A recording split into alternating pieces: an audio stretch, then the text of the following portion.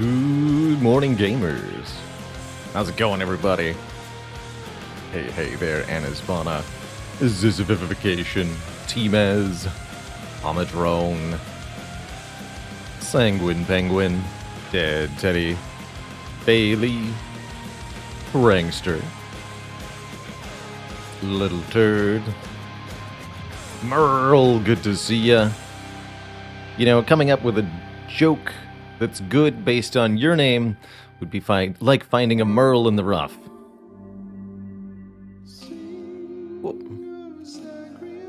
Sorry, Orpheus, I don't need your lamenting right now. Thank you. It's Spire time.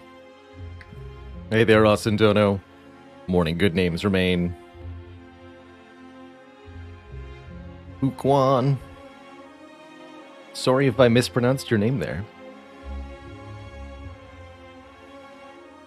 Hey there, Timez, Legolio, Drothamir, Major Payne, and everybody else. Heya. It's been a really good past few days. I'm really glad to be back, though. Spent some cozy times meeting with family. I assembled a 1,000-piece jigsaw puzzle of a bunch of balloons in flight. That was pretty cool. And I ate a lot of cookies that had been dipped in chocolate. It was a good time. It was a really good time.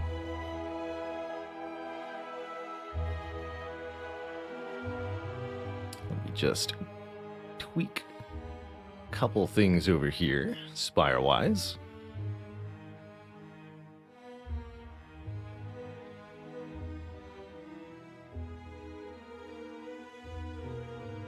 Storm, thank you so much for the Prime sub and 29 months of Cozitude. Almost to 3 metric years, heck.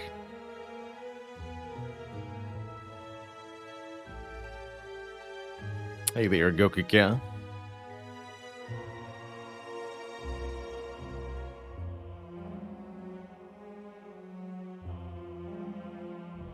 So, it's been a little while since we've been in the Spire. Looks like we last had a run with the Silent. Oh yeah, there was a lot of poison involved. Well, double bouncing flask, double catalyst with the Snecko skull, and a strange spoon that didn't quite do what we wanted it to, but it was rather fun.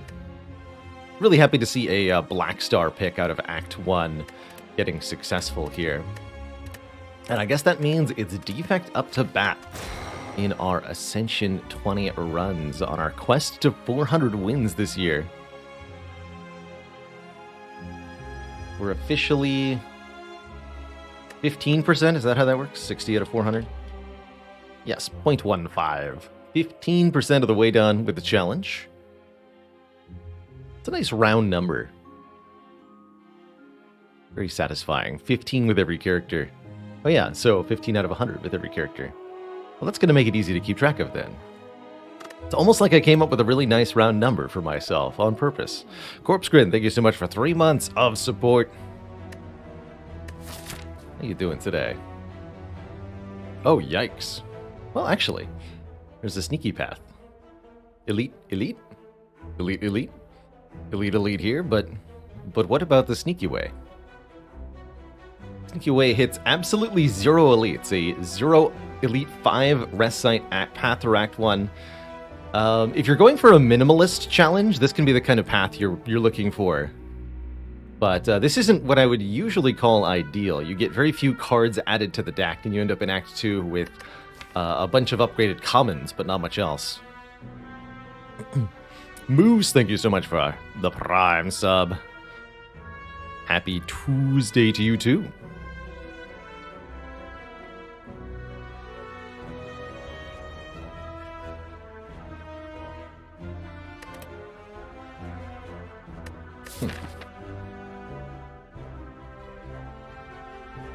But when it comes to fighting elites, unless we're willing to get our hands really dirty, it is quite spicy. I think a rare relic could potentially help a lot with that. if we're willing to lose 7 max HP here and gamble for something good, there's quite a few rare relics that could easily make an early elite feel not so bad. Something like the Pocket Watch, the Fossilized Helix, or the Incense Burner.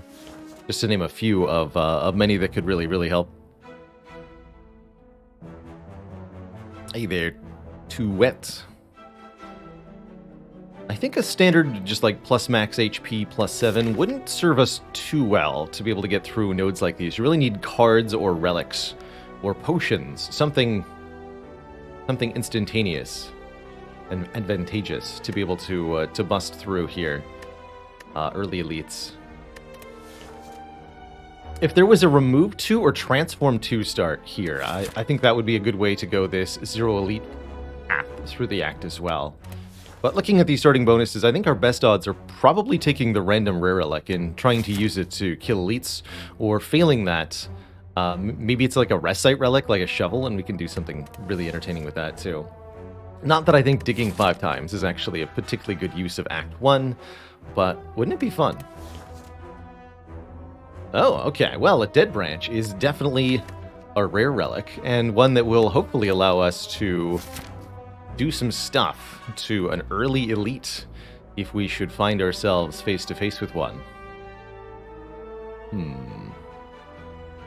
Looking at the overall layout here, if we go far right, we're just hardcore committing to 3 elites, which is scary even with a Dead Branch to start. This branch gives us a random card into our hand whenever something is exhausted. Currently that works with the Ascender's Bane, but there are quite a few other cards that will say exhaust that we're going to be able to use to our advantage here. Dead Branch is just raw card draw, essentially, and very few characters are better equipped to take advantage of more cards than the Defect is.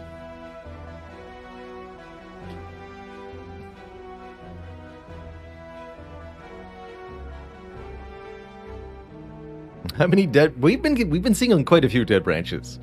It's a nice, consistent treat for us. In fact, with the Dead Branch, I'm thinking something like fighting these 2 elites now as my line. Possibly go visiting through this shop, buying a potion for safety, maybe buying an on-sale card, depending on what we find there. Taking a path like through here.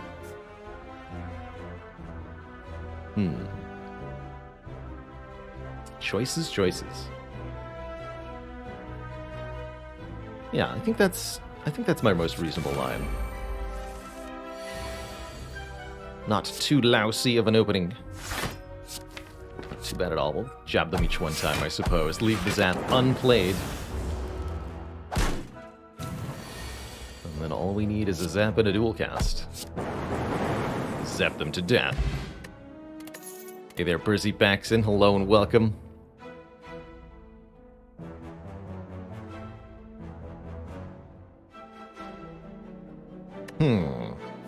First card, Chaos, huh? Without the ability to upgrade it before the Elite. That's interesting. Don't necessarily mind Barrage. Barrage really wants you to have Orb Generation to fill the Orb slots, but we'll be readily gathering that. And we might even be able to get it from the Dead Branch in some ways. So Barrage is not necessarily an awful pick. I do love Aggregate as an energy generator, but it's a little bit too early to grab this.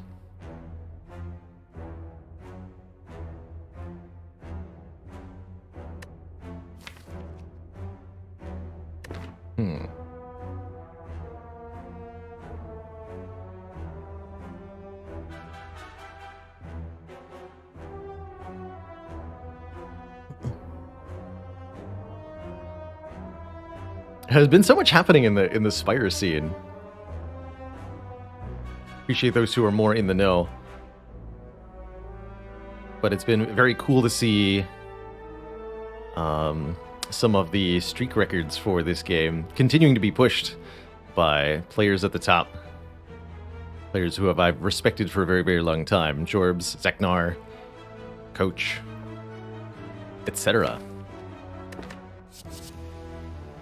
That said, I do want to keep the bulk of the discussion focused on the here and the runs that we're actually having currently in this copy of Slay the Spire. I think I am going to take this Barrage. We might going to have more options to find Orb Generation here in the store. And we are offered a pretty compelling potion in this Strength Potion. I think Strength Potion readily solves our worst case scenario in terms of getting out in the act, and I think I can just barely buy Cool-Headed Strength Potion here, which allows the Barrage to feel a lot better. A lot better.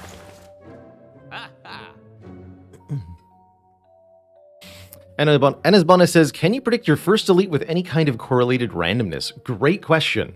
I think if there were one piece of correlated randomness information that was particularly valuable, that would be the one. But to my knowledge, there is no way to predict what your first elite is in Slay the Spire. Not easily, anyway. You'd have to, like, track a couple of RNG values across multiple floors to even attempt it. But there's no, like, easy rule that you can have. Whereas an example of an easy correlated randomness rule that you can follow in Slay the Spire is, if your first combat in Act 1 is a cultist, it means that your first event room might be a combat. If your first combat in Act 1 is not a cultist, then your first, and only the first, unknown room cannot be a combat. Always the elite you want the least. That's a good rule of thumb. And that's how I tend to try to pick my cards, actually. Think about what will happen to you if the elite that you want the least visits you in the middle of the night, and then buy the potion that most saves your butt in that situation. Which is the Strength Potion. And yes, I'll buy the Cool-Headed alongside, ignoring that on-sale Leap, which I think is actually not a terrible card here in Act 1, but not the correct card for the moment. And we also get a free upgrade, which is going to go on, yes, the Barrage, which is very much going to try to carry us through the next few fights. That's my hope anyway.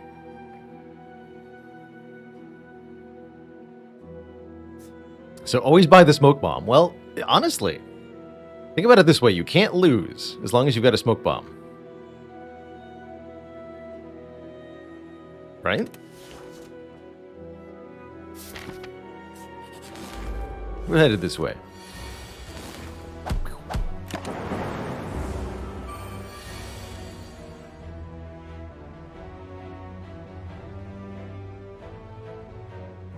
Beautiful. So I can go Cool-Headed, Barrage, and block.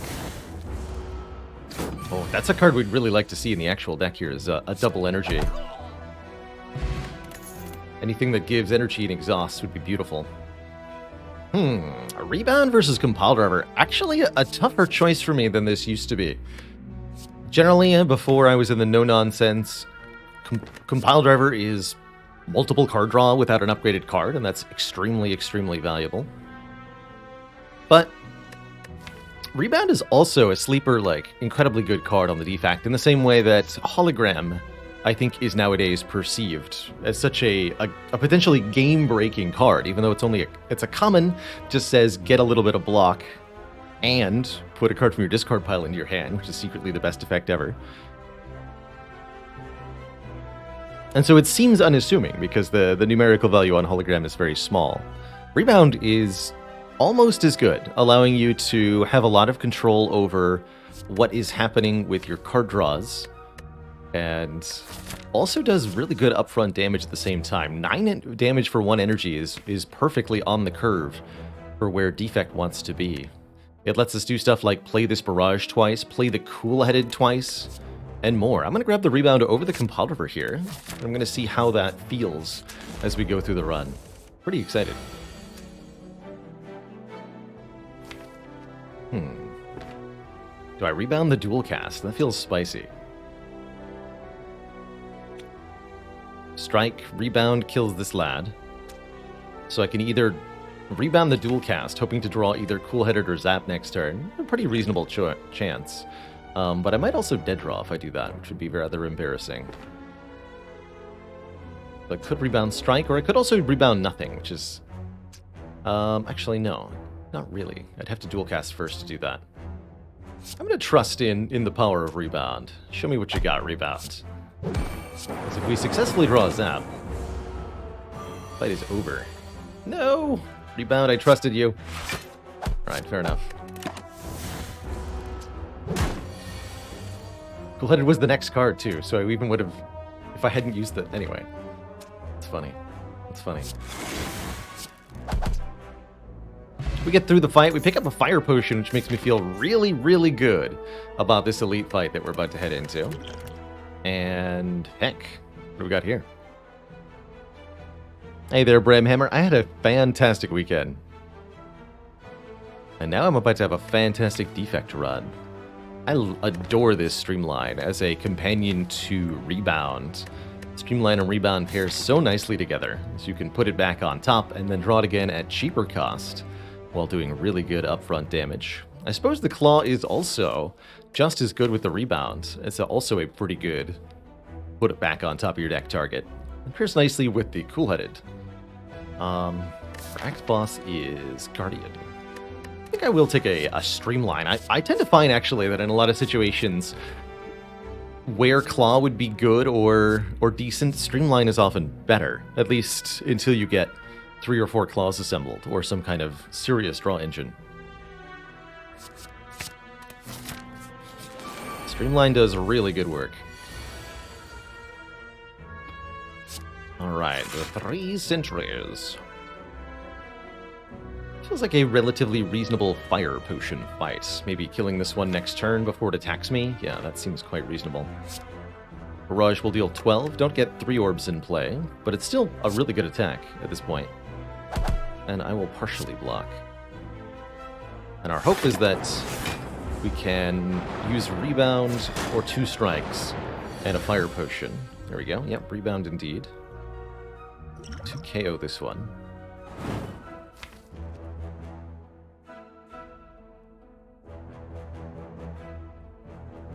I'm drawing 2 defends next turn. Let's also draw the Streamline.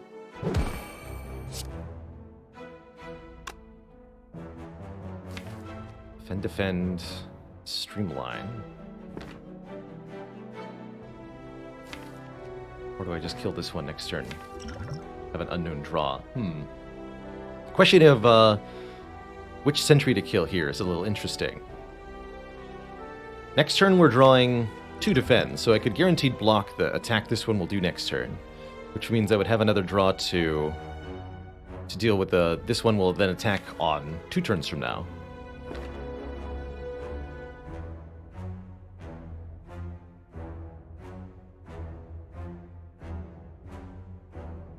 But if I focus my damage on this one, I can just kill it immediately next turn with the draw that I have. Therefore avoiding the attack next turn as well, while also dealing more damage output. But then I'll have 1 unknown draw to deal with this enemy. I suppose that's okay. Guaranteed kill sounds rather nice, actually.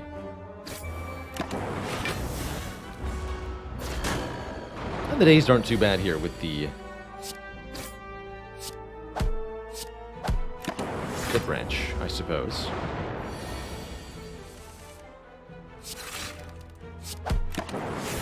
Overall, not bad. Not bad at all.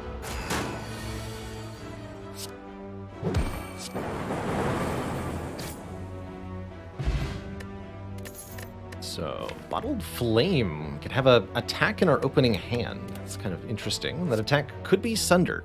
I don't think we want it to be Sunder, though. Zuthers, thank you so much for 29 months, almost to those 3 metric years. I see you at 29. Very good, very good.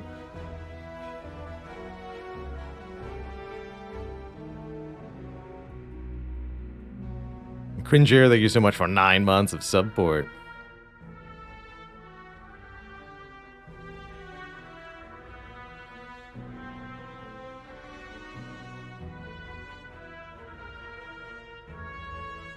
Uh-oh. We start spouting off copper jokes in chat. It's really going to test my mettle. I think Charge Battery is a reasonable inclusion, however, we are a little bit worried about an imminent Gremlin Knob, so maybe I'll skip this Charge Battery, even though I think it would be good against the Guardian. And what we'll do is upgrade our Streamline. And bottle it? Question mark? Bottled Streamline Plus actually feels kind of okay in a lot of fights. That'll be good against potential Knob. A little bit iffy against potential Lagavulin. Good against Guardian, though, too. Sure. Let's give it a try. Otherwise, I'm potentially skipping this relic, which I really don't want to do. Let's make a Charge Battery a more reasonable inclusion. But I'll still think that I'll skip this. We want to keep our skill count low going into this next elite fight. Although the Charge Battery would help quite a bit, huh? Against Lagavulin, that is. 50-50.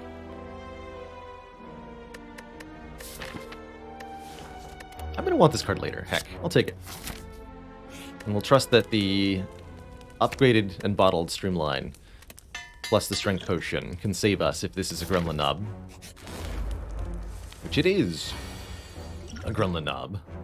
We'll happily drink the Strong Potion. The Bonk Potion. I think I'll also cool-headed. That way the barrage will do more damage. And we get a little bit of block here. Feels like it was worth it. So next turn we have Strike, Strike, Rebound. Which is 8 plus 8 plus 11. 16 plus 11. 27. We are not killing the Gremlin Knob next turn, so I should not play Defend. Unfortunate that we are not killing the Gremlin Knob next turn. That means we're going to get hit for 24 damage, minus the 2 from the Frost Orb. 22 damage, and 6 here. So we're going to lose 28 health. And go to 11.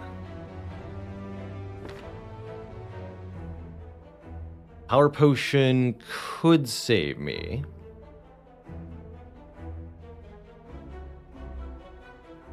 Buffer would be something we'd want next turn. How much damage are we short? Just to triple check here. We do 3 this turn.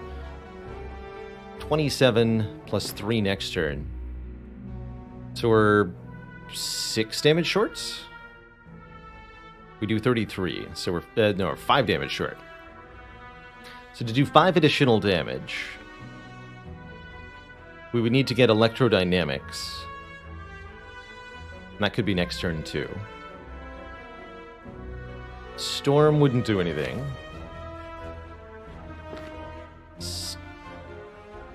Static Discharge would actually work, but only if I made it this turn. To get 1 extra Lightning Orb, and then I can play Zap, Rebound, Strike next turn. I think that'll kill him. We also get a random card with Ascender's Bane, too. For next turn, that is. So that might bail us out in that regard. Buffer would save me a few health this turn. Maybe more next turn. Hello World could help, but only if I play it this turn. Sounds like I have more reasons to play the Power Potion this turn than next turn.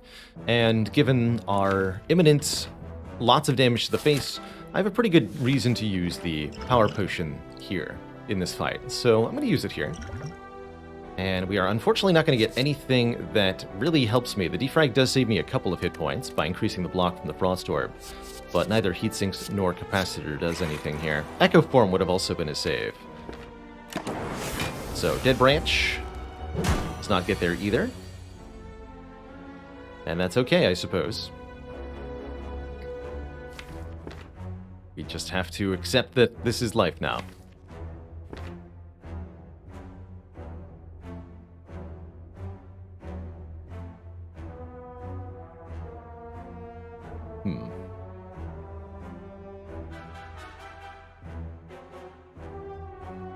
Yeah, there's just not quite enough numerical output here. We'd have to cool-head it into the Streamline, and that's only a 1 in 10. Actually, or the Barrage, right?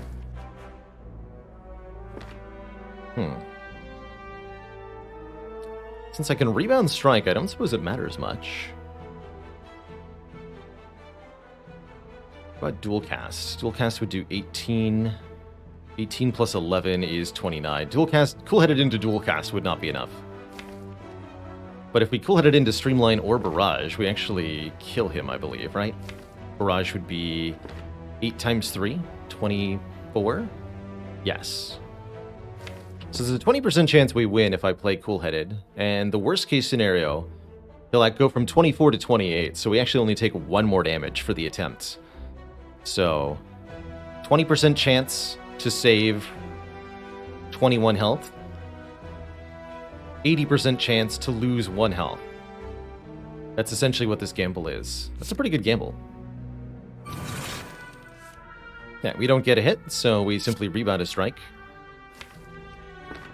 And we take our 1 more damage.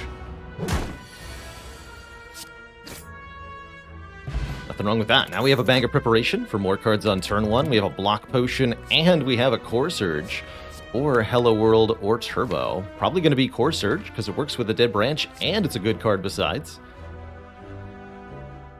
Though I have to say, Turbo is pretty sweet, too.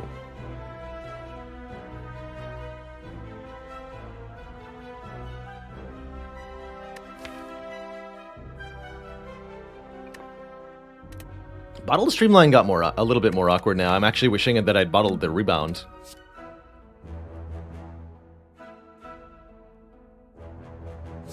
But when in doubt, I'll take the gold card that says Exhaust on it. I think that's going to be a really good policy here. Huge upfront damage. Artifact creation is going to help in a variety of situations. And the fact that it does good damage is going to be really nice, too. Centennial Puzzle, yet more card draw. The first time we lose health each combat, draw 3. Feeling very, very useful, potentially in this fight, which looks horrifying. Just initially, we've got a Wizard in the back, threatening to hit us on turn 3, and a screening team of lesser gremlins. That Angry and Shield. The Fat Gremlin is particularly problematic, making us weak and frail, making our attacks do dramatically less damage.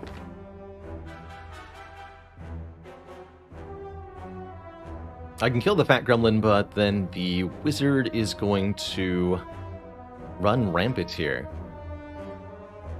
Especially if the Shield Gremlin randomly blocks for them. I'll only have 2 turns to do 26 damage. And with this draw, I really don't see it happening if block gets applied there. So what I think what I need to do then, is rebound the Gremlin Wizard, streamline the Fat Gremlin here. We do take 5 from the Mad Gremlin, but we're going to redraw Streamline at 1 cost. Yeah, I'm going to need it too. Because that's 28 health that I have to deal. So, Streamline, Core Surge. Now we can just block. Down to 1 Gremlin. Felt like a necessary evil, taking the 5 damage on turn 1 there.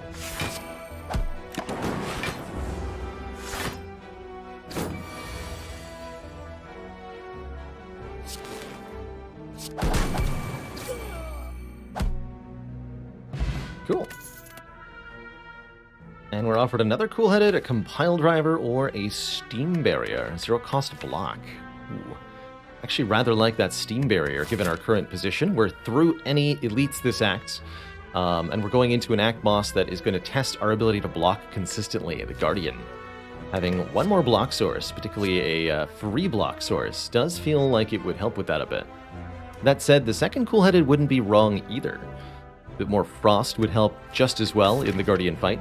And the additional card draw is nice for drawing through all the Dead Branch cards that we're going to eventually be generating. Duck asks, is there a rule in how the Shield Gremlin chooses its target? Yes, randomly. Completely at random, which guaranteed means the one you don't want it to shield is going to be the one that shields. It's just how the numbers, just how the emotional math on that works out. It's always going to be the one you'd least want it to. By sheer random chance. Just how the snake plant knows exactly where and when to bite you.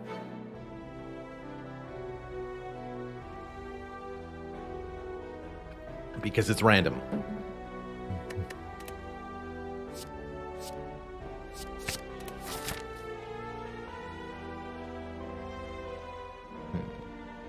So, resting at a rest site seems like a reasonable choice. Not necessarily the best choice. We actually do have some safety here with the block potion.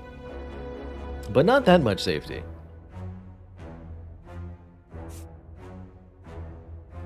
I'll take a couple events here. Oh boy, am I in this moment happy for Steam Barrier being added to the deck. Heck yeah. In fact, we can perfectly block this with Cool-Headed and Defend. I guess I'll just zap. Skip the streamline here, set up for the barrage instead. Hologram is a card we'd love to have for realsies in this deck. Just too beautiful.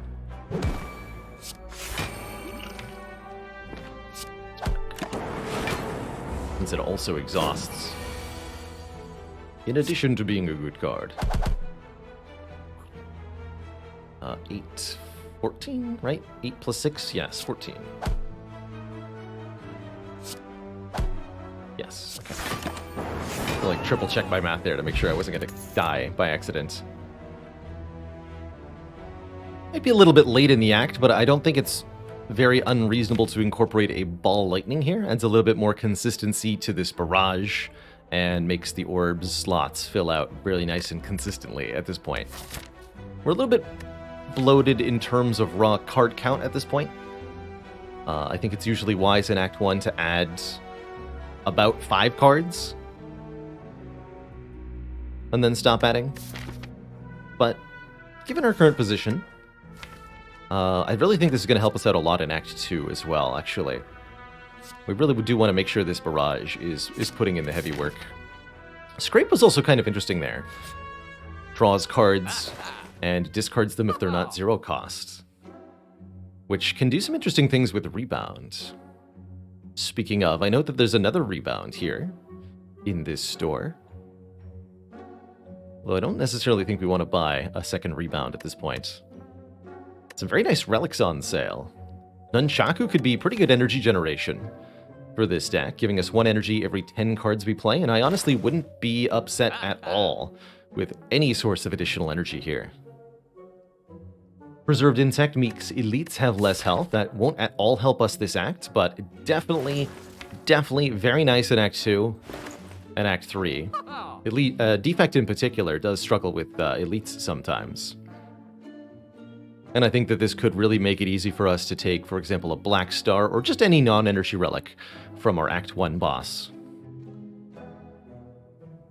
I think removing cards is also very valuable here. We've added a lot of cards, and so in order to maintain consistency of draw, we really need to start removing starter cards. Getting some of these strikes out of the deck would be a really good way to do that.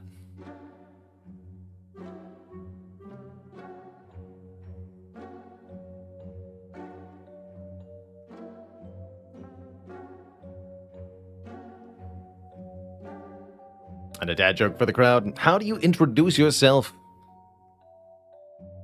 at a pool competition, a table pool competition? Hi, I'm Billiard.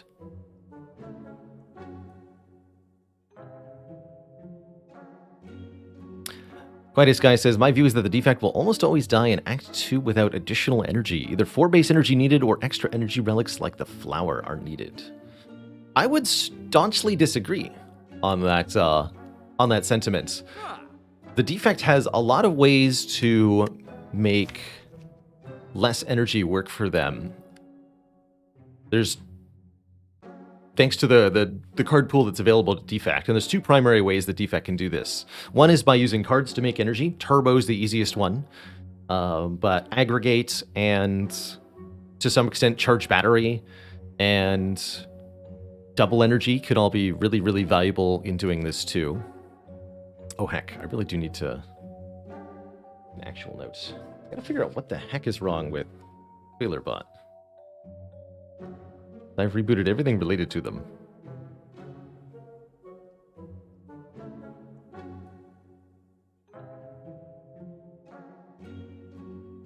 I have no idea why it thinks the stream is offline.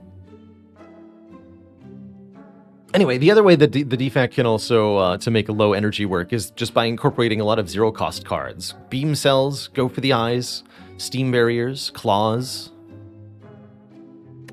Although truly those other cards more than claw. And card draw.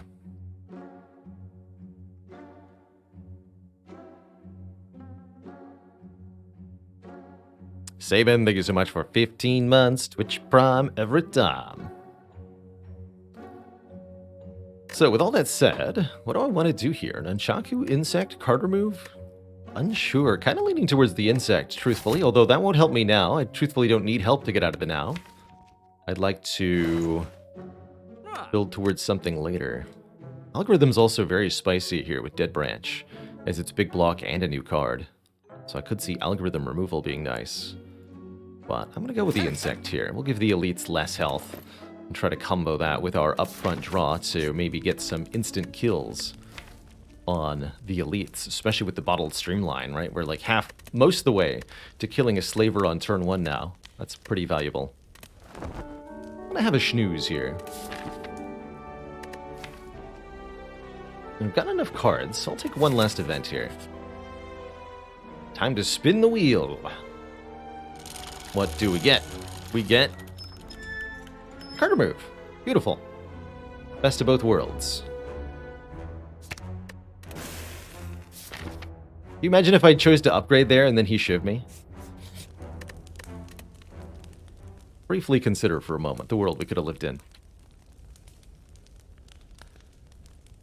Choices, choices. We got some pretty good options here upgrade-wise. Could improve the draw on Cool-Headed.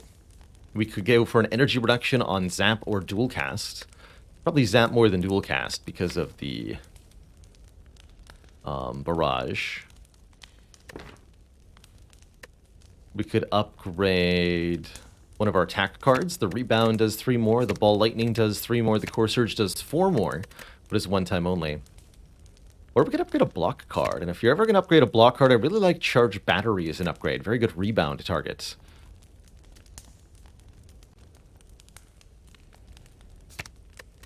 Let's do that. Actually, quite like that. Going into this Guardian fight. What do you got for me today, Dead Branch? A loop. Won't be playing that until the next time we see it, but happy to know it's here. So we should have plenty of health to work with for the Guardian here. Thanks to this block potion.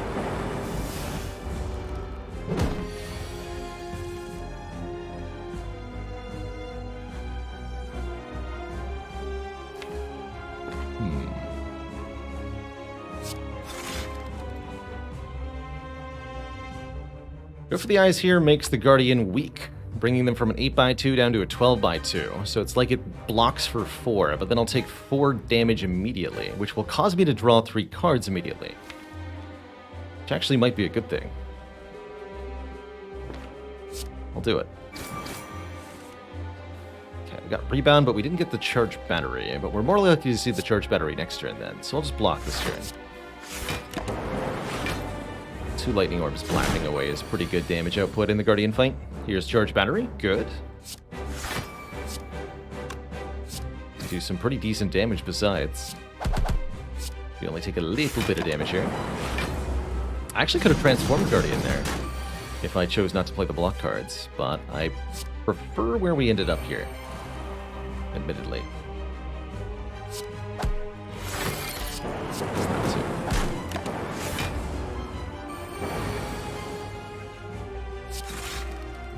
Put the Frost Orb in front so that our loop now benefits it. 6 block from Frost Orbs this turn. So, Guardian deals 4 damage back to you when you play an attack card. That's... Note the phrasing on Sharphide. Whenever you play an attack, take 4 damage. Card Barrage is 6 damage 3 times with 3 channeled orbs. But I only take damage back 1 time, because I only played 1 attack card.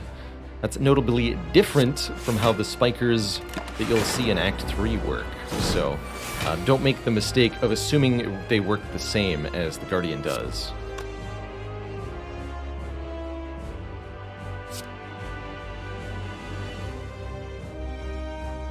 I honestly don't know why they're different mechanics. It doesn't seem like that was a good idea, but I am not a Spire man. Did not invent this game.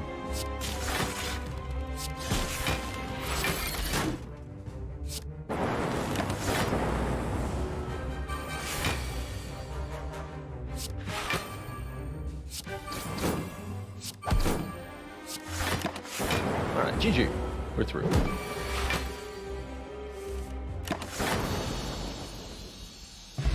Did lose most of our health, but we got to keep the block potion at least. Thunderstrike, Buffer, or Fission? Well, it's definitely not going to be Thunderstrike, that I can tell you. Thunderstrike is an almost never card. I think one of my lowest rated cards on the defect. Just too expensive and with setup required. Absolute ridiculous card.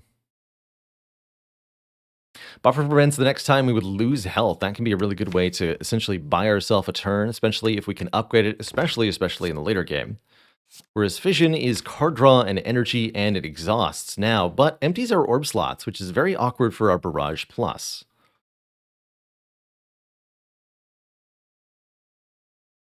I have no idea, therefore, if the Fission's actually that good.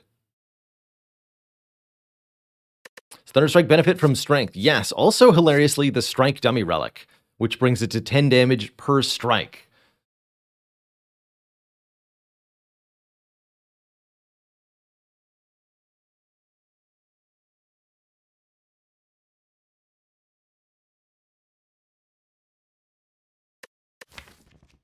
I don't necessarily need to upgrade this Fission, you'd be surprised. I'd be really surprised. This actually could be a very good unupgraded Fission instance for now, until we get focus. I like that I have the Ball Lightning. Would have been a little better if I'd upgraded Zap, perhaps. Still pretty good, though.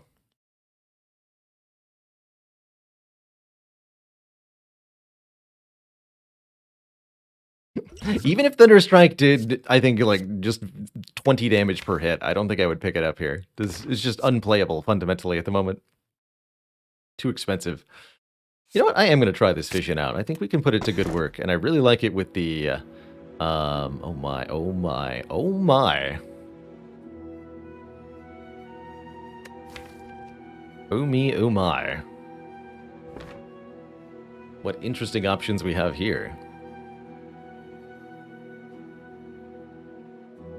So, option number 1, the Frozen Core.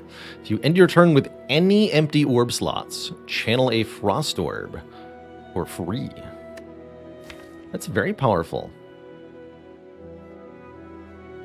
Very consistent orb generation. Kind of, it doesn't help Barrage or Fission on turn 1, but makes them better on later turns. Bag Prep actually makes that rather awkward. Pandora's Box transforms all of our strikes into defends. That's 7 starter cards transformed into who knows what. And I think random cards would actually be very, very good for this deck on average. We've got some solid block options already, so replacing our starters with random stuff would be very good. Or we could simply reduce the number of cards in the deck, snip 2 strikes with the empty cage, and that would be very powerful as well. But I suspect not as powerful as Pandora's Box. 7 transforms has got to be better than 2 outright removals, for sure. That said, don't sleep on Empty Cage. It's pretty dang strong at times.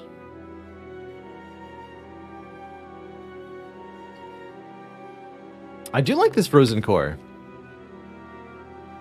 This is almost a Frozen Core that I'd be happy to take. But I'm going to grab this Pandora's Box and ask what's in the box.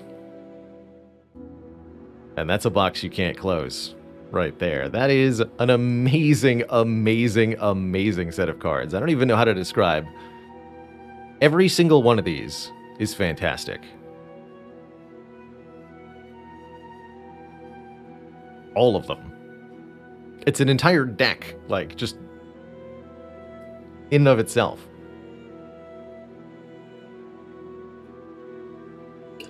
Even the Storm, yeah, with 2 other powers to go with, yes. Even this Storm.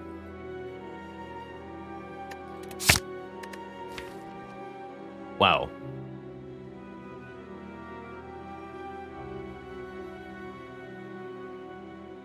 So, generally speaking, when you take a Pandora's box, you're going to want to upgrade a couple of cards pretty quickly if possible. Removing cards also usually recommended, but this actually almost wants nothing to remove. I would remove maybe Zap, maybe Dual Cast also. But realistically, we can just not. That's rude. You want me to do what? How about we avoid the Burning Elite that early on? Even with Preserved Insect, this is real spicy-like.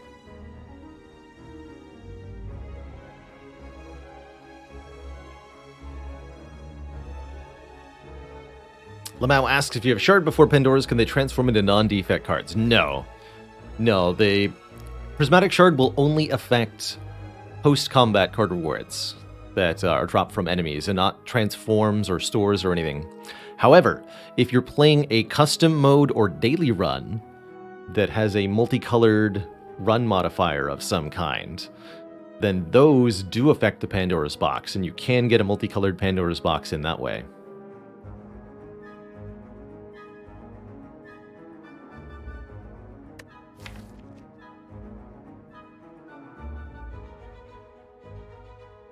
So what makes this resulting set of cards so strong is partially how it all really works together. Most of these cards either relate to orbs in some fashion or directly produce orbs. The Storm is going to make lightning orbs when we play the Capacitor or Self-Repair. The Capacitor gives us more orb slots to work with. The Consume takes those extra orb slots and turns them into focus, which means the orbs we're channeling are going to be so much stronger. The Chill generates frost orbs at 0 cost and exhausts, which means the Dead Branch is going to be generating a card, as well as giving us very efficient orb generation. And this Recycle is going to allow us to exhaust the expensive cards that we have, sometimes the Consume, sometimes a power that I can't play, and to generate a random new card with Dead Branch. What we're going to end up with here is a defect that very quickly sets up behind a powerful set of orbs with focus, and then is able to heal each combat with Self-Repair. Even on base 3 energy, we're going to be able to use the Fission and the Recycle and the Charge Battery to act like we have a lot more energy than we really do. It's going to work together pretty well. I don't think I want to go to this shop with 100 gold, unless I'm really keen on removing Zap. Priority regarding upgrades here, I think my first will probably be Recycle, to bring it down to 0 cost. 0 cost exhaust, give us energy equal to the cost of the card we exhausted, and then generate a new card. That'll essentially be our card draw and energy generation. Other important upgrades include the Fission, to allow it to evoke our orbs instead of removing them. The Consume, to get more focus whenever we trade an orb slot. Possibly the Capacitor for an extra orb slot. We could maybe think about Cool-Headed for one more draw, but I think it's going to be Recycle first, probably. Montequilla, thank you so much for 11 months of keeping it cozy. Chill, for example, just a free make a Frost Orb, draw a new Frost Orb. Easy. So what is this then? Capacitor, Cold Snap, Barrage? Consume? Cold Snap? I have 2 Frost Orbs of value 4, but I'm not doing any damage, really.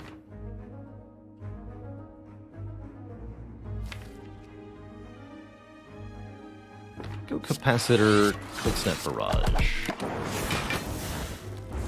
Oh, heck yeah. Rainbow. Rainbow is all of the orbs forever. 1 Frost, 1 Lightning. dark. Unfortunately, the charge battery has gone to a better place. And now we're staring down a 9x2, but we have an awful lot of things we can do on this turn that are very silly.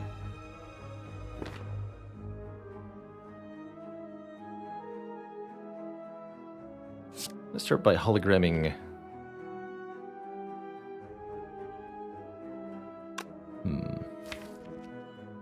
Hologram barrage? I can actually just hologram charge battery, and that actually seems simpler than playing the thingy here. Let's do it this way, actually. Cycle the streamline. Play self-repair. Play this. Orbs.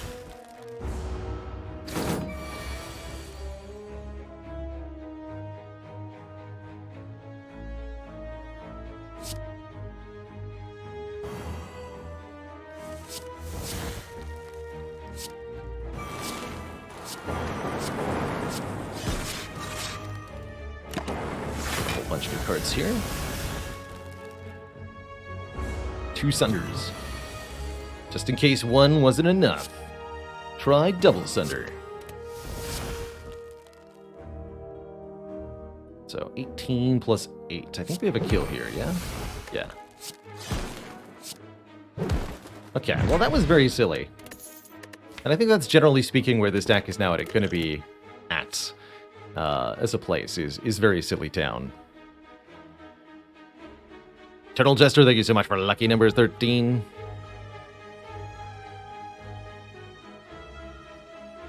Ganu Cobbin, thank you so much for 6 months of keeping it cozy. Ball Lightning Plus is a pretty spicy slap if we wanted to add another attack. Recursion is also interesting here just by virtue of being free. Nice to see randomly upgraded cards from your first combat in Act 2. That's always a good feeling.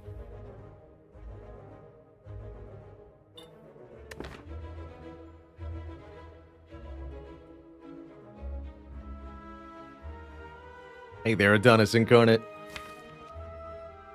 You know, I think I am going to add this second charge battery. Or sorry, second ball lightning. Not sure why brain said charge battery there. 10 damage to a target of my choice, and yet another lightning orb generated. It all feels pretty good.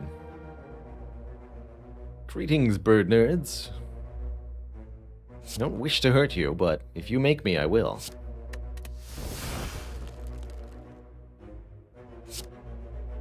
Does outright 10. I could kill one of them with a fear potion. Streamline, hologram, streamline.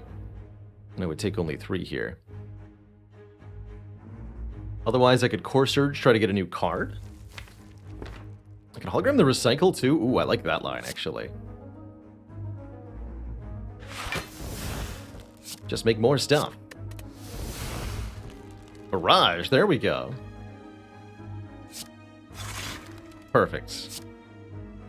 4 hits knocks one of these birds out of the sky. Leaving me free to focus on the others. Take exactly 1, which is a good thing, thanks to the puzzle here. This feels like an excellent fission turn. Unupgraded, doesn't matter. We lose these orbs, make them back immediately. It's beautiful. You're on the ground now. You're all on the ground now. Die.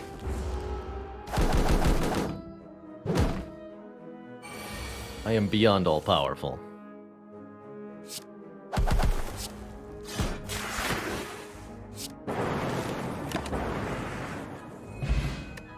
So,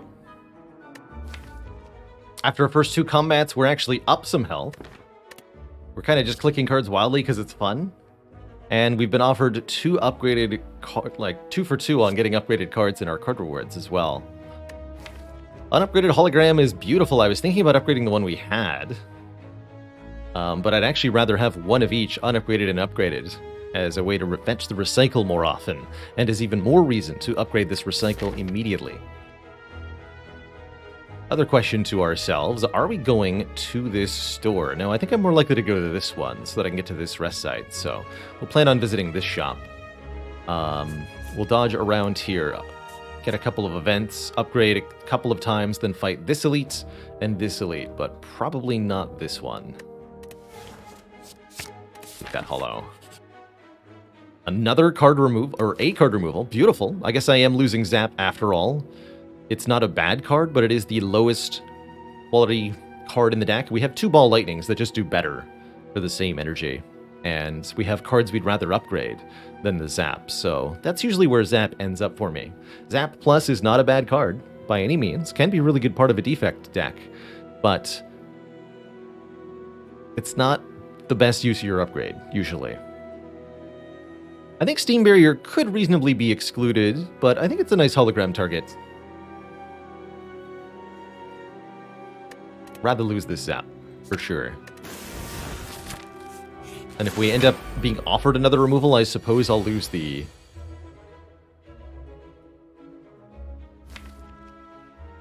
dual cast at that time. This is not the ideal opener for this fight. Gonna be... oh, there we go. Okay, that's much better. Could even use the block potion to take nothing here. Nothing-ish.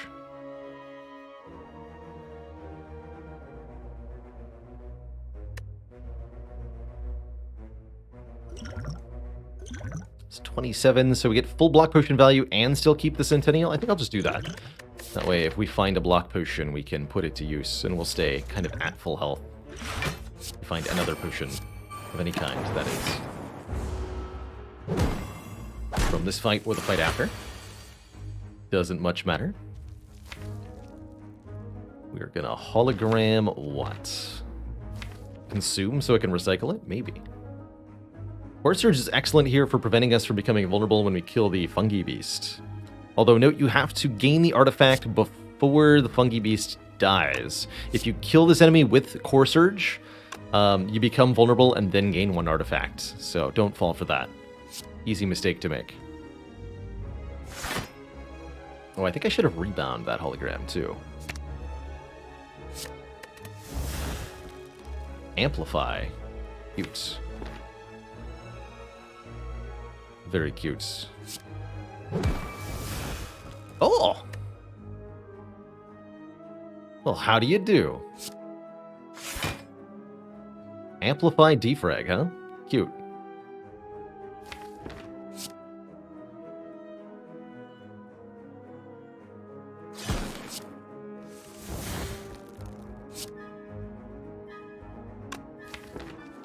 Go chill. Amp the defrag. This is excessive, but I want to do it. Hologram amplify the capacitor? No, I will actually take damage if I do that, right? Yeah, I will. Okay, fair enough.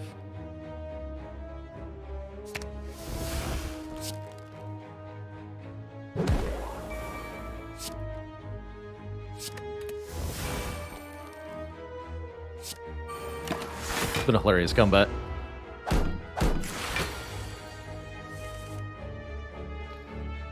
Get him.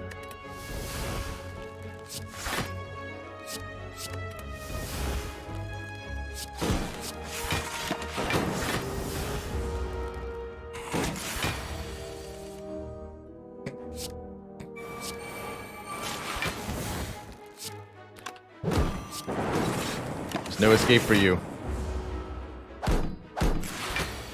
Hey there, Rocky Z Robot. I will be playing Elden Ring, but I'm choosing to do it off stream. I think there's going to be too much competition on Twitch for streaming it. So I don't think it'll make a good stream game for me. Plus, I would like to avoid spoilers for my own first playthrough of that game. So while I will be playing it, it won't be here. At least not immediately. I might be playing with my food a little bit. Wouldn't you?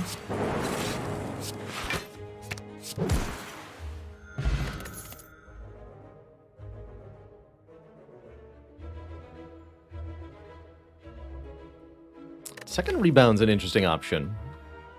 I think with 2 holograms, we don't necessarily need it.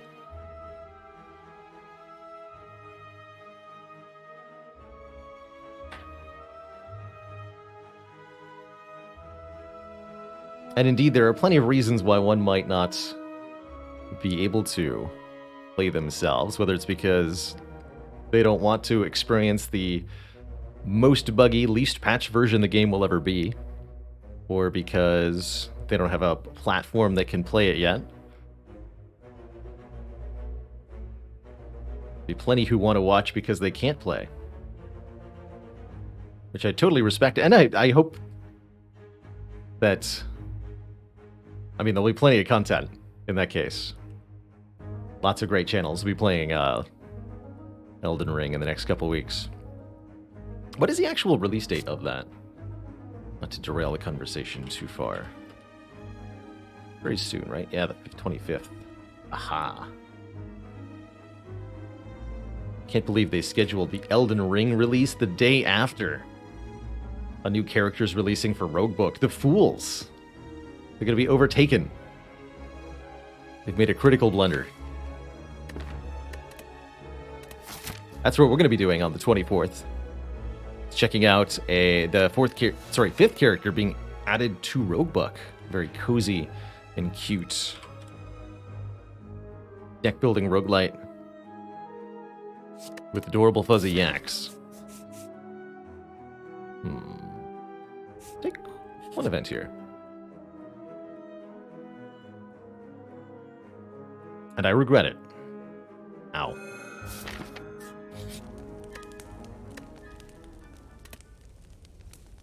My face. Fortunately, I don't think we'll need that health. We have plenty of recovery thanks to the...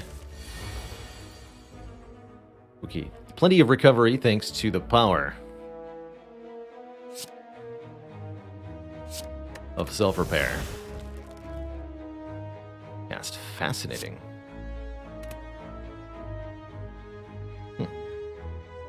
It's like almost doable. We go Ball Lightning and Vision, I suppose. Actually, we'll Core Surge as well. Make some new cards here. It's not a very good new card. Just hope you know. Probably should have done is rebound that Charge Battery Plus. Okay with that. Just rebound nothing. Take a little bit of damage here. And we do get attacked again on this turn, but we can simply hologram our Charge Battery multiple times as necessary. I'll also here hologram Recycle. Recycle this 3-cost creative AI we just created. And have some fun with that, you know? Life is good. I think that's the takeaway here. Life is very good.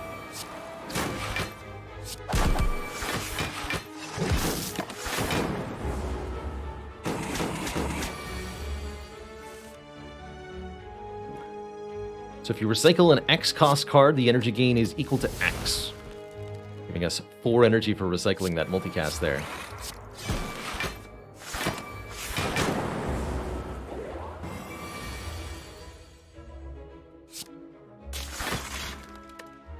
Thunderstrike! Get him, Thunderstrike! Actually, wait, no, we'll take damage if I play this. No! Curses. Dual cast first here. Should have been Barrage first, actually. That's alright. They would have gained block, but I can... No, can't even hologram it. Dang it. Wanted to believe in you, Thunderstrike. More max health with the fruit juice here. And a real Thunderstrike if we want one. Hilarious.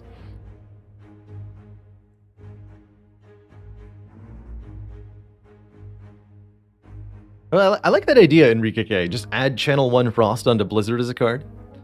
I don't think Blizzard necessarily even needs a buff, but I think that would make it a lot more broadly useful.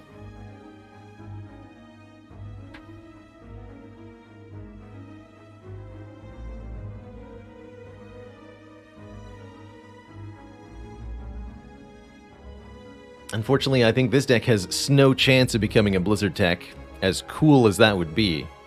I think it's an ice card. But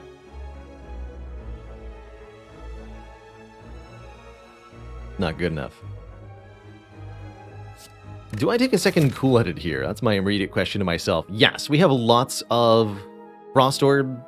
We have lots of focus. We have lots of orb slots. We have lots of desire for card draw, so I think a second cool-headed fits in really nicely here, helping really make this barrage slap a little bit harder. And I think it is time we upgrade this fission. But we don't necessarily need to upgrade it. We could maybe get away with upgrading Consume or Capacitor first. I think it'll be really beautiful if we can actually get use out of the orbs as we get rid of them. Let's just go ahead and do that. Oh, and Warpaint upgrade 2 random skills. I really don't care what this hits because we have no defends in the deck. Cool-headeds are good, Consume is good, Capacitor is good, Chill's good, it's all good.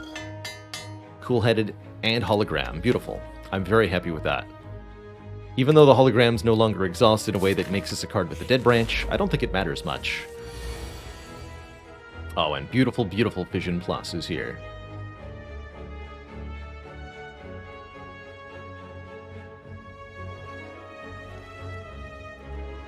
I don't have a lot of Orb Gem this turn. Thinking of recycling the Barrage? We could go Streamline, Hologram, Streamline, kill the back Slaver here without even having to use the Fear Potion, which is very nice. Thank you, Bottled Streamline. Actually paying off here in the fight we talked about, along with the Preserved Insect, to crucially get us that turn 1 kill that makes this fight so much easier. Recycle Barrage. Skullfighter says, does the Preserved Insect make the elites physically smaller? Yes! They are tiny and adorable. And it is beautiful. Oh, and Chill is here. Beautiful. Beautiful-er, in fact.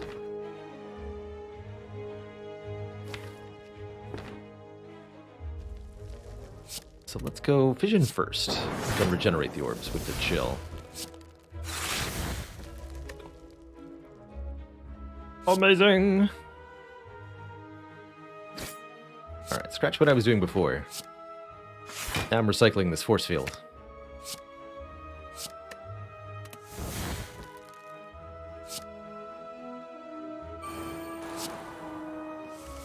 Unupgraded Fission. Beautiful.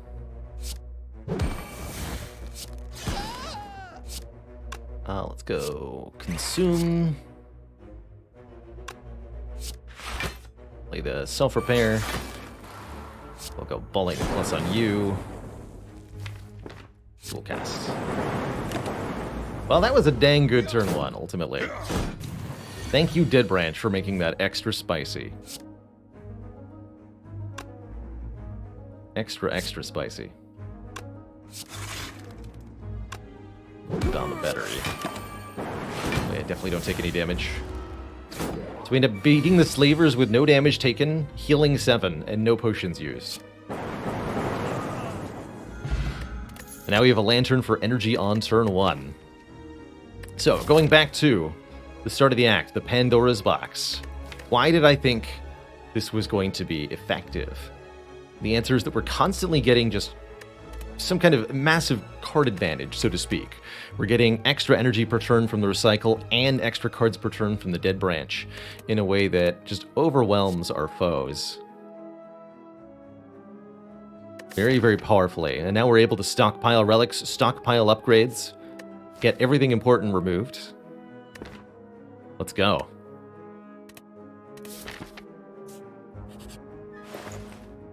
Oh, I love Toolbox here, giving us more options on turn 1. Doom and Gloom's kind of a cute inclusion.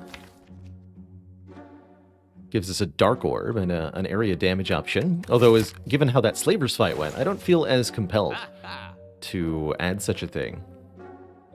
Could remove a card, but as we talked about, our worst card is Dual Cast, and it's not a particularly bad card.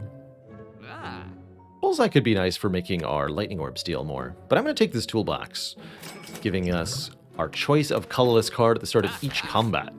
A lot of these cards say Exhaust, some of them say 0 cost on them, and that is going to allow Dead Branch to do some really beautiful things. I'm going to employ Chrysalis here. 3 random skills that cost 0. Put them in the draw pile. Is this good? Not sure, but I want to try it.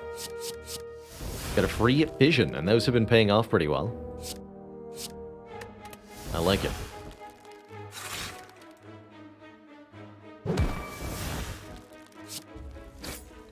If I can hologram the recycle, good.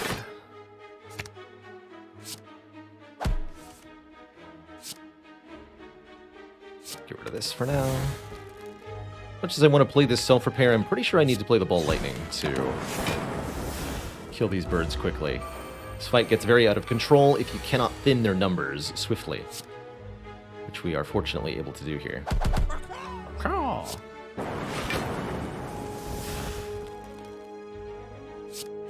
Grab the recycle, get rid of the 2-cost card.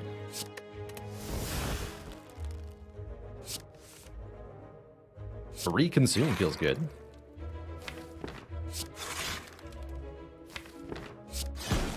Mission to draw more cards. Chill to get more cards. Defrag. Should have been Storm first, that's okay. Alright, something like that? I don't know. Deck is very strange.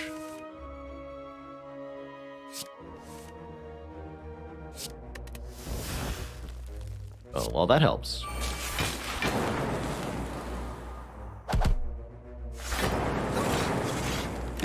Gotta find the self-repair, though. There you are. Drink the fruit juice to pick up the focus potion. Love that we have 74 max health. And love that we're being offered another hologram unupgraded. Just sheer card draw advantage. Amazing with this recycle. Turbo also not bad at all for instant energy gain. But I think I'm going to prefer this hologram, quite frankly. Keep pulling cards back into my hand, letting me get the energy generating card over and over and over again. Yes, please. Gearing up for the champ fight here. This is a long fight of scaling. We're going to upgrade both the consume and the capacitor before champ. Yeah, that's why we buy the toolbox. Man, purity is pretty spicy too, actually.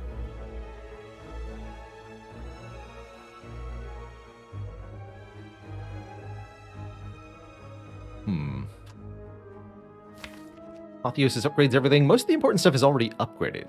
Let's take a purity here, letting me reroll several cards in my hands. Whatever those cards might be. We're going to use the consume to beat the Book of Stabbing, rather than the streamline here. Oh, white noise. I'll take a Hello Worlds.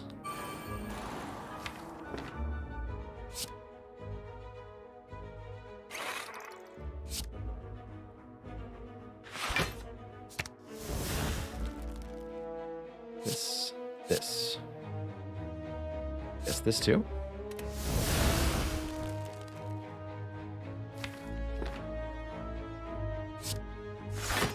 Back the consume, recycle the consume. Well, this is very silly.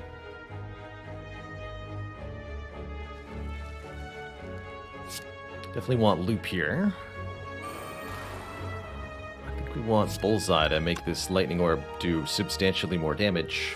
I probably want capacitor. Put those three in play here.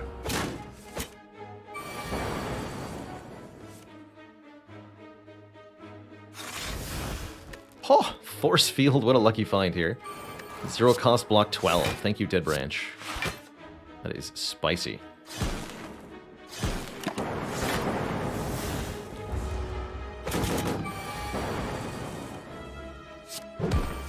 Poor book never had a chance. Let's hologram the self-repair, put it in play, then play fission. We're done.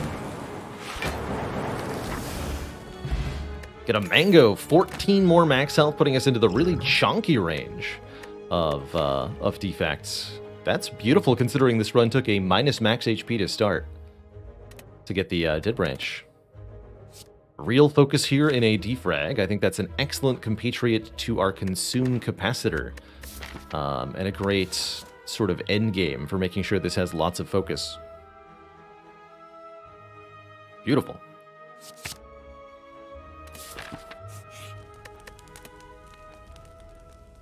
Still gonna upgrade the capacitor first, though.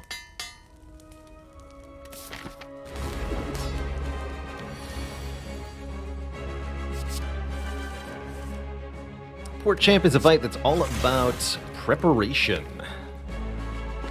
Champ gives you lots of time to ready yourself.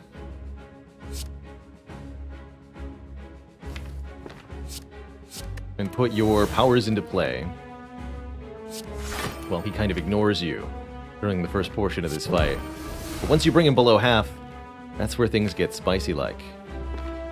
Let's hopefully this reprogram. Just gain 1 strength and dexterity for this fight.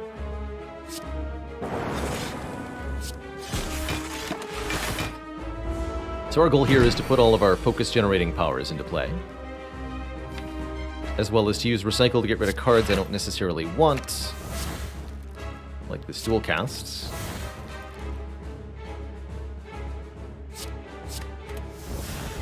Interesting. That's better. Am I playing this Storm? Sure. That way I don't draw it again at least.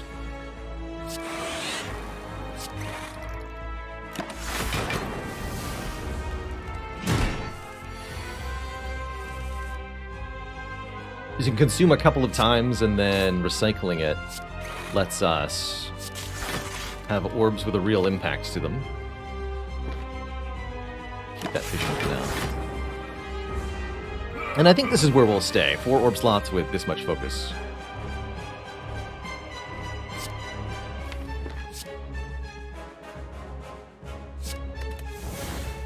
Rebound here.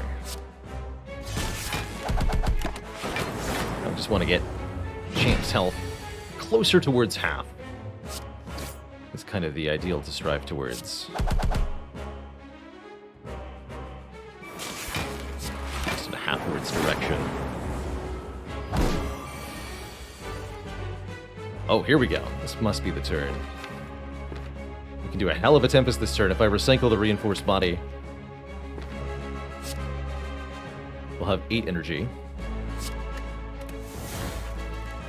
Oh, and a buffer. Beautiful.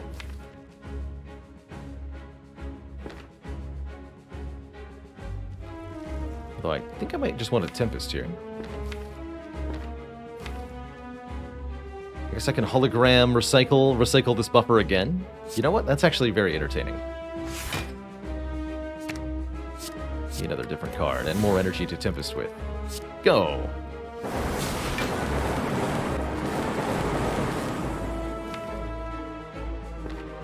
Seek Vision. My turn's not over. Fool.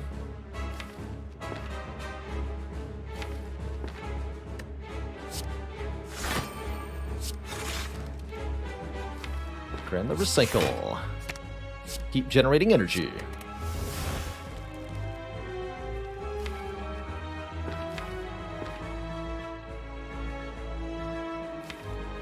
Let's just get more lightning orbs down. Nice try, jump.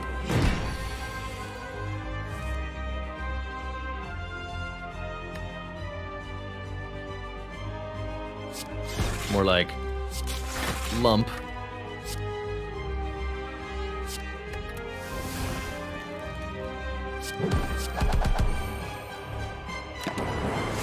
GG. Ruben, thank you so much for the 19 months of support. Whoa. Seek is very, very nice. Alternately, Meteor Strike is a pretty good recycle target if we just want a ton of energy on our turn. We have a lot of access to that recycle. Be surprisingly playable, but Seek is the easy, no-nonsense pick. We put a card from the draw pile into our hand, then add another random one from Dead Branch, which has generated so far exactly 100 cards. Pretty cool. Last but not least, Creative AI would give us slow but steady scaling in fights. I think we don't need it because we already have a really good answer to the late game fights in this capacitor consume defragment stuff that we're doing. Really all we need is either an amplify or just one more copy of capacitor to make this really, really, really slap. Even if we don't get it though, I think we'll be quite fine That said, what I just said would be good cause to take a creative AI. So creative AI can give us the echo form, or just outright the amplify, the capacitor or the defragment or loop that we need. But I will take the Seek. I will contemplate the Snecko Eye. I will stop contemplating the Snecko Eye. Actually, not that bad. Cards drawn would be random cost. We start combat confused. A bit awkward.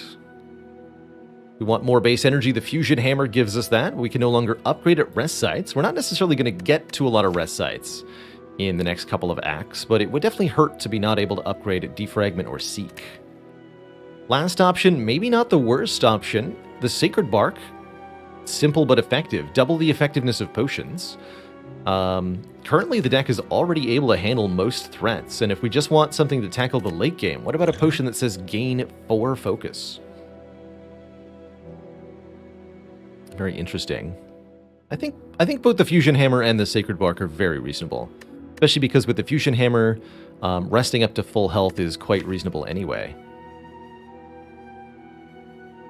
The more I think about it, the more this is just a very reasonable Fusion Hammer. But I think the Sacred Bark would be doable too. Snecko Eye feels like an unnecessary risk to me. I'll go with the Hammer. Dead Branch almost always likes more energy. That does mean we don't want rest sites as much this act, but guess what? We barely get to visit them anyway, because the Burning Elite says we have to go this way. Just a lot of regular combats. With 150 gold, I don't think I'll be going to a shop here. We have nothing really important to remove, so we'll start out over here. And then path up towards the Burning. I guess we could also go this way. Elite, rest site, elite. We can recall here, or rest as needed. Actually, that feels pretty good too. Okay, we'll go this way.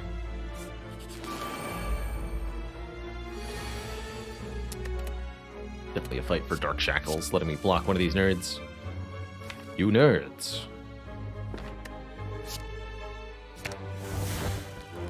Dead Branch at this point just generating so much energy. Almost unfair. How much energy we're able to get, and the things we're able to do with it. Holy moly.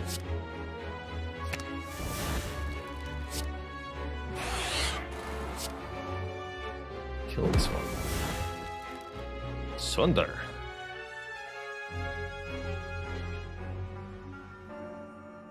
Can do that too, yeah? Recycle the streamline, the scrape. Bonk. Beautiful. What a turn.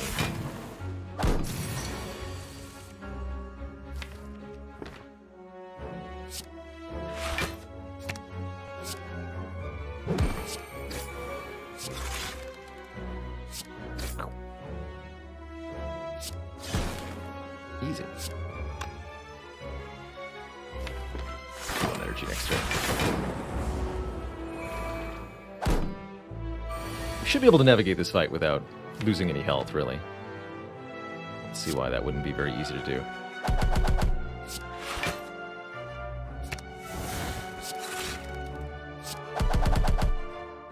Burp.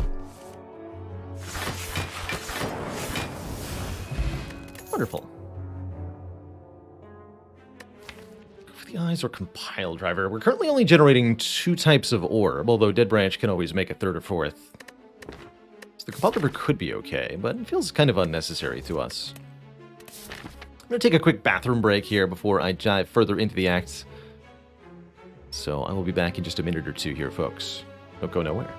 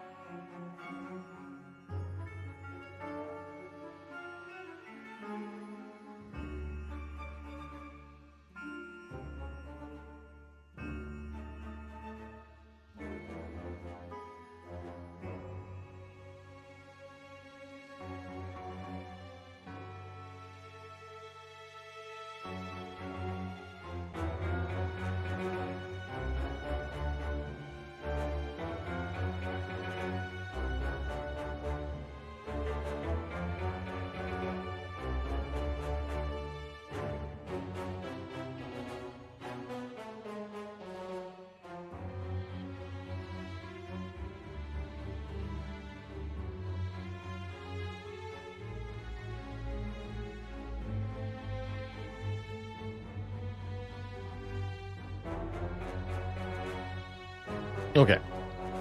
We're back. I'm not taking any of these cards, and we're headed this way. That's the goal. Oh my. We're offered the Warped Tongs. Very interesting. Warped Tongs would allow us to upgrade a random card in our hand every single turn of combat. Or we could take this one-time opportunity with the Fusion Hammer to upgrade a card of our choosing, getting either Seek or Defragment upgraded.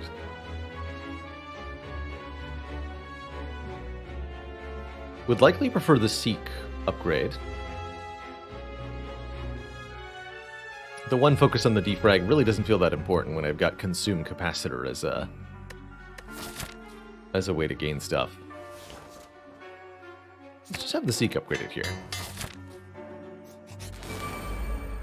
With no way to remove that pain in the even vague future, I wasn't too interested in taking the tongs, ultimately.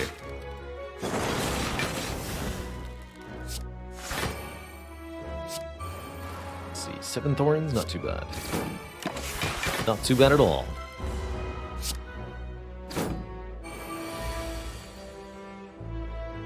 Hey there, Willock. Defect runs that don't involve orbs can definitely be one of the most challenging types to get in Slay the Spire, but they can also be very, very fun. Defect has a lot of tools for survival and for offense that don't involve the orbs. On the survival side of things, Defect has some really good block cards. Charge Battery, Leap, Steam Barrier, Force Field, Equilibrium. If you can gain dexterity, either by an artifact such as the Kunai or the Oddly Smooth Stone, or by using the card Reprogram, then those cards can be really good ways to block outside of Frost Orbs. Also, highly recommend the card Go for the Eyes to weaken your foes. That makes a big difference too. On the offense side of things, Defect has a number of attacks that can do fairly well if spammed or played multiple times. Streamline that we're showing off partially in this deck. Claw played in duplicate or triplicate.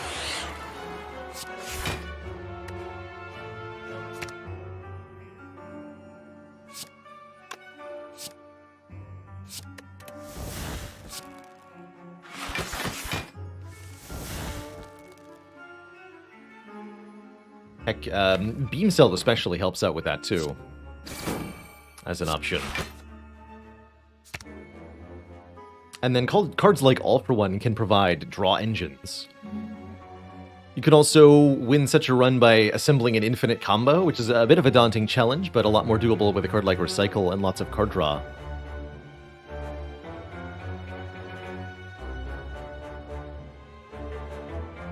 It's also possible to use Meteor Strike as a way to win such a run. Meteor Strike and Hyper Beam. The 2 powerful defect attacks that don't require focus. You can play those over and over again. You may be able to have a good time as well.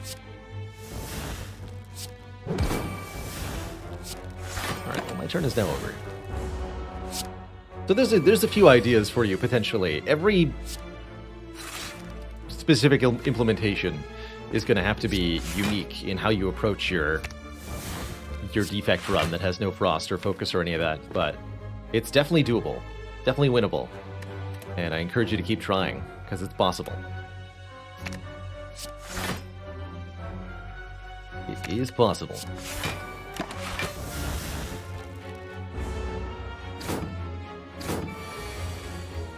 Alright, what is happening in this fight? We're doing some weird things now.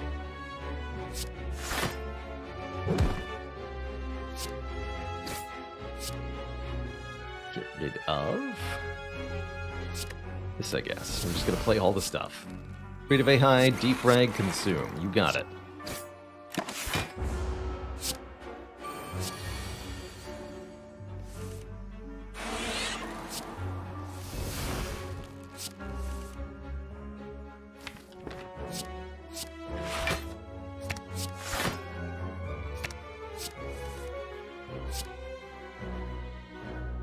What is happening? Hello?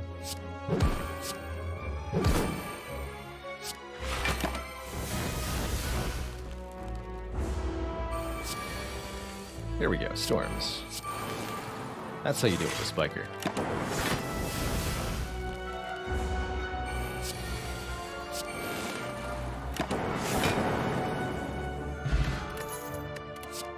It's very entertaining.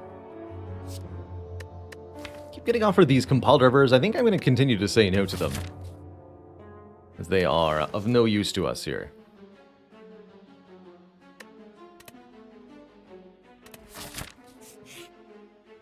Bonus merchants with a prismatic shard on offer. Intriguing. I think purity is also very good here, letting me exhaust up to 3 cards in my hand. But given that the run is already deep in the Silly Town, I'm going to pick up prismatic shard here, allowing my card rewards to contain colorless and other color cards, which may or may not be good at all. It's really up to us to find out whether it's good or not, you know?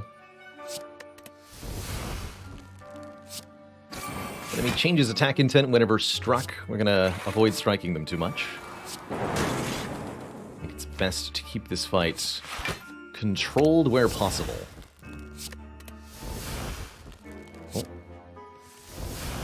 Oh my. So, I said something about control, and I don't know. I feel like we're no longer in that territory.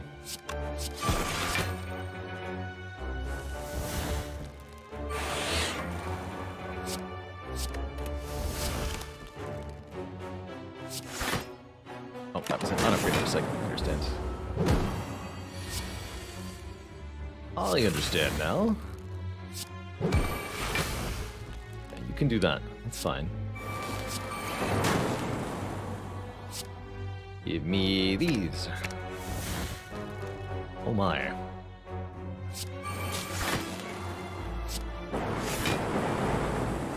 Begin the blappening.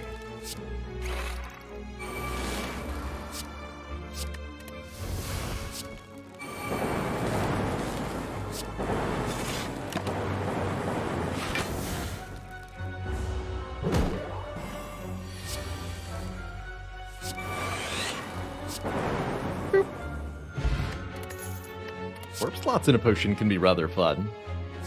Searing Blow. Thank you, Prismatic Shard. Pretty happy with the double energy here. We double our current energy and it exhausts, creating a new card. Even though it's unupgradable, it really doesn't matter. It's going to be lots of free energy. That's what we love. I guess I will go double orb potions. Scaling up our orbs even more. Actually, the Potion of Capacity is especially useful for the late game fights.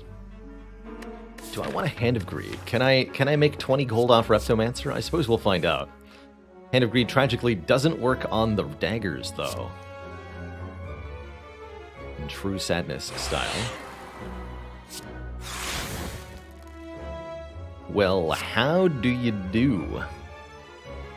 What an excellent Dead Branch draw against Reptomancer. Electrodynamics, right at the correct time. To just blap all those daggers into nothingness? That's filthy. That's filthy. Just completely, unacceptably, unreproachably filthy. And again, why not?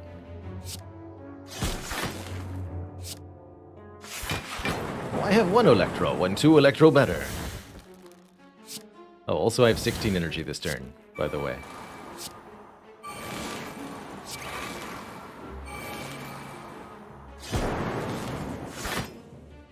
And yes, I am going to gain 20 gold. I have 16 energy again. Alright. Yeah, good stuff. Good talk. Well, this deck is very silly now. A real Electro manifested, almost. Allowing us our Lightning Orbs to hit multiple foes. I think that'd be particularly good against the Spear and Shield in Act 4, but could also be invaluable against the Donu and Deca boss. That is pretty good recycle target in general. We'll pick it up. I like it. And we get 9 gold for taking it. Since I'm at full health, we'll simply recall. Getting our red key. And our next elite will be the Giant Head. Will he fare any better than the poor Reptomancer did? I have to say, it seems improbable that he will. Improbable? So let's play the streamline here. We'll keep this transmutation for later. I was hoping we'd draw an energy generating card on turn 1, but wasn't to be. Ooh. Double creative AI, anybody? Alright, I'm in. That's one way to beat Giant Head.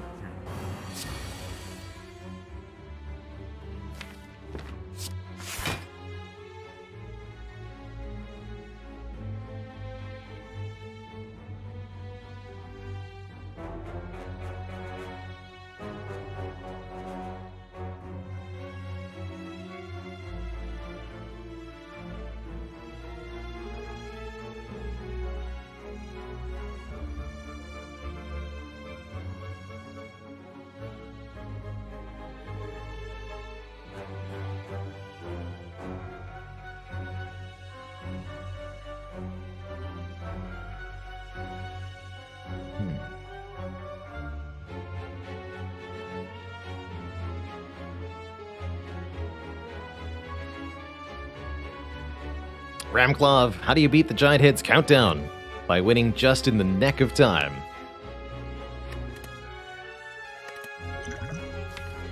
So, we're currently hologramming, right? Let's get the creative eye and recycle that thing.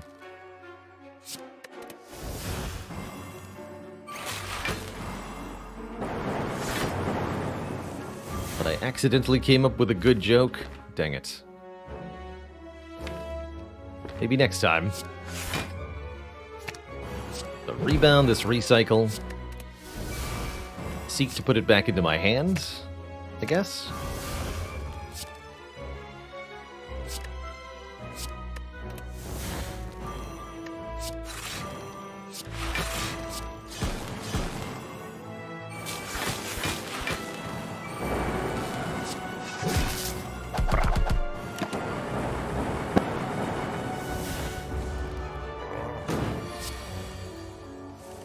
Echo form, you're late.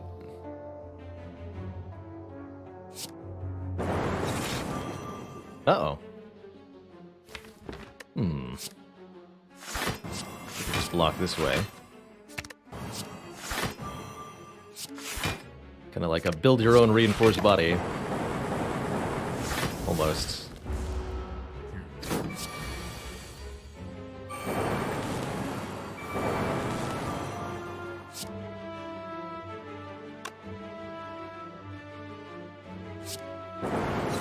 Alright, transmutation, I trust in you. What do you got?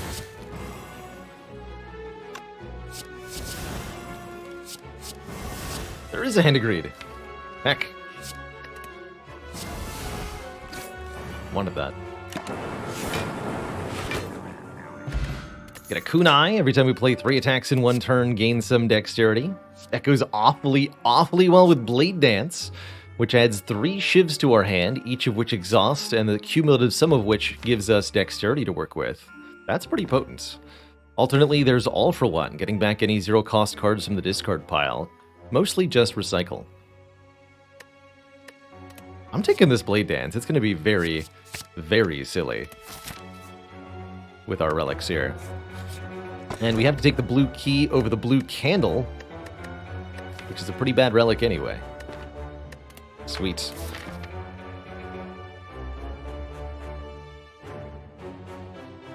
Zach, thank you so much for 3 months of a sub report. Keeping it cozy. Secret technique. Yeah, I can seek for seek. That sounds grand, actually. But heck, I already have seek. So now what? Now you seek for double energy and fission, I believe.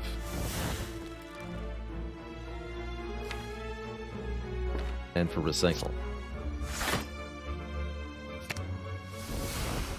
And aggregate. Oh my goodness.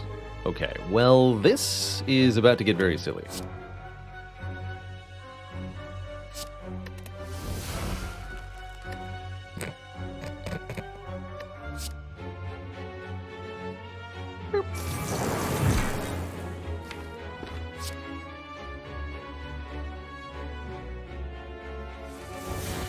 I now have 14 energy.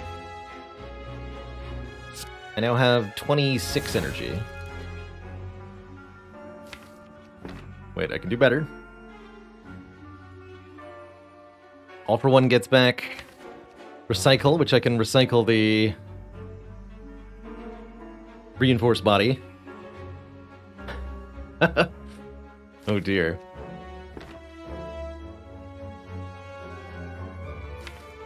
What am I gonna do with 50 energy? Unlimited power. Oh wait, shoot, no. Oh, that was silly. Forgot there was a steam barrier in my hand. That's alright, we'll do it this way. There we go. Energy acquired. But what can I do with it? That's right, nothing.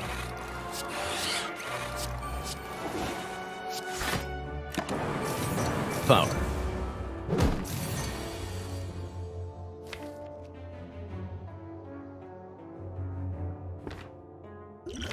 So, what can we hologram that is helpful here?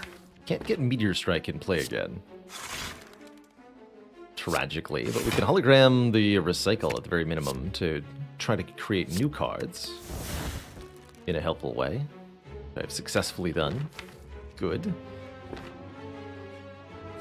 We'll guess we'll just focus on getting these orb slots filled with something. Whatever that something might be.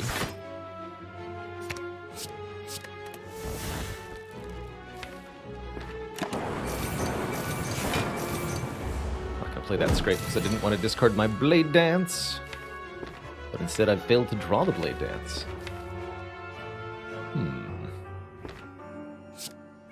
Go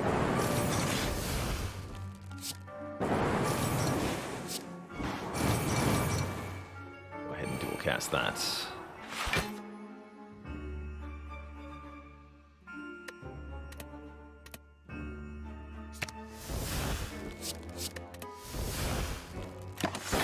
Fair enough.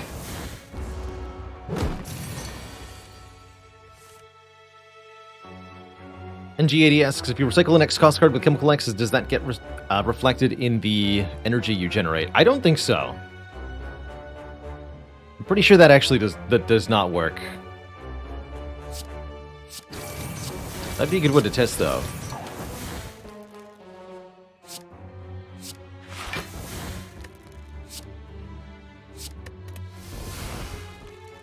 My guess would be no. Good order there. That's good.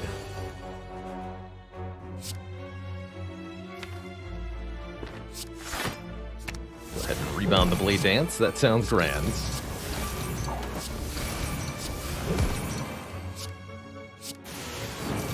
Draw it again.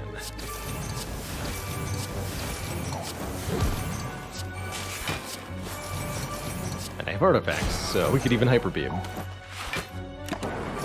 Well, this is beautiful. We're scaling our dexterity incredibly well. With the kunai, we're doing absurd things. With the Blade Dance, life is in fact pretty good here.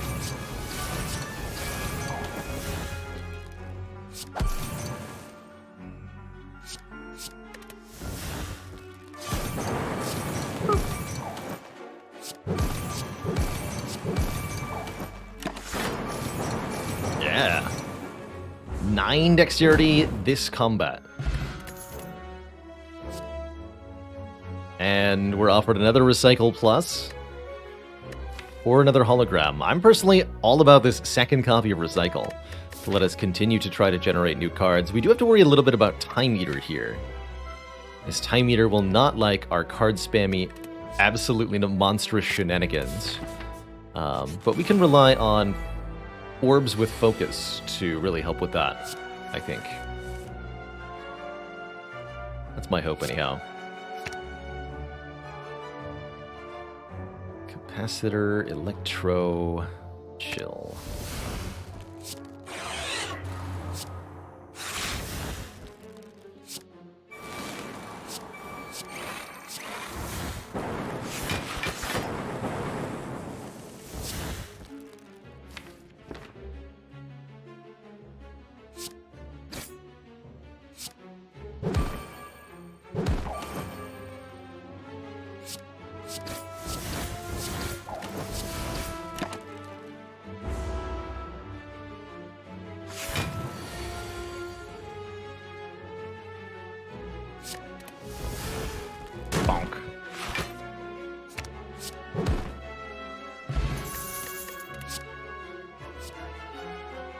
Oh my goodness, these cards are insane.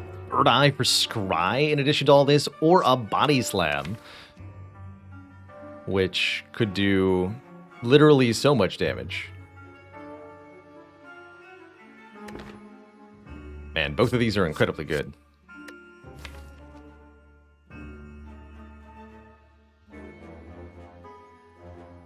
Problem is, we don't have a way to really accumulate tons of block other than gaining dexterity.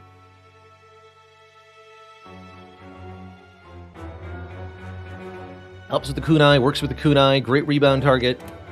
I mean, I'll take it.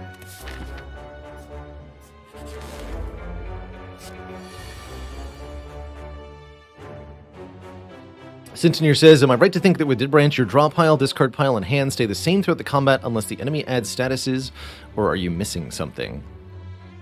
There are cards that generate multiple additional cards. For example, Blade Dance creates shivs. Not only does Blade Dance not exhaust, but then those shivs exhaust to add new cards. So playing Blade Dance can permanently increase the number of cards. There are also powers which do not exhaust, but also still don't go to the discard pile when played. They effectively attach to your character. So these cards reduce the number of cards in the draw, discard, etc. when played. So there's ways to both go up and down. This deck has both, which makes it really difficult to, like, get a handle on where we're going to be at numerically. So we could have any number of cards. Let's seek for... Let's see if we can break Body Slam here on turn 1. Just right now. Instantly.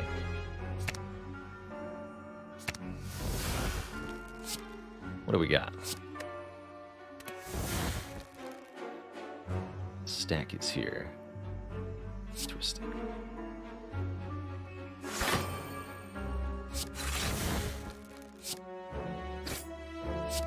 Recycled stack.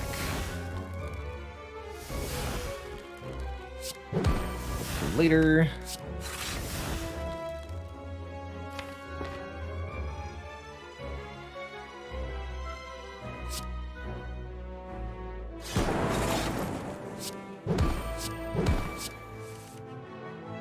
Okay. Body Slam again. I could hologram Body Slam a third time, but I'm going to hologram the Recycle instead. It's machine learning in play. Okay, that wasn't particularly busted Body Slam, but that's only on turn 1.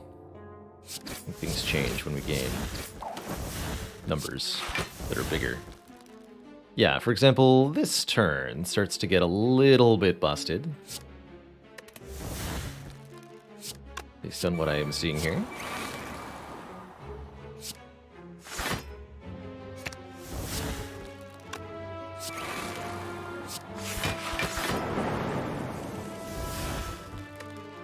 I go double energy, then reinforced body, and then...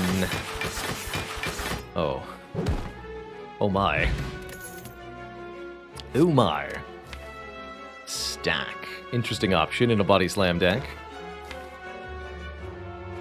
Zonard Stark, thank you so much for the 31 months. Support is welcome, even if it is a little defective. Stack is oddly tempting. Actually pretty good against the Time Eater. I will include 1 stack plus.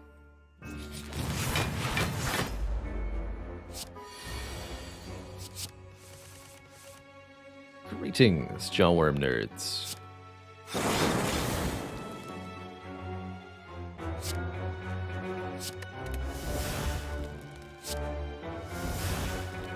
I have made all of the energy.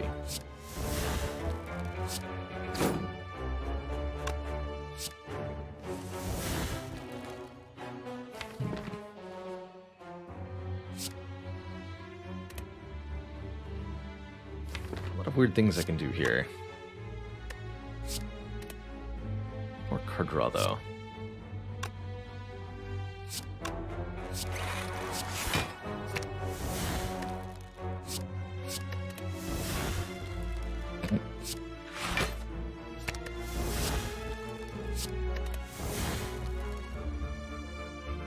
Okay.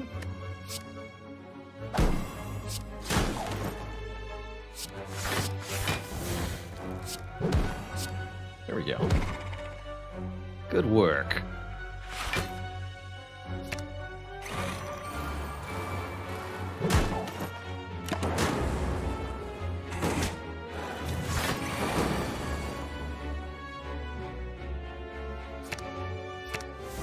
This seems good.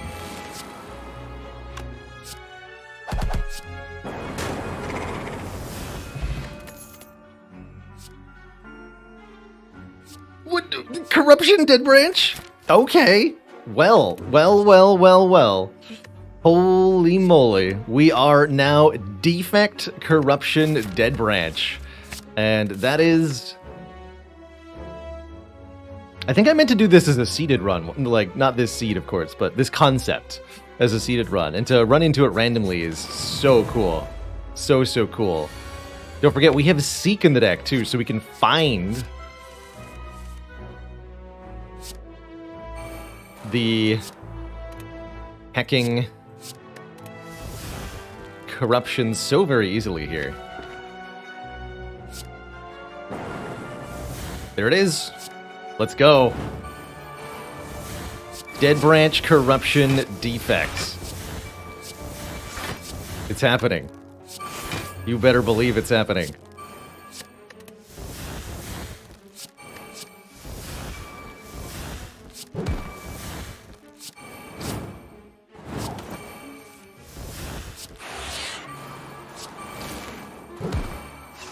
Rebound the buffer, you heard me.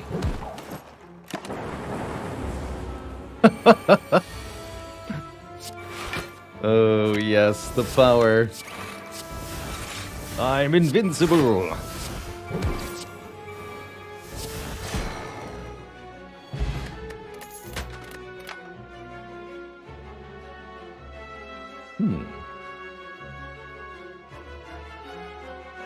I'll take another hologram? I'm supposed to be a burning elite. But how do we beat Time Eater? Maybe this is where one of the potions comes in. This is our kind of bad matchup, you could say. Not our weakest. Although, from the looks of it, I'm about to give this man a really bad time. It's Time Eater person. Yeah, I'd say so.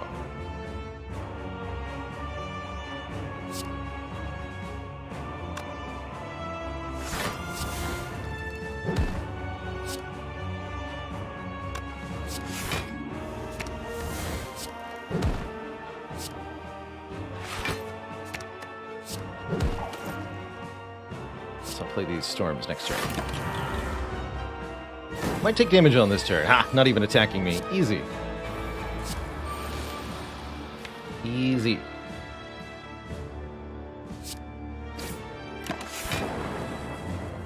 So the no block downside is inapplicable. And now I will seek for corruption. Another hologram.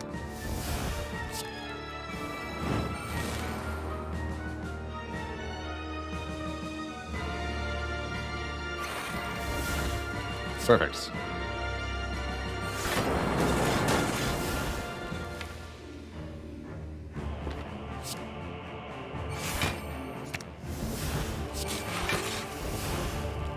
Play this too.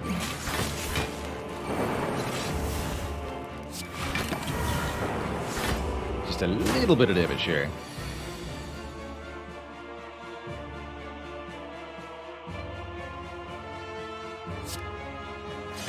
This turn we gotta bring Time Eater below half health. If at all possible.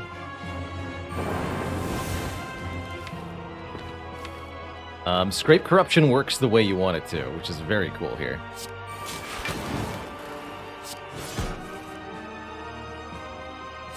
Although those aren't the things I wanted to draw.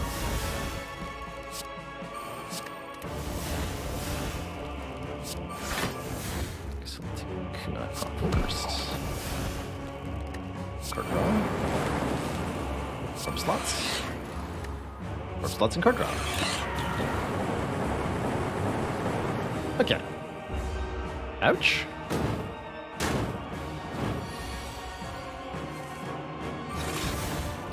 You heard me. Scrape corruption. The power. Okay, so you're healing to half here. Oh, that was my vision plus, actually. Still good, though. Gain a lot of dexterity here.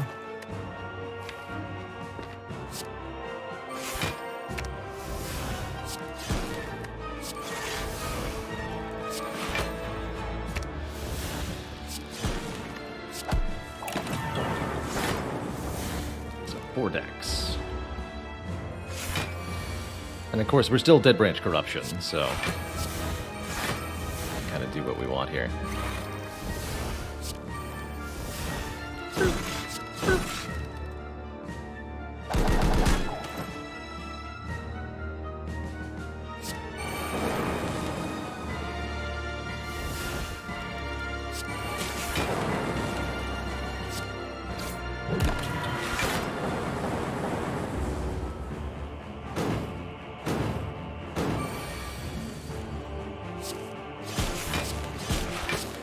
Only ball lightnings. Alright, GG Time Eater. I think Time Eater was our hardest fight, quite frankly, so the rest of this run is going to be very silly. Just beautifully, beautifully very silly.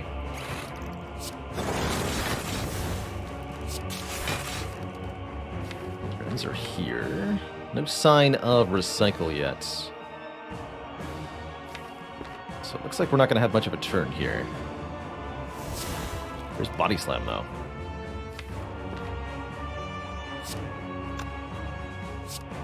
Go Body Slam, Hologram, Rebound, Body Slam. Get some decks going here. Uh-oh. Thanks. Fair enough, though.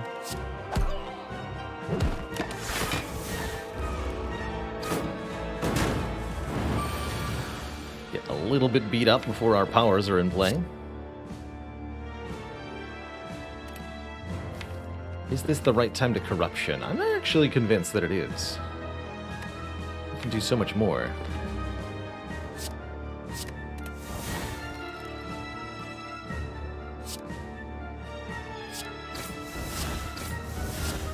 Oh my.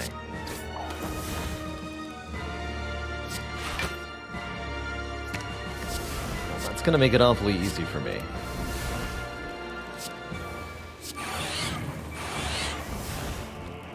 Double the corruption, that's right. You guessed what I was gonna do.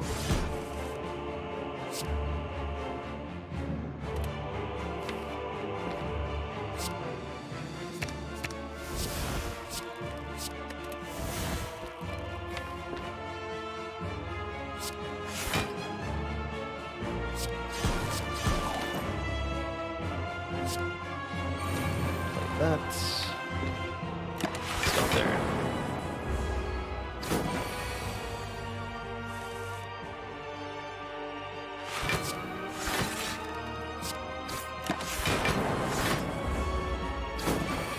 Slow and steady wins the race against the Awakened One, generally. That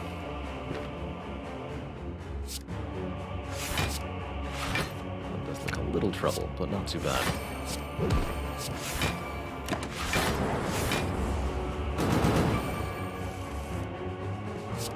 Just more Frost Orbs and one more Consume play.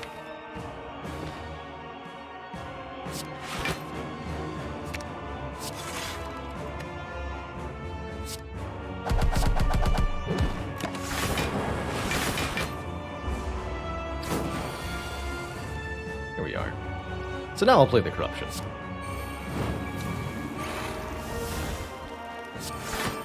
Recycle this self-repair. We're healing to full with the thingy anyway.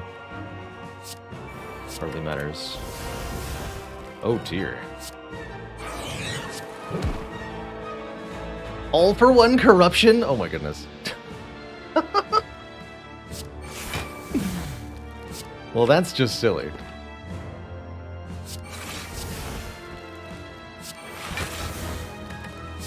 Seems flagrantly unnecessary, actually.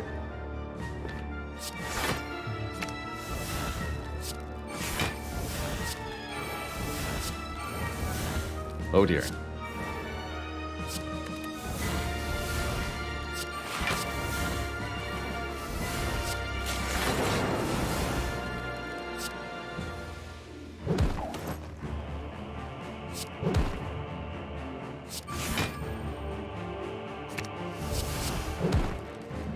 Double the storm. Double the heat sinks. Play the loop. Twice, also. Yes, the power. You fool.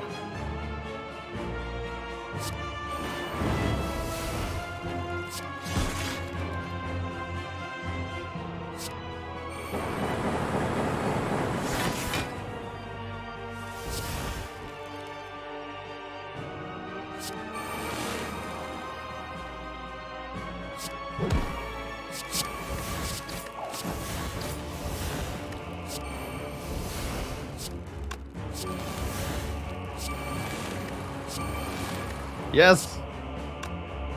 Fools!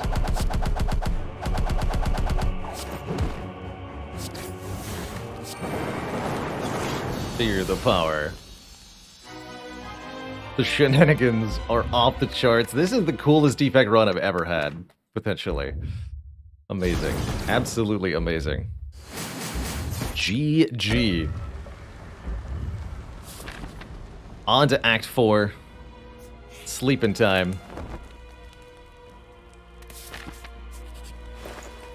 Don't get the combos unless you try. That's the takeaway here. And boy, am I ever going to take extra orb slots. Runic Capacitor says start each combat with 3 more. Beautiful. Simply beautiful, based on what we're doing. Amplify could have been nice, too. Do I take an Ancient Potion to allow myself to not become vulnerable against Heart? I think that's a really good choice, overall. With the extra orb slots, I no longer need this Potion of Capacity. We'll go Ancient Potion, Focus Potion for the final battles here. And we are going to have a very, very silly time. Yes, please, to card draw. Just a very silly time indeed. Make room in hand. Perfect.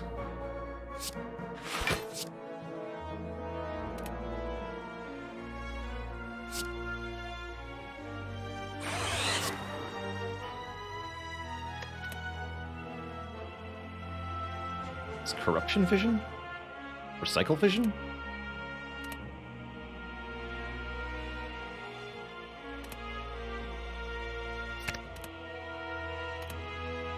Corruption Recycle, actually.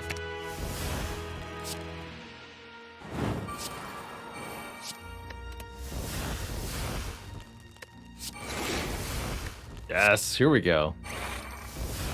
Let the shenanigans begin.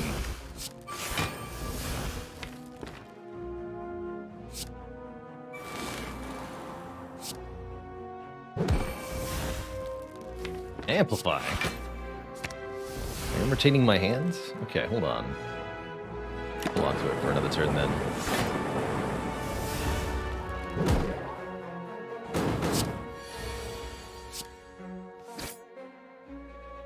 Right. I knew that was going to be there too. Double the defrag. Uh-oh. With my face, though?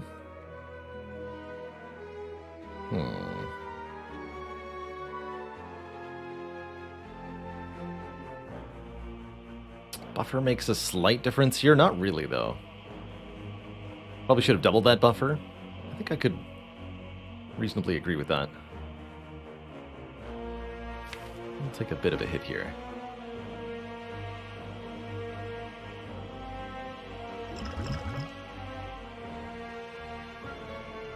I don't think it's possible for me to kill the Spire Spear here.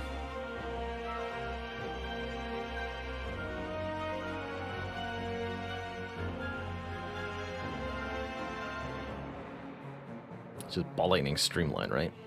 We deal 27 plus 1, 2, 3, 4, 5, 6. Actually, wait a minute.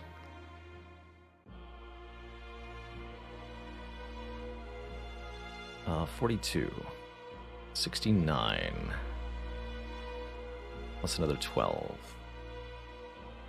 81. No. We do not have a kill, even with Streamline, Ball Lightning, Focus Potion. If the enemy didn't have Artifact and Bullseye could work, then we could talk, but as it stands, that's not how this goes. But if I can do 69, that means I can kill the Spire's shield.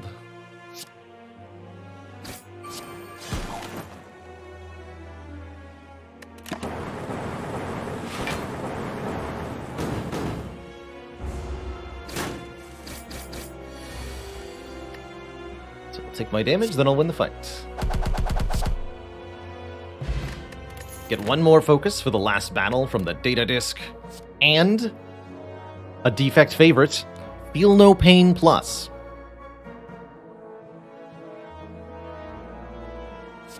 Yeah.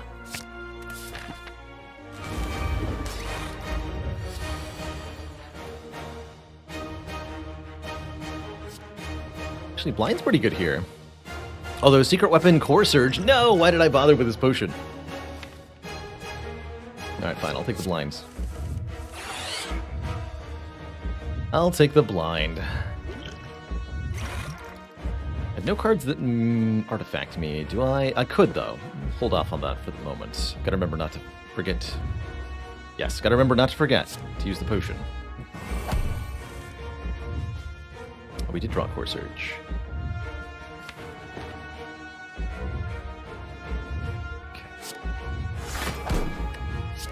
Blinds. Beat of Death kind of shredding me here. A little bit rude, but not unwelcomed. Use this now, and I guess I'll hologram blind one more time. Keep the heart weak for a really long time. Means we'll take essentially no damage through the first attack cycle of heart here. This will be 33 and 1 times 15. Easy enough numbers to block while we get set up here. With, oh, I don't know, Corruption, Feel No Pain? Hypothetically speaking. That seems pretty good.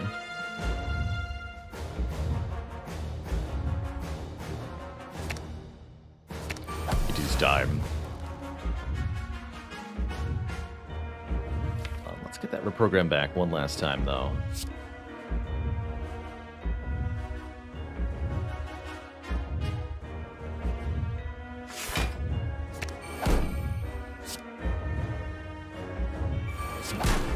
Turbo Corruption. Here we go. The Blockening. Yes.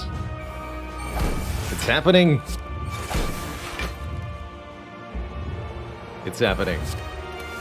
Storm, storm, storm. Oh, it's definitely happening.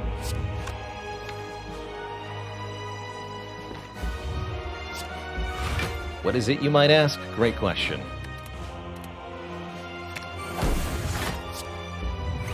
I'm definitely playing that Bullseye, too. Multicasts for X cost, I like it in theory. In practice, I want your energy. Yes. 3 lightning orbs whenever I play a power card.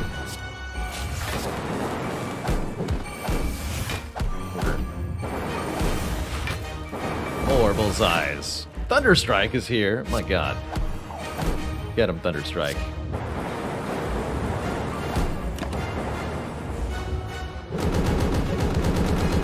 It's beautiful. It's absolutely just beautiful.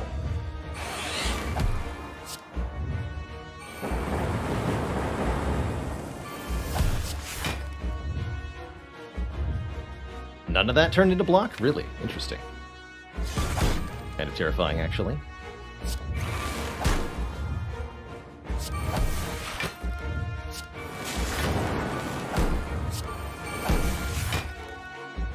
we go.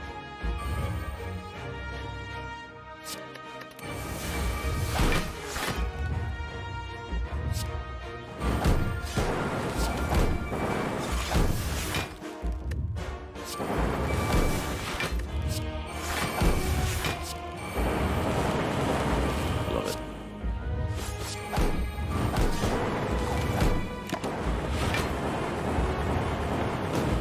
Oh, man.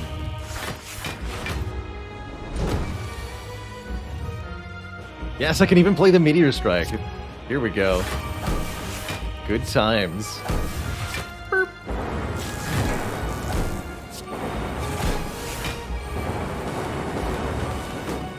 Well, I'm sorry, what's that? You want me to play it again? Okay. Do my best. Can I? Oh, no, I can't. Not quite. Dang.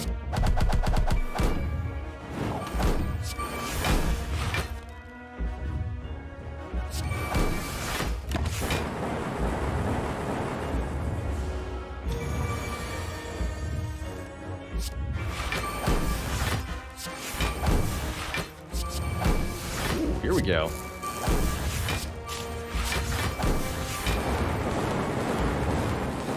That's more along the lines of what I was looking for. GG, Mr. Hart. GG.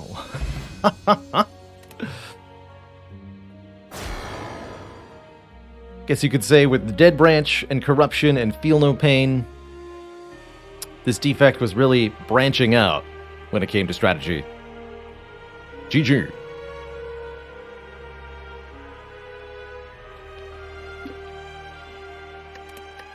Absolutely, utterly mental run of Slay the Spire. Holy moly. GG. GG.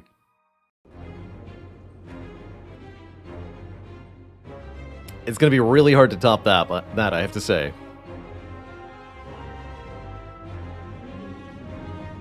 Has it been done? The Spire sleeps, and so shall I. Holy heck. Feel No Pain, Corruption, Body Slam with Dead Branch on defect, thanks to a Prismatic Shard. You do not see that every day. Incredible. Just incredible. So you bought the shard here, and then it was Double Energy, Electro, Blade Dance, Recycle, Body Slam, Stack, Corruption. We actually took a card at every card reward with Prismatic Shard. That's pretty cool. Yeah, every single card reward. Hype. Very hype. Wow. I think it's going to be pretty hard for Watcher to top this, but she'll do her best. That's up next with our second run of the day. However, before that happens, I'm going to take my first proper break of the day, refill the legs, stretch the water. When I return, the Watcher strides forth into the Spire. BRB, everybody. Don't go nowhere.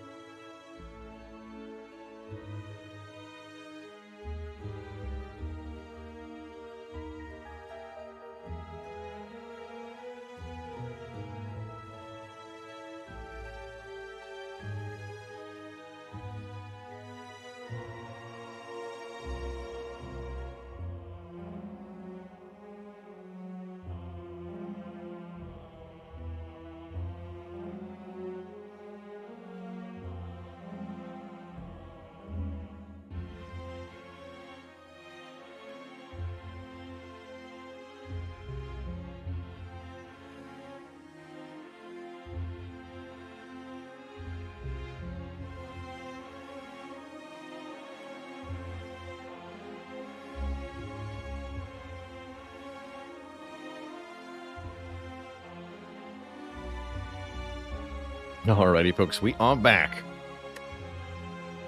What a joyous run we just had.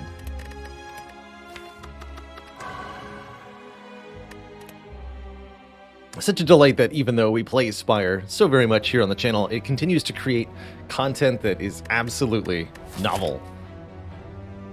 The ridiculosity, the likes of which we've ne'er before seen. And some wild times as a result. Better title pending. Thank you so much for 6 months of support. Whoa. To you too. Does it ever choose a rare card here? I'm also in the mood to boss swap. I think I would do that pretty happily in this situation. Especially on Watcher, who can, generally speaking, handle whatever she gets. Looks like a pretty comfy Act 1 layout.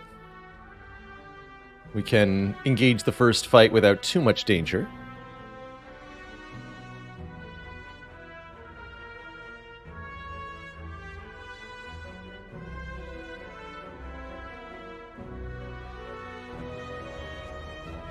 Not sure if you snagged the end of the last run there, Fairly, but it was one for the all-time archives.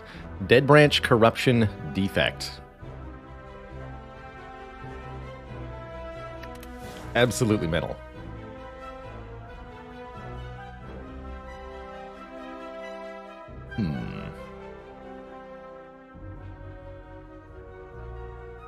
Choose a rare, take a boss relic. Choose a rare, take a boss relic. What's a Baylor to do? I think I'll take a rare card.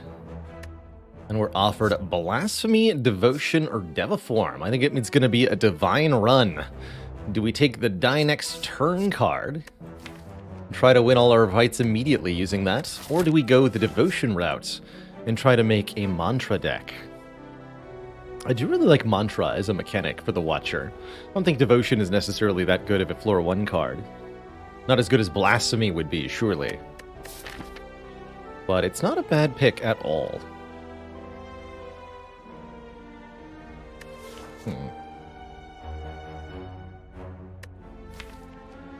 Or the third option occurs. Deviform is an interesting way to scale on Watcher. I really like it if you've got expensive or draw-heavy decks. Stuff like Wheel Kicks, or Wallops, or Ragnaroks work really well with Deviform. But it's definitely not a card that helps in your first few fights.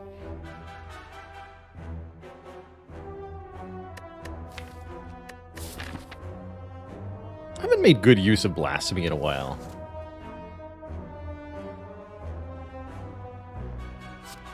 Let's give it a shot today. Let's do it. I'm going to start combat heavy here. So Blasphemy says, enter Divinity, and then on your next turn, die. What that means is, at the start of your next turn, take 9999. Take a lot of damage. Big number of damage. And the secret is that you have to win on the turn you play the Blasphemy. With the attacks that are in your hand. 18. So the Blasphemy lets you have this big burst of both damage and energy in order to get a fight just instantly finished. You've got a very good upgrade to retain in your hand, letting us keep it until it's ready to obliterate everything. Definitely going with the Cut Through Fate here, by the way. So here's an example of Blasphemy being wonderful. We draw Blasphemy, we just immediately kill everything.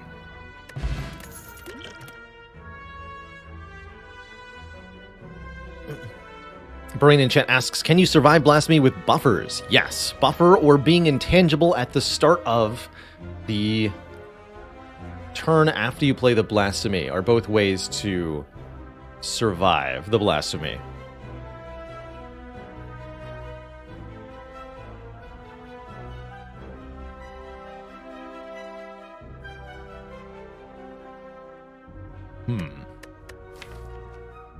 Not sure about Fear No Evil. I think it's a pretty good overall card.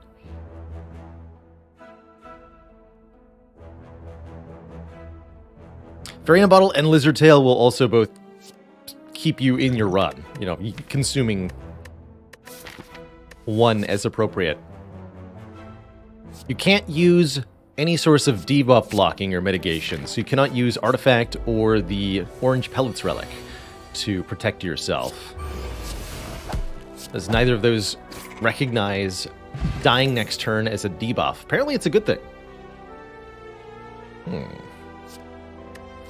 Retaining damage does pair reasonably well with Blasphemy. Flying Sleeves upgraded isn't the worst choice here. I do like Deceive Reality as a block card in general also, giving us some retaining big defense. So I think either of these are fine. Skipping's also reasonable. I'll grab the decent blocked card. I do like Deceive a lot as a card conceptually, and I'm actually quite happy to see it right here and now. I like to think of it as 2 energy block for 16. But it can be functionally more than that. Let's see. 24 plus 18. There's a kill, right? Yes, 42 damage. That will kill him.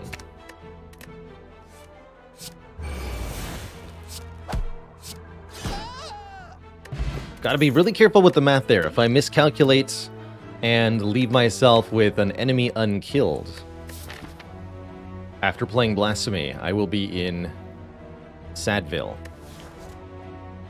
I might conclude for the area damage. I think I am ultimately going to go with Flying Sleeves. It hits 2 times, which is fine, but it retains so that we can get the Flying Sleeves and the Blasphemy together a little bit more reliably. Ouch. Find a ceramic fish. Okay. Okay, and we're just going to go combat heavy with this Blasphemy. I think we're way ahead of the power curve right now. Like, obliteratingly strong ahead of the power curve right now.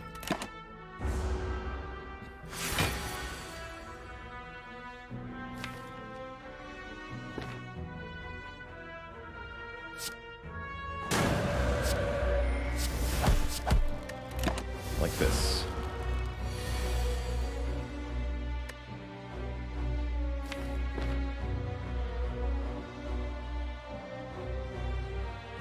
So now I have a couple options.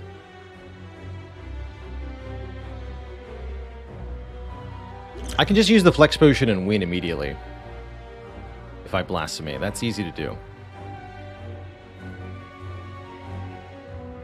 Or we can do something like Fear No Evil, Safety Defend. Block for almost all of this damage. Draw a new hand next turn. That will include at least 1 defense. But I really like the idea of just getting this fight over and done with instantaneously. Probably the hardest fight of the 3 for us at the moment. That's not quite true, but just good. The plus strength from the Flex Potion gets tripled by Divinity there, so a Flex Potion of +5 becomes +15 when we're in Divinity stance. It's really, really very strong. Get a Preserved Insect, so the next elite will in fact be very easy to kill comparatively, and I do like this Wheel Kick quite a bit. Big damage and card draw pairs lovely with Blasphemy. Suppose we could consider Flurry of Blows as well. I'll take the kick.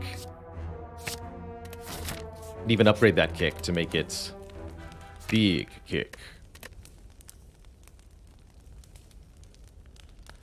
Eruption upgrade's pretty solid too, or probably our best and first upgrade should be this Blasphemy.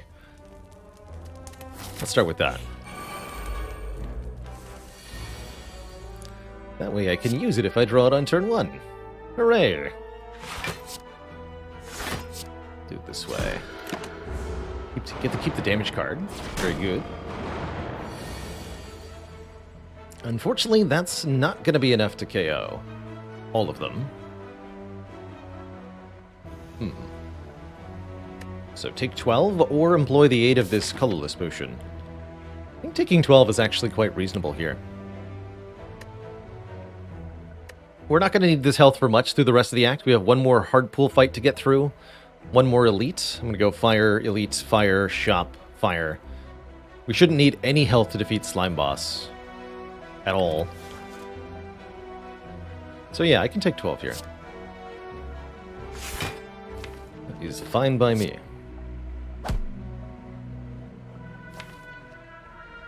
We just win next turn, yeah?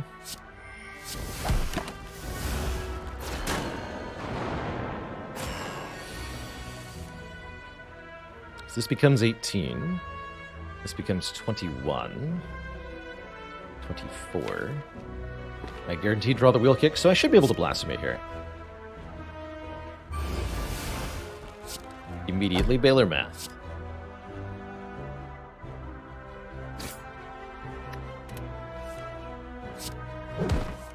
Okay, now.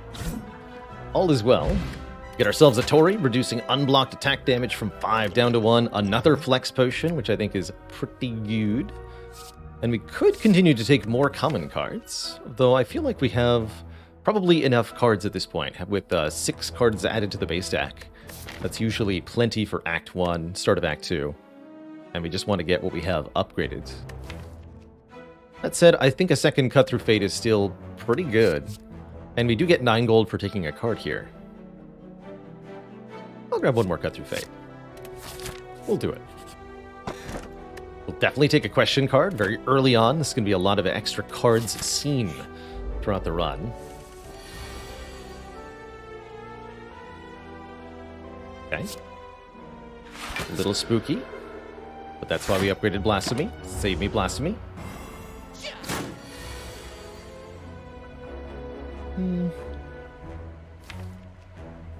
That's a little questionable.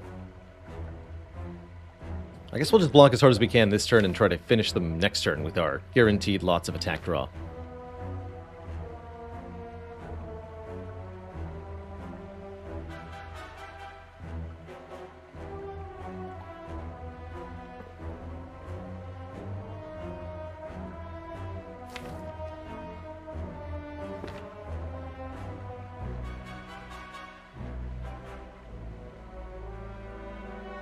Phalanx just says, how many cards do you recommend picking in Act 1? Is that number the same with Silent since she starts with 2 extra cards? Silent does often end up, I think, maybe taking 1 or 2 additional cards. I think a broader way to phrase the advice that I could give is continue to take cards until you can beat your Act boss and you've taken approximately 5. Honestly, that's the more specific advice, is just keep taking cards until you're going to win the boss fight. But as a new player, knowing exactly when you're going to win that boss fight can actually be very, very difficult to evaluate. So that's a big part of the challenge. Generally speaking, for me, that comes out to around 5 cards added. Add more if you see upgrades. If you get lots of card removals, you may want to consider adding fewer. But around 5 is usually where I land.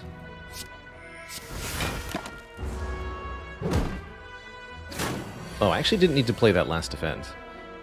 Doesn't matter much. Does not matter much.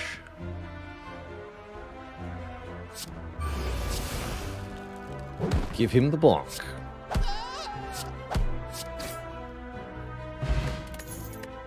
Get a stance potion allowing us to change stances. I was wondering if we were going to see a lesson learned. Thanks to the question card, and lo and behold, here comes one. Dealing 10 damage. If we're able to kill an enemy with this card, it permanently upgrades another card in the deck.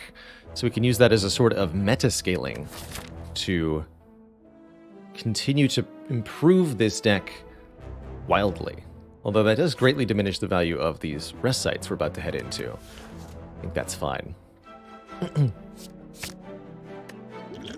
I'll take a stance potion over the colorless potion, and now we're in a extremely commanding position here, I would describe this as.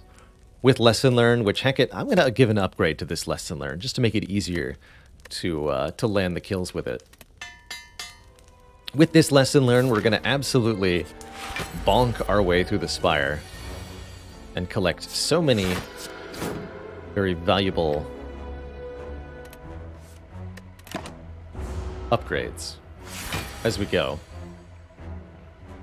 Let's see, 39. We got plenty of damage here.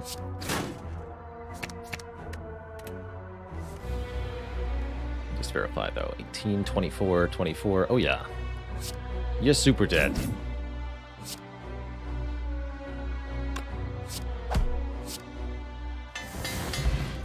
Upgrade the Cut Through Fate and score Meat on the Bone, healing us if we're at or below half. Now we no longer really have any reason to ever rest.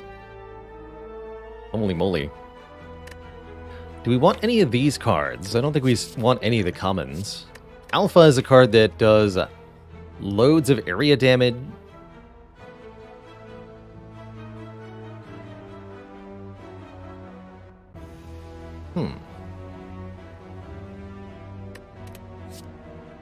Loads of area damage every turn. Interesting.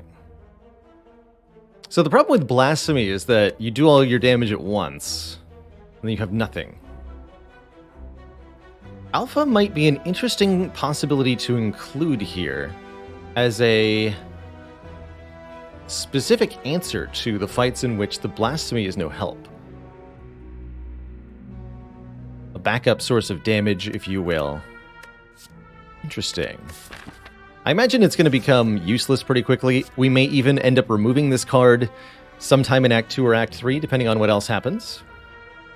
But this is an interesting option. And if I can make this part of the strategy, I'd love to see it actually succeed here. So I'm going to give it a grab. And we'll see how that goes for us. I don't really want it upgraded. It becomes innate, being part of our opening hand. That'll inevitably happen, thanks to the lesson learned, unfortunately. And I'm okay with that. I'm okay with that. Guess we'll upgrade a Cut Through Fate for now. Hello. What a hilarious set of store options you have, sir. Amazing.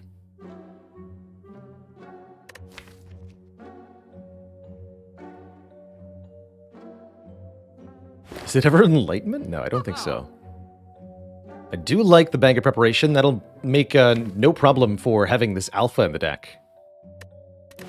Rushdown could give us card draw when we enter Wrath. Dolly's Mirror could let us duplicate a card. The Lesson Learned or the Blasphemy. Don't think those are great dupes, though.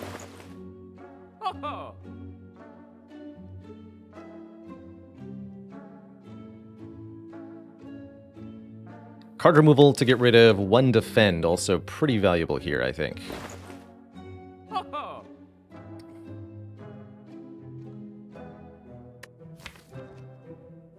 Oh, good question, Man Eating Donuts. Is it worth recalling here? Because we have raw upgrade advantage? I don't think quite yet. As we still care about just getting everything upgraded as quickly as we can, and a couple of upgrades now will help with that quite a bit.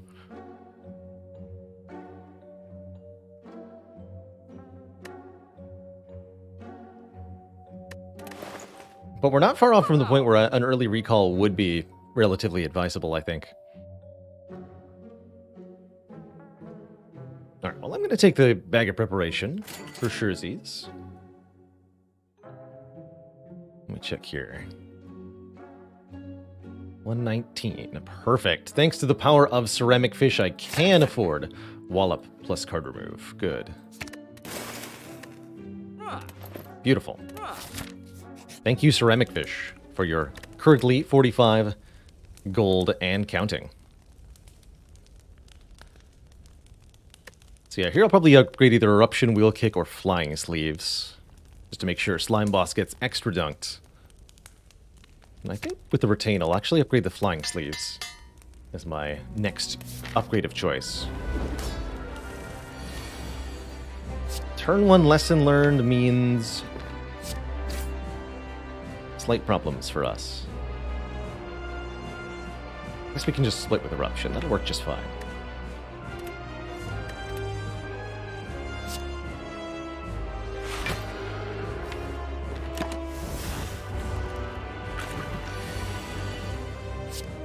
I can also use the Alpha Beta Omega line in this fight. That'd be pretty funny, but not what we're looking to do here.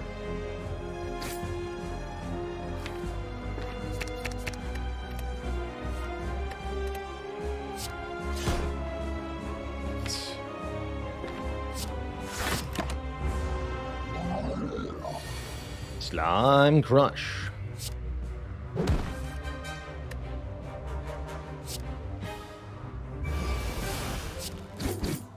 Slime upgrade. Into Strike Plus. Oh boy, now we really can Blasphemy Vaults.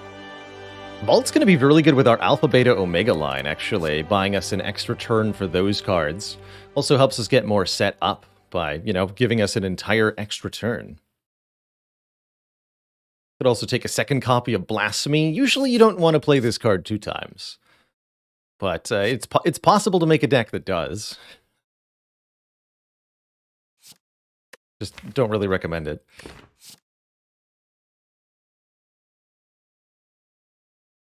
Judgment could kill a low health enemy, but we're already very good at that with many of the things we do. I'll take a Vault here. Buy ourselves an extra turn. Oh, and we do get a P-Box. Oh, man. And we didn't even waste our upgrades on these cards yet. That's ridiculous. Other options. Sozu prevents us from gaining further potions. These are pretty good potions to take with us for the rest of the run. And I think that, generally speaking, when you're looking at can you afford to give up potions, one of the things you should look for is, do I have a source of healing, so source of sustain? Meat on the Bone says, yes, we do, and I think this would be pretty takeable. Or the Violent Lotus, giving us extra energy when we leave Calm, because we have a Fear No Evil. In addition to the Vigilance, I think the Violet Lotus could be pretty good, but this is a really, really easy Pandora's box for me, for 2 reasons. 1,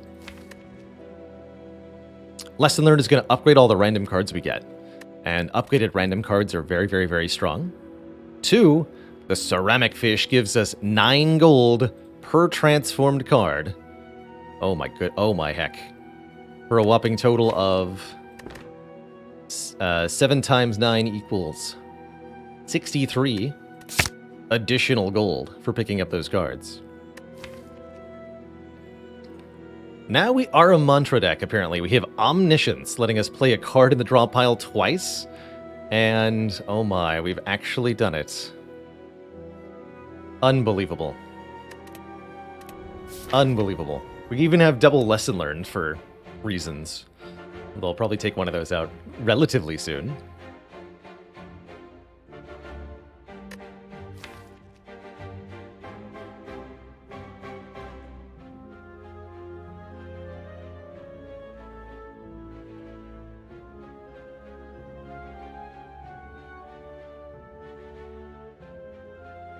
Bit of a wild pile of cards. Blocking is not currently on the menu, but I think we'll find very creative ways to not care about having to block.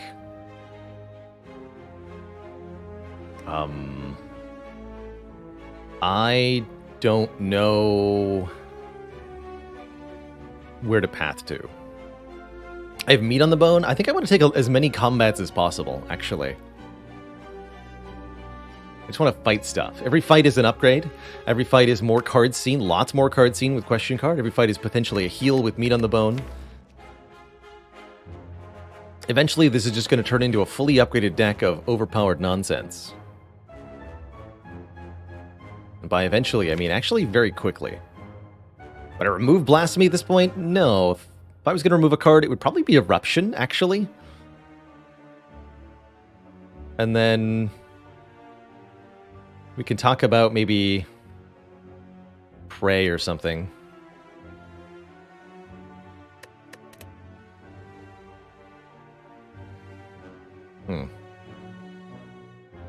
Removing Eruption's interesting. Could go to this shop and do that.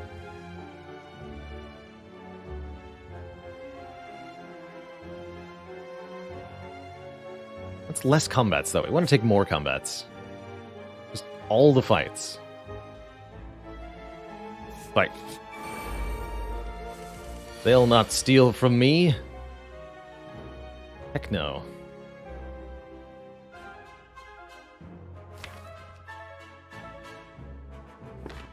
My Omniscience Wallop. They can't do anything.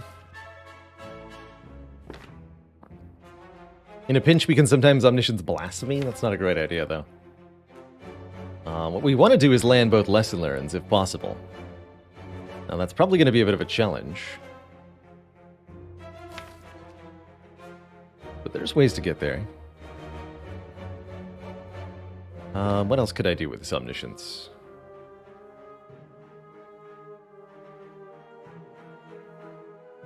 Not much. Okay, yeah, let's go Omniscience the Wallop. Hit them each one time, randomly targeted, and then Tori gets the rest of the way there on the block game. Which lets me have this turn. I think we just want to vault into the Blasphemy.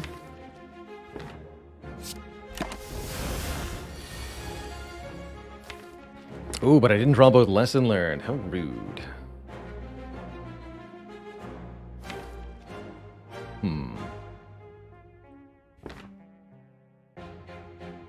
I suppose that's still fine.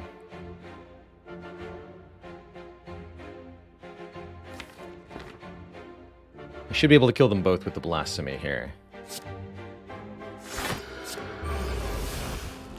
This is 27, 27, 18 by 2. This card will do 39.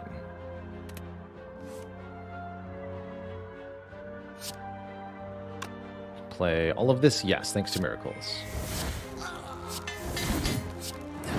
Okay. Good. Only one upgrade, but not bad at all. Oh, man. Swivel Plus is kind of interesting. Making our next attack card free. Working with Wallop, working with Wheel Kick, working with Lesson Learned, and being upgraded already. Or we could take a Comm Generator in Inner Peace. Swivel really helps with the blocking game, too, and it's oddly enough a really good Omniscience target. Helps us buy time against those late game fights. Something we'll be very happy to have against Awakened One. I'm going to pick this up. And with it, 9 more gold. Going to be rich, chat. We're going to be rich.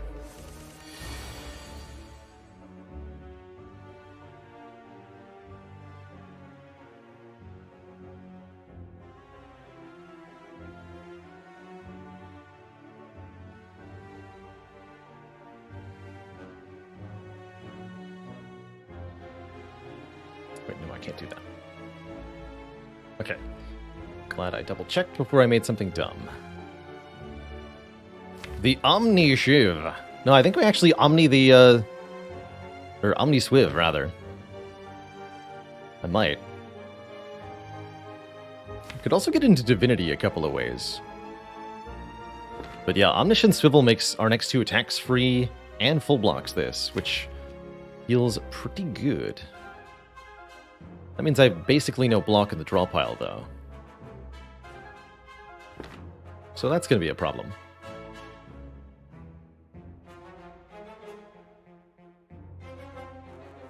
I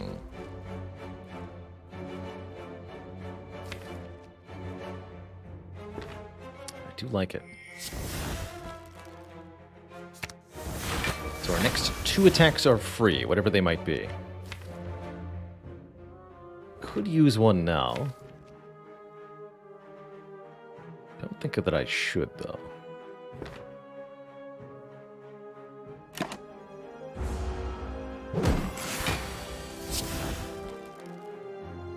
Ouch. It's not the draw we were hoping for. I was looking for the Cut Through Fates or the Vault or the Wallop, but we got none of the above. So we will lose some health here. Not too much. Unfortunately, we can't weaken it to make Tori better or anything. There's no way to draw more cards here. We just have to accept that we draw nothing useful here. Ouch.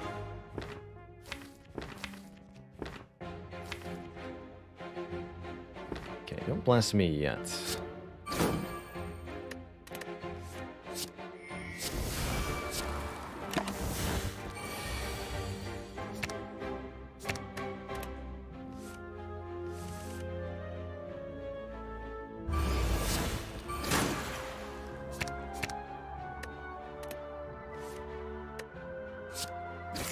There's Lesson Learned. Good work. Tantrum, a Simmering Fury, a Flying Sleeves, or a Crescendo. None of these really help us block. I suppose Simmering Fury could maybe help us draw, but I'm going to pass on this. And we're going to fight the exact same fight again, but worse this time. Because this time it has a friend. Well, heck. Better turn 1, though. We can play Swivel Wall up for 20 block. Then Deceive Reality Tori gets us the rest of the way, which lets me do Swivel, Wall Up, Deceive Reality, Miracle, Foresight. We get the Foresight in play. We only take 1. That feels great to me. No need to use a potion just yet. Yeah, double Lesson Learned is certainly on the table here. Potentially.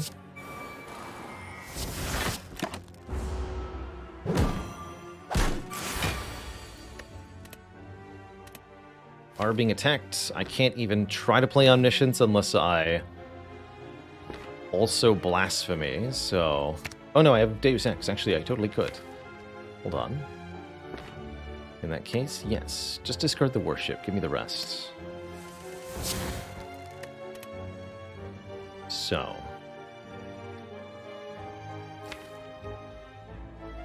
So we do 60 in the draw pile? So I think I have the double Lesson Learned here. I need to play Lesson Learned and Omniscient. Let's just total our energy here real quick. I can use the potion if I need to. We have plus 2 more, so 7 energy to work with. So I can play Lesson Learned, I can play Blasphemy, Lesson Learned, Omniscience on Lesson Learned. Then I can also play the Flying Sleeves. That is what we need here. Boop, boop. Yeah, we could have entered Calm with a potion if we needed to, but we don't.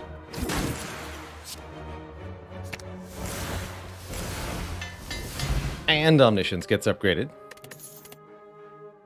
Ooh, and I like a Third Eye because it's a block source and a scry source, allowing us to see cards in the draw pile. That's going to help us buy time against the later game fights. So would Wave of the Hand, though, the best source of Weaken on Watcher. But only if you can apply instances of block each turn, which currently we can't really do. I'm going to grab the Third Eye. It's the reliable pick here, I think. And we're going to face down against the Chosen and the Cultist. Potentially another double Lesson Learned fight here.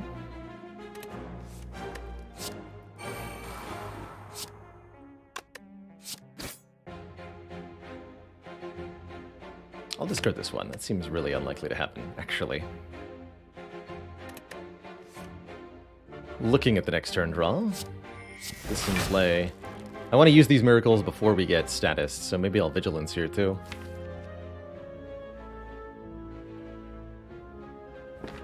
Feels right.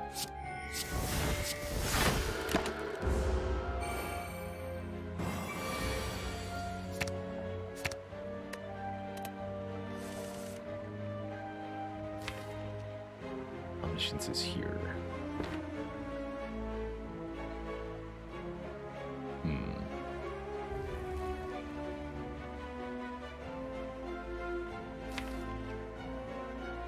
Blasphemy kills both of them right now if I want to.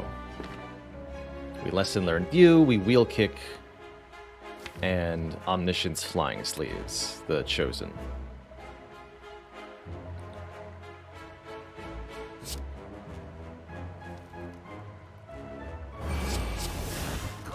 We only get 1 upgrade, but it's a pretty good upgrade.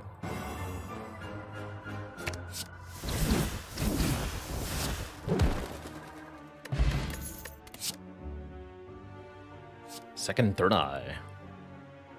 Go with 2. Go with 2. And so we're just getting stronger and stronger and stronger as we go through these fights. Pretty good.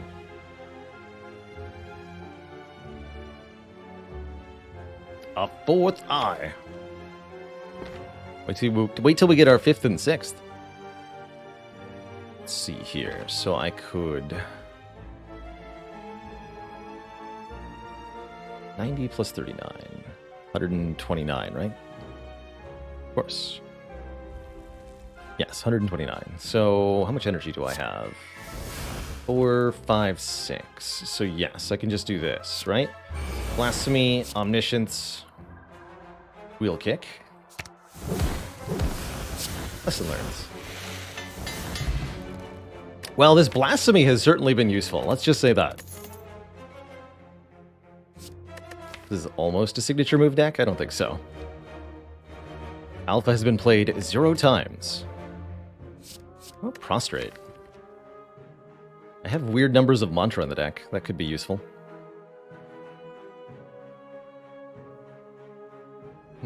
Sure.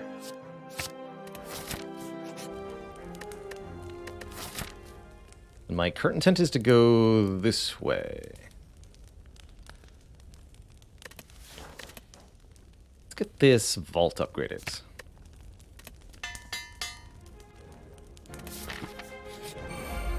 So small. So tiny. Such a cute little book. Why Miracle to Pray here? That's an interesting question. Warship is not getting played, so no. No, there's no reason to do that. Vault and Omniscience in the same hand.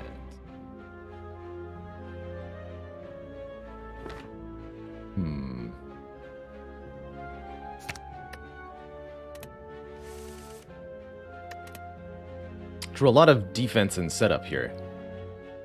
Seems quite good, actually.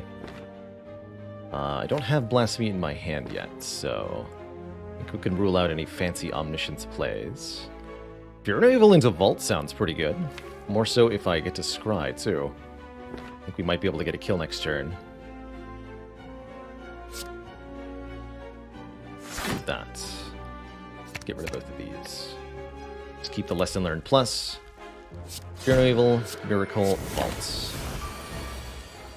Bind. Blasphemy. This works too.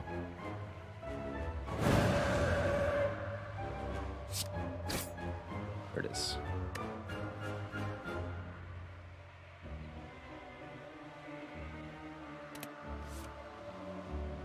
Quick math check. Blasphemy puts us at 5 energy. We can go Wheel Kick, Flying Sleeves, Lesson Learned, which will be 45 plus 39 plus 36. Yes, that will work. In fact, we actually just play the Lesson Learned instantly. Lesson Learned upgraded by the other Lesson Learned. It's kind of cool. We get 2 more random skill upgrades with this War Paint. We'll take a second Deceive here. Don't want another Deus Ex. That's too many miracles. Stell, thank you so much for lucky 18 1.5 months of support. I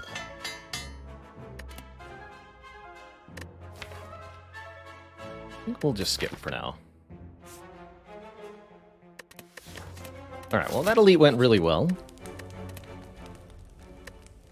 I think it's almost time to recall. In fact, I think it is time to recall. You seem like we're solidly ahead of the curve at this point. Kunai is filthy good. That's probably how we're going to block through the late game. Now, if we play 3 attacks in 1 turn, we'll gain a point of dexterity, enabling all of our blocks to block harder. And we did add 4 block cards in a row. As long as we can keep playing enough attacks with these 3 cut-through fates. Would really appreciate a weave at this point. Would fit neatly into the deck. Jet asks, do I ever plan on playing this alpha? At the moment, I think we'll play it against Collector.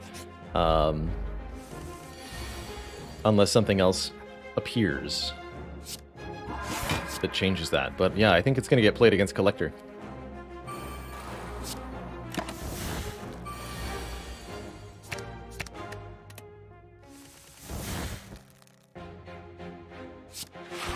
Set up a future turn, I suppose. Do I ever kill them both next turn? That's the real question. That's the good question. Do they ever both die next turn? I think they do.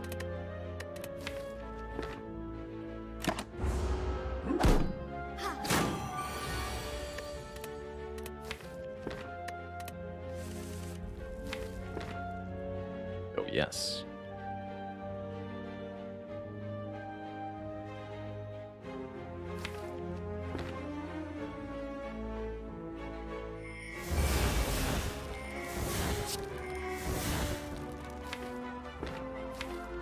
So what's the way to do this? I guess I'm not going to Omniscience yet. We're going to Omni the Lesson Learned Plus, I suppose.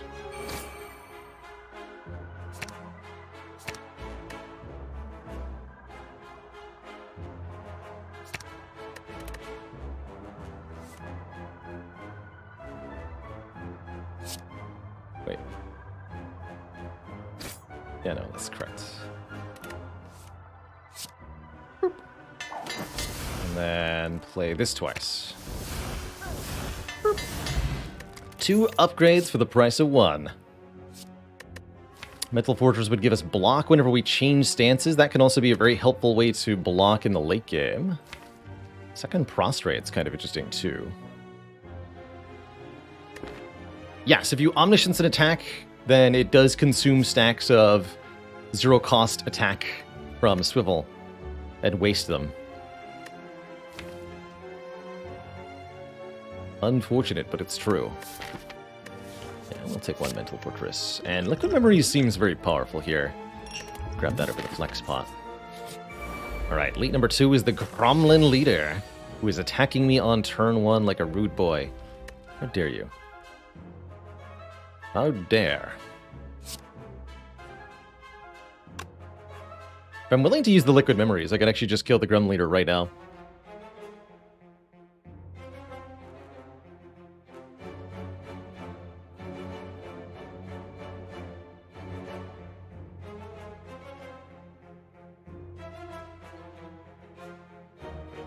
Honestly, that seems pretty worth it.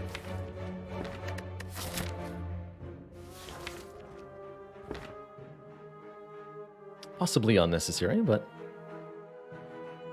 heck. Let me just verify. 90 plus 27. 117. Yes, okay. Good. Good.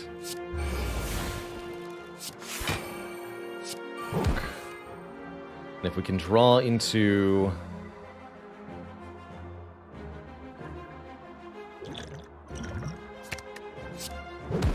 Lesson learned. Can't vault here. Then we get an upgrade. We don't, so I'll just take the kill. Move on with my life. Call it a turn 1 KO. Get ourselves a boat thingy for 10 block on turn 1. And the opportunity to add one of these lovely cards. Fasting could be an interesting way to scale this up to the late game. I think we're just going to pass on all of these. Really looking for either a Weave, a Sanctity. Bites are interesting. Don't have any strikes to lose, so this is just add 5 cards, which is another 45 gold, but I'll not take your stinky offer, vampires. Not today. Not ever.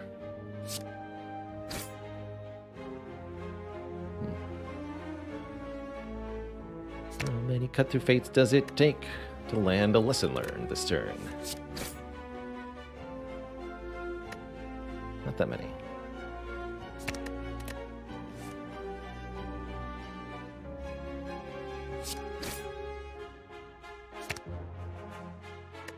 All the third eye and stuff for next turn.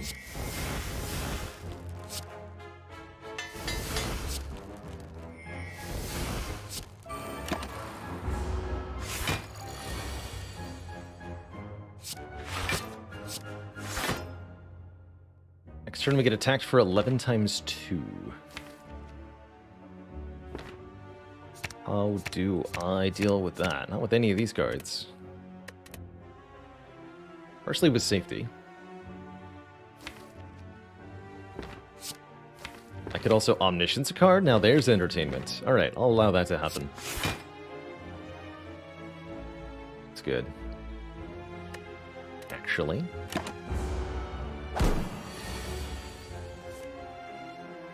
An Omniscience for Worship to enter Divinity, or what I can do that might be better is just Omniscience for an attack here. And just kill with the Blasphemy that we have. We have 2 lessons learned in this deck? We do. It's one of them was a Transform, the other one we picked. And both of them have been getting a lot of play. To do 95 damage.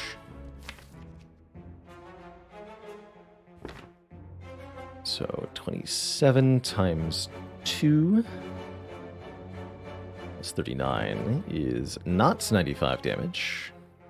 Play Flying Sleeves also, so I need 6 energy for that, and I have 6 energy. Okay, we're there.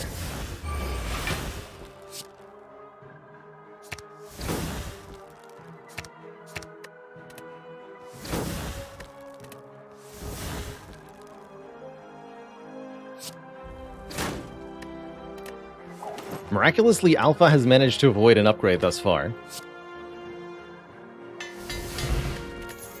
I don't know why I decided to time that phrasing. I was inviting disaster. Do I take a flurry of blows to power the kunai? Maybe.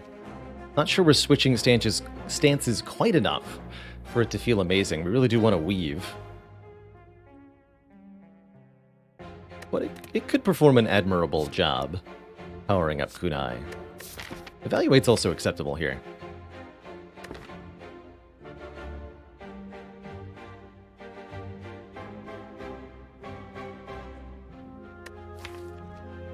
I'll take one evaluate for block density purposes. Our kunai. Well, this looks lovely. Got an eruption swivel wallop sort of situation going on here. And I can do 27 damage. We'd have to finish him off with a cut through feint.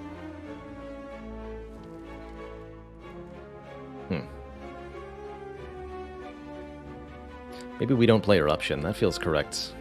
Just go the swivel wallop line. Block for 30, take 1. Then I can get the foresight down. That's going to be worth it.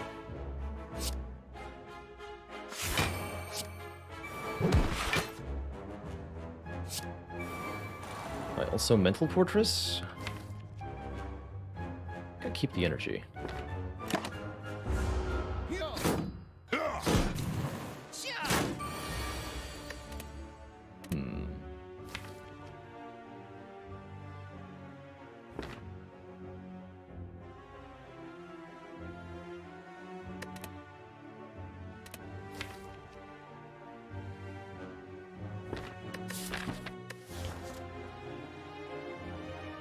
I'm wondering if Alpha might be our ticket out of this fight. No, that can't possibly be. Won't be able to get it in play fast enough.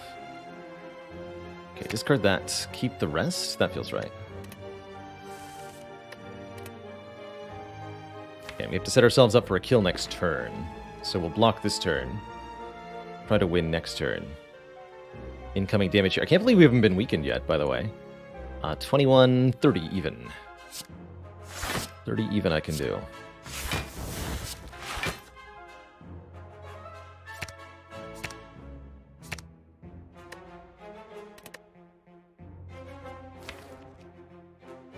Good luck to us.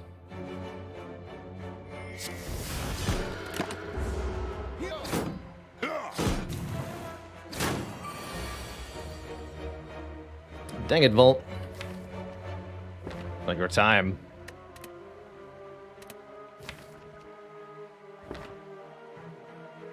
Okay, let's lose one of the lesson learns.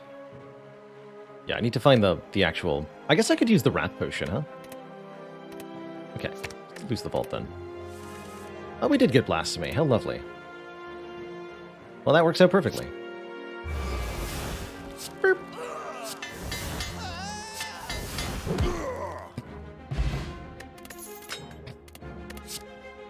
That's cruel. That's just cruel. Just quite like Inner Peace now. Can no longer remove cards from your deck. I don't think that's too large a downside, Heligonian. I think that's pretty comparable to how Ectoplasm works. So I think it would feel similar to Ectoplasm in some ways. Bonus points if it blocks transforms. Elite Nanas, thank you so much for 24 months of support. Much love to you. Man, I'm feeling like we're ready for the Act 3 boss. It's the end of Act 2. That's ridiculous. Also, that alpha is still unupgraded is also kind of ridiculous here. I don't know how we achieved that.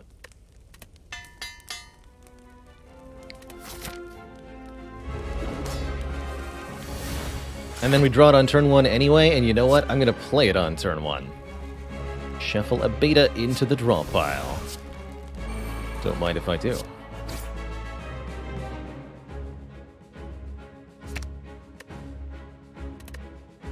Keep that deceive reality.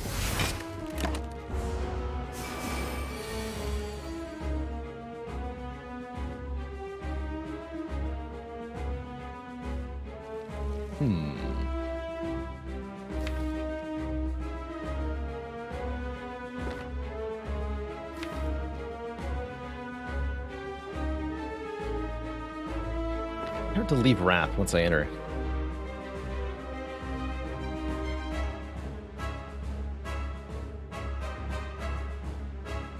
Said. Okay.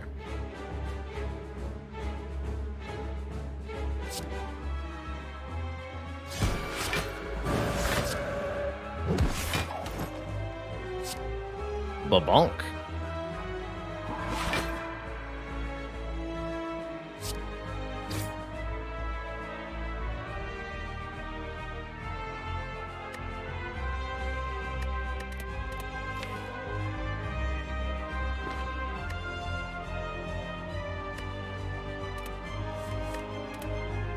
Oh, I see.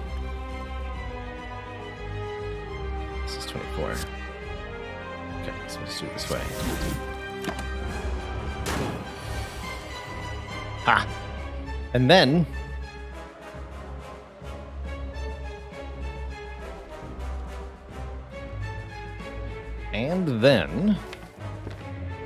as follows. Pray worship to get into divinity.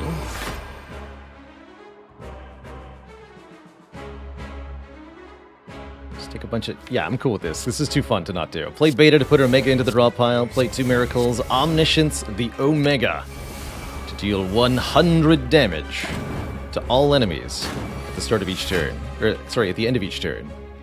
Including when I vault. Pretty hype.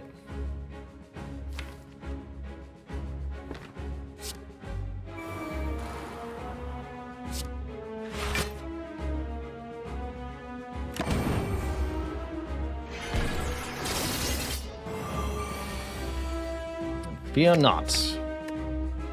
Your lesson learned is hopefully still intact here.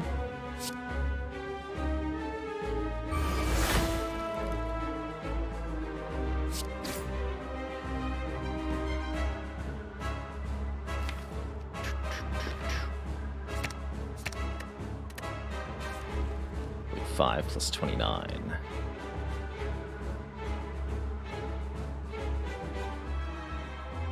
Yeah. We there. Still haven't upgraded Alpha either. Amazing. Second Omniscience or a second Vault. If we can get this run to 3 copies of Omniscience, we can do some really, really silly things, actually. So I really like second Omniscience as our stepping stone to the third one. Another copy of Vault ain't wrong either, though, and it would help us massively in getting set up. That said, I'll take the second Omni. I think that's a wild time. Leave that potion on the ground. Do I take a Snecko Eye? Make all of my cards cost random amounts. Actually pretty good with most of the cards in this deck. Pretty spicy Snecko. Or we could transform and upgrade 3 cards with Astrolabe. How hilarious, all things considered. Or we could take the Cursed Key, giving us a curse when we open the chest in Act 3. I think that could be pretty bad. We could transform the Lesson Learns into new cards. That's kind of funny.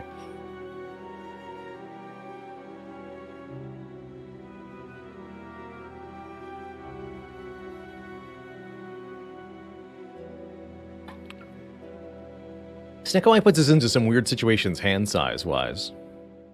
I do think that we benefit a lot from more energy, but I'm a little worried about what taking this curse is going to do to us. I am going to take the curse key, ultimately.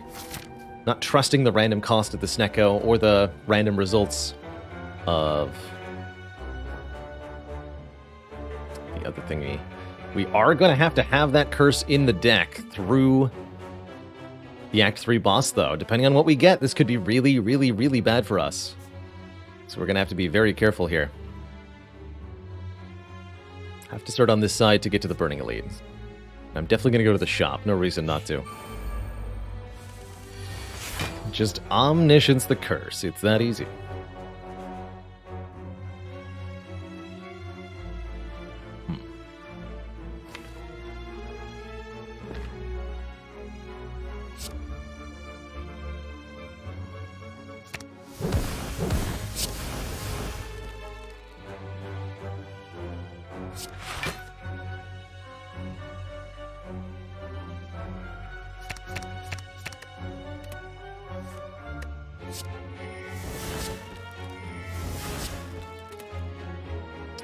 Twice, that's right.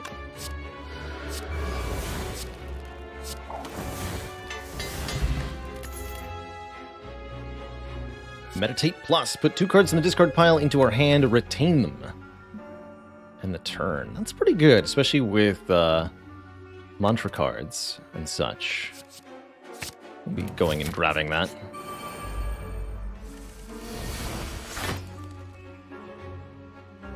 Blasphema.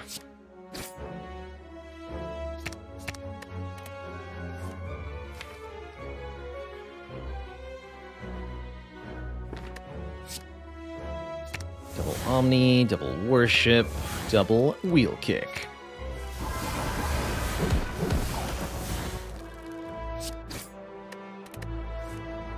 Burp. There's the Alpha upgrade. I'm cool with that.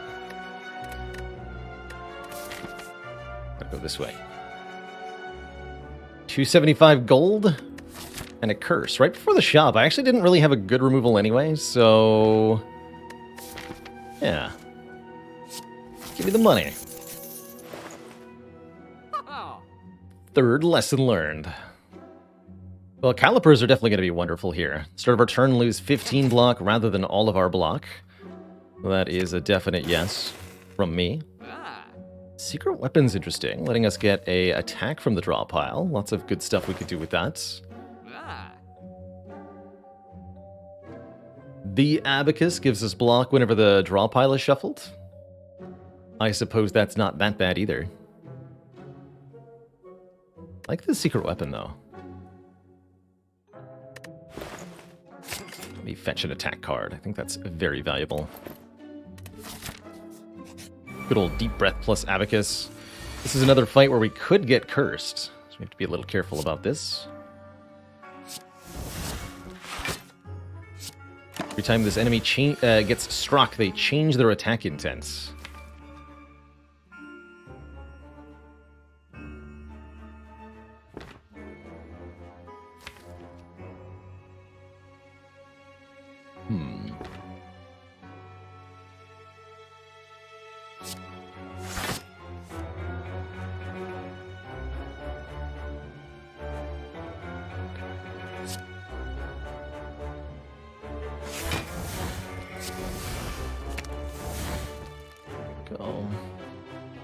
Foresight, double beta.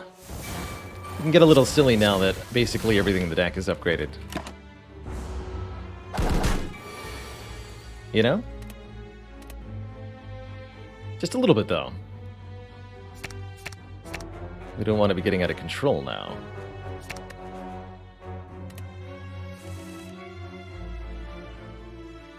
Why? Centennial asks, why not Omni Beta Omega? Because you have to target the second Omniscience before the first one goes off. So you can't target the Omegas until they're in the draw pile. Omega is created after the chain finishes. That's the other way to phrase that. Yes. That's where the third Omniscience comes in. Because the third Omniscience allows us to actually double the Omega at the same time. That's what we want. Oh, I don't have Mental Fortress in play? Uh-oh. I did not foresee this outcome.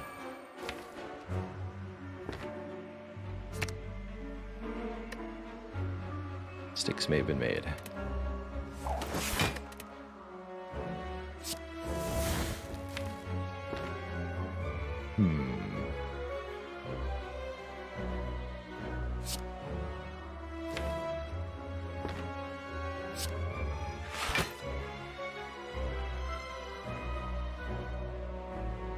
So what's the line here? Currently I'll take 6. That's pretty reasonable.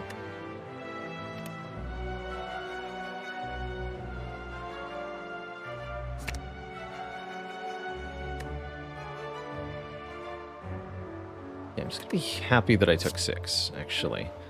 I'm gonna meditate the Omega.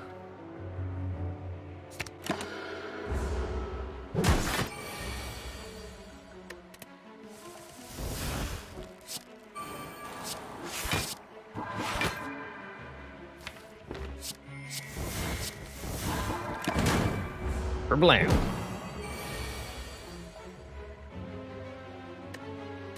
Beautiful. Please suffer 100 damage.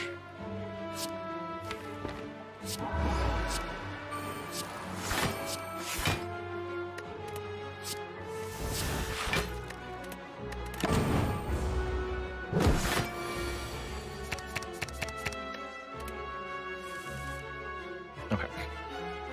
Didn't realize you were having block here.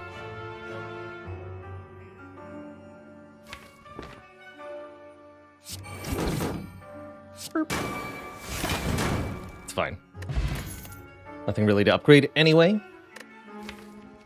Could try to incorporate a Protect here. Could try to incorporate a Like Water here. I don't think we'll do either. Kind of like tangential but not supplemental ways to improve the deck. I guess I'll upgrade the Secret Weapon. Really doesn't matter what we're doing here or here. Forced rest sites. But at least we're going to get some sweet relics, yeah?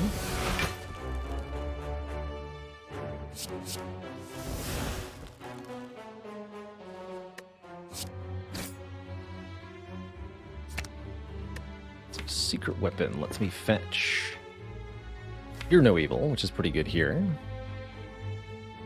Could also keep looking for Cut Through Fates.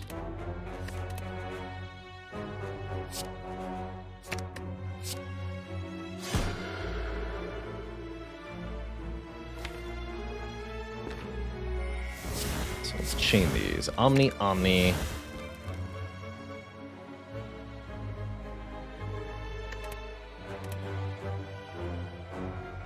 Let's go double Mental Fortress, double Foresight.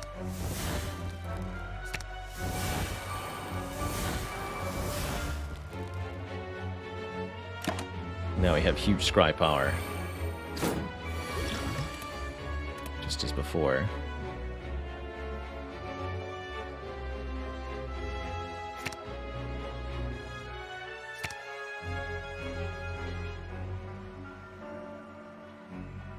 Kill the dagger with the flying sleeves. Corruption, meditate, evaluate, get rid of pray, worship, lesson learned. I guess keep beta? Let's see what we can do here.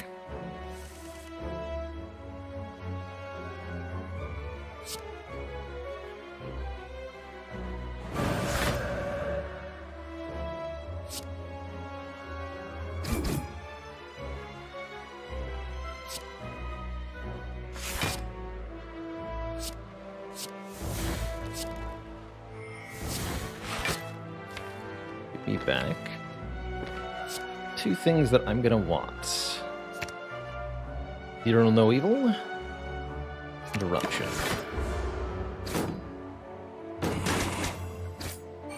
You take a little bit of a hit there, but nothing truly disastrous or anything.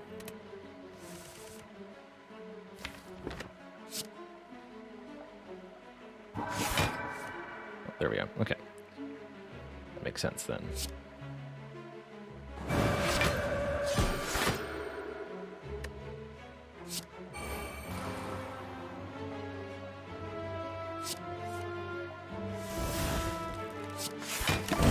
Boom.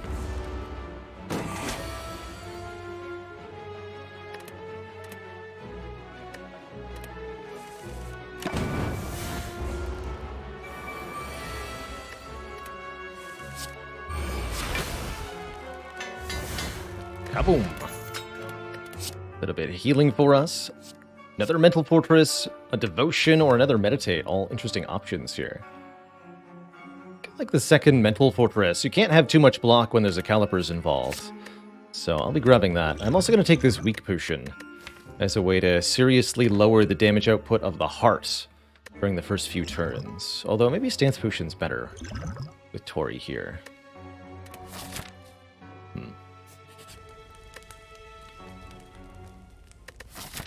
There's only one, only one card to upgrade. I'll just rest instead here. And we're going to path towards the Burning Elite. Here's where things could get scary, because I do have to open this chest. Thankfully, the curse inside is merely a shame, giving us one frail at the end of our turn, and not something really nasty like pain or normality. We have enough scry that I think it would have been maybe okay, even if it was a pain or normality. But we would have had a lot of fights to suffer through. What a shame about all of that.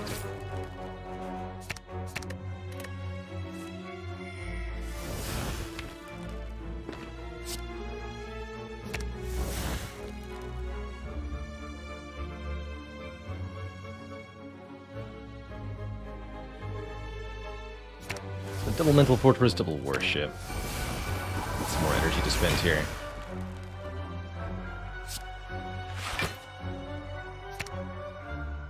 Now I'm in Divinity.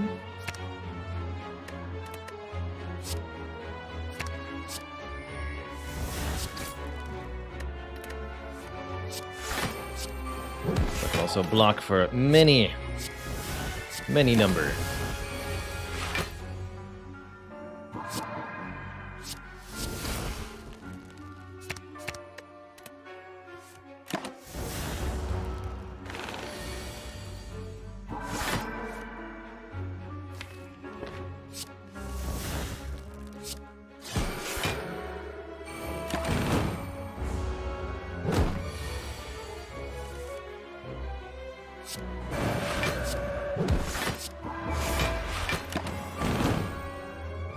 Beautiful.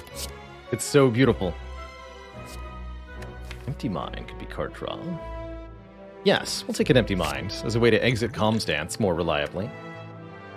Liquid Memories is powerful here.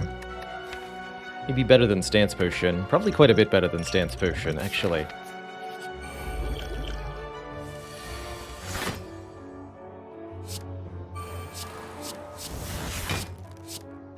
What we got here? Keep these two together, discard these two.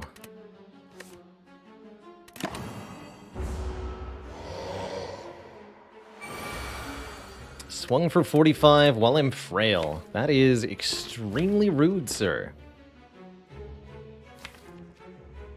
Who do you think you are?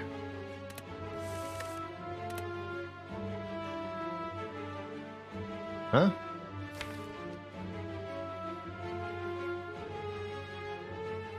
Right, well, guess what? I don't actually care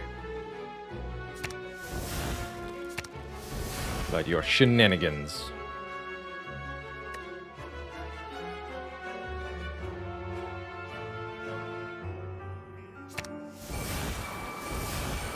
I will just gain 20 block whenever I change stances. Get him, Tori.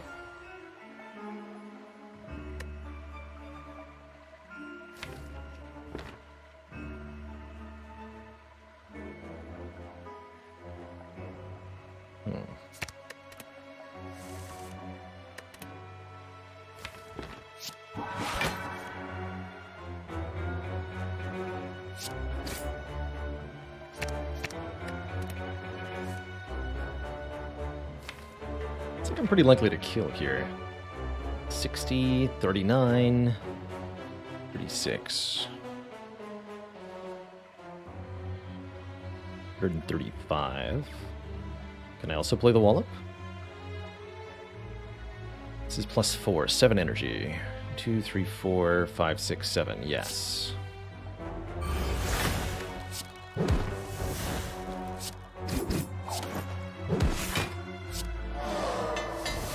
Bonk. Could take more scrying if we wanted to. I think the Just Lucky with the kunai is also fine. Fine. Not amazing, but fine. I'll skip it.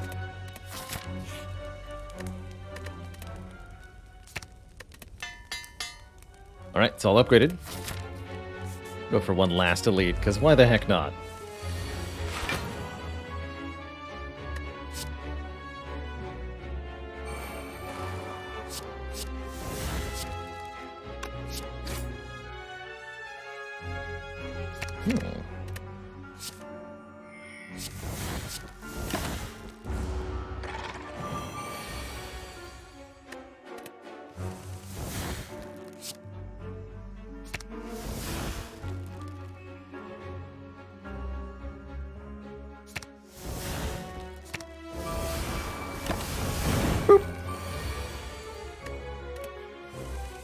Not your turn, it's my turn. And I say you lose, sir.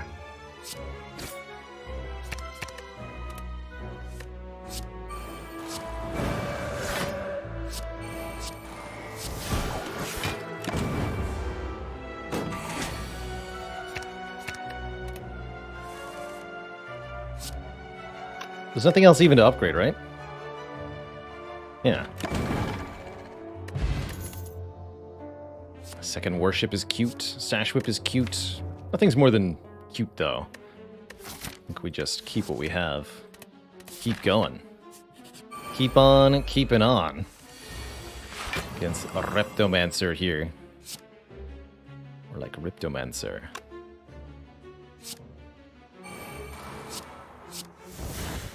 I'll just Vault. I could Miracle to Prey. I don't think I want to. No. Ugh.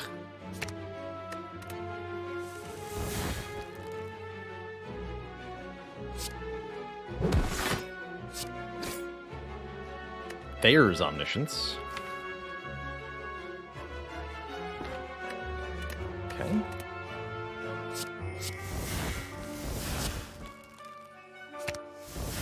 Go double beta, double...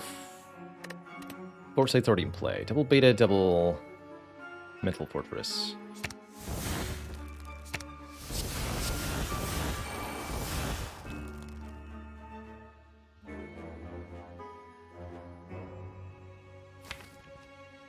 And I should be able to play one of those next turn. Keep the miracles so I can actually block.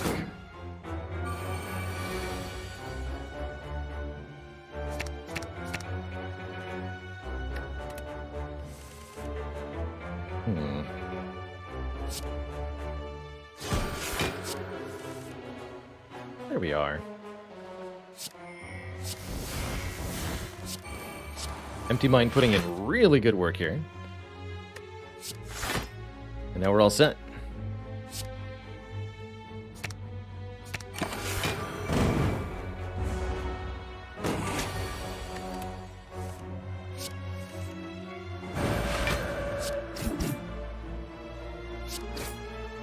Now that we're in Act 3, this Alpha Beta Omega is actually kind of incredible. And I've been very happy overall that we have it. One more Prey is actually quite reasonable too. Although Time Eater says don't worry about it. Time Eater says just get alphas in play.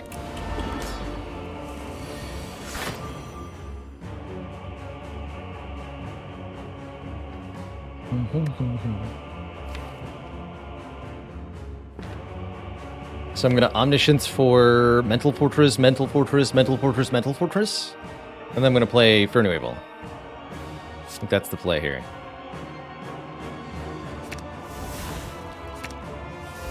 That's a lot of forting. Oh, we can actually do way better. We can go Fear No Evil, Eruption, Inner Peace, Alpha. Block for 82 on turn 1.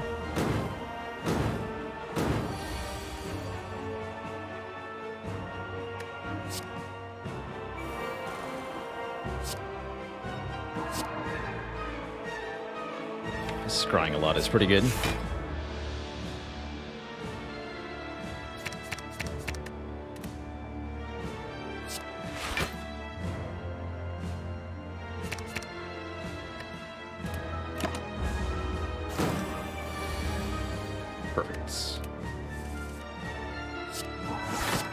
Enter Divinity so that I can leave Divinity. So that I can get block.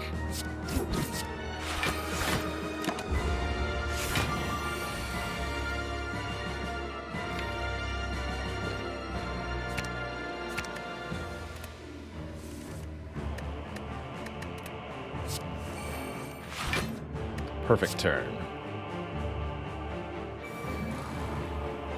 Empty Mind Omega. We'll meditate rather than playing the vault here.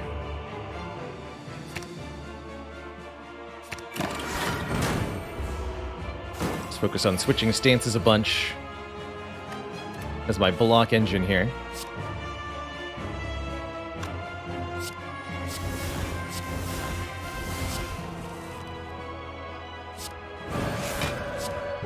Guess we'll hit him while we're at it. As I can. Get some dexterity or something. Sure. Use one of those. Use this. Meditate. These two cards.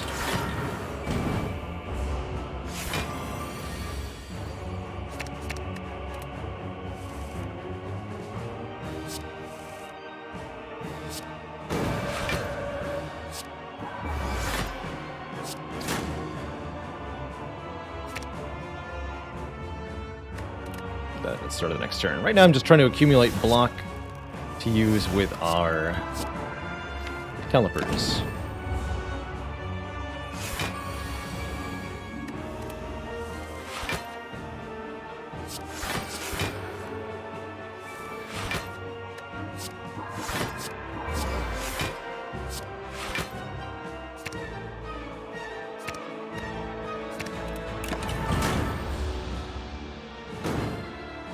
Is I enter Divinity just for the block, the Watcher equivalent of reading it just for the articles? I think so.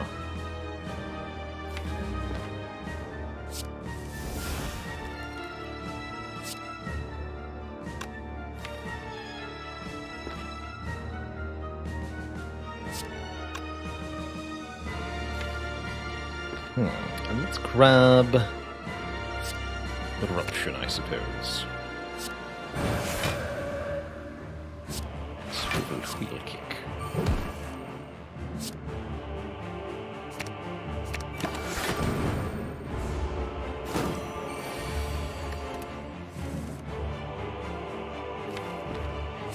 Fun fact, your Omega activates an additional time when you play Vaults, which is pretty spicy stuff. GG. Mr. Time Eater. GG. That was not at all difficult, as I feared it might be. Now we're up against the Awakened One, and I think our fight is going to look a little bit different, especially with this particular draw order.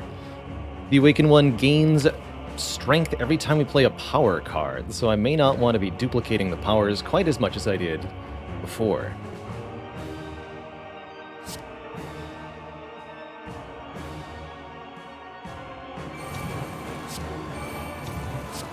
Secret weapon is here, even better. Fear no evil into eruption.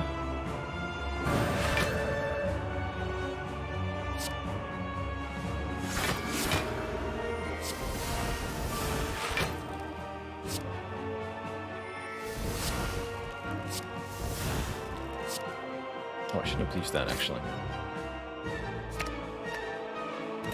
Good. Keep scrying.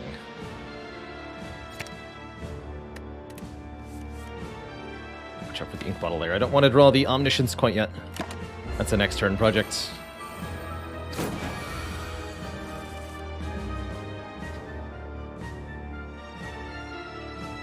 So, we can chain Omniscience. But should we? Doubling Prey on this turn could be useful. Getting me into Divinity right now for a big wallop? That sounds pretty good. Let's go double Prey. Double Swivel. Or something. No, Swivel's unnecessary. Double Prey, double How about double inner piece, double prey? Actually, I love that. Check this out. So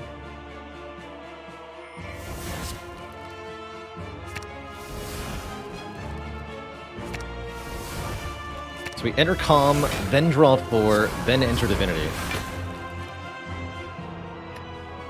And we have the big turn.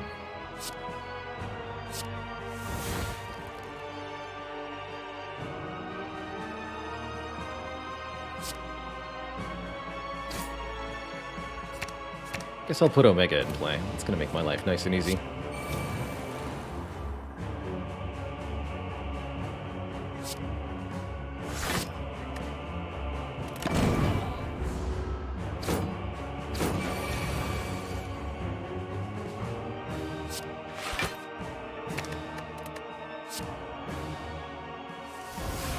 Something deeply ironic about bottom card Foresight. I like it though.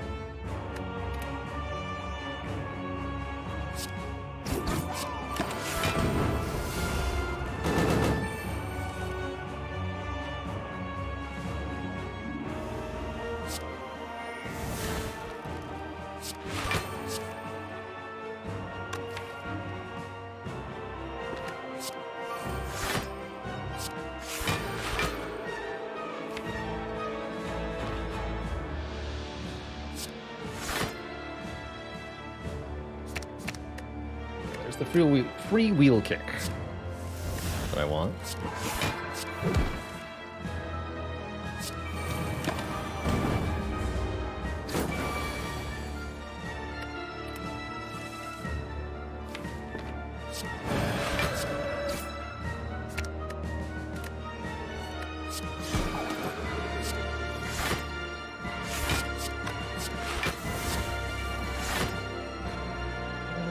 Yeah, just get all this exhausting stuff out. Permanently.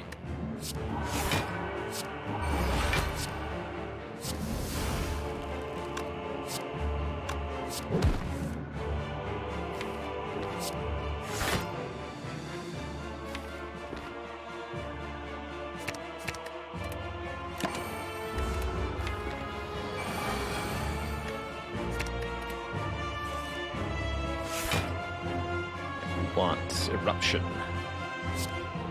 It's the secret weapon that we want. So we go Vigilance, Eruption, Block, Scry, get back these cards.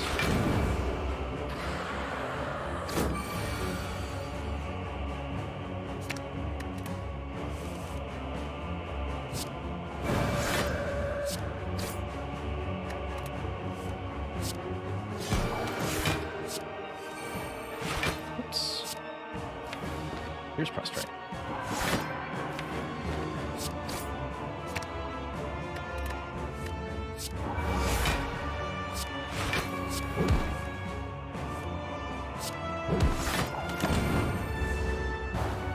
Well, kerblam, Mr. Awakened One. GG. Good fight and all that. But you are extremely dead.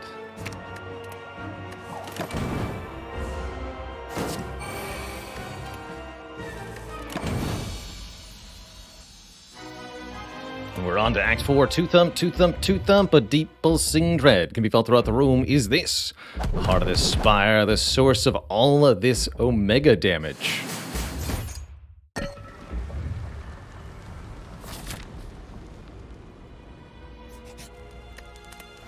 Have ourselves a final snooze.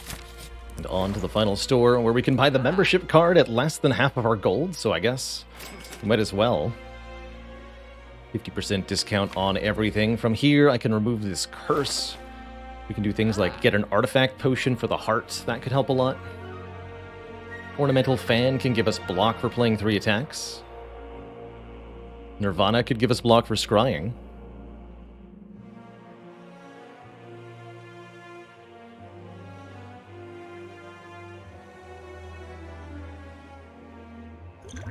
Flash of Steel goes nicely with the Kunai and the Fan as well. We could do something like Ornamental Fan, Flash of Steel. Well, I'd rather go Ornamental Fan, card remove. We have that's exactly all of my money. Oh, it's meant to be. $0. Perfect utilization.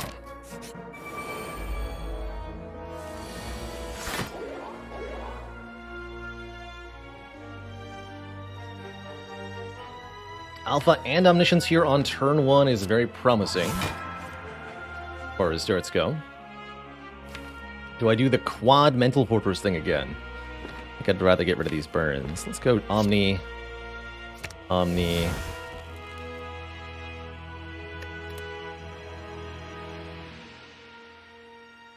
Actually, a really good double worship turn. Yeah. Who needs to block when I can just kill them?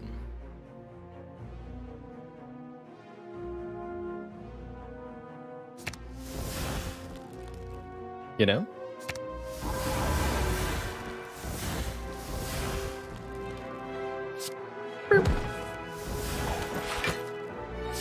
Bonk.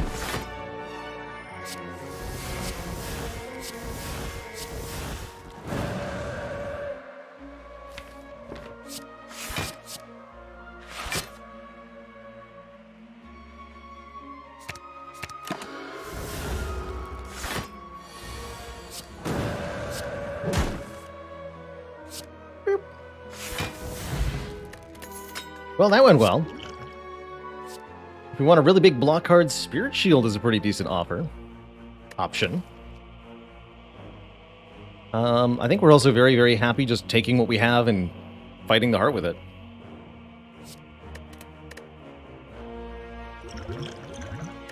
Dex Potion could help out a little bit. I think I like the current potions better, though. Onward. Onward.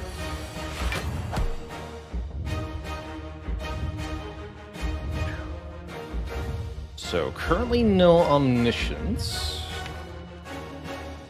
Can fix that, potentially. One Mental Fortress in hand, one at the draw pile. See what we see on top of the deck. Foresight.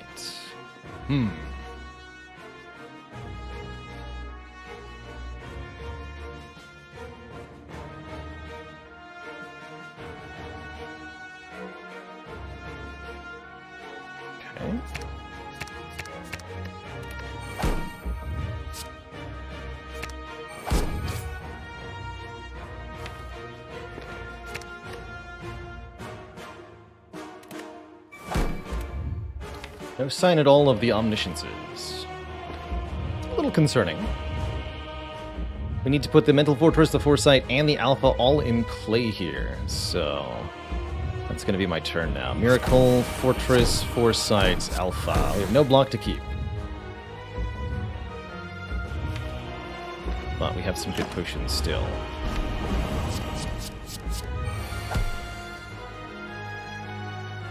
Okay, these are reasonably beautiful. Definitely keep these two.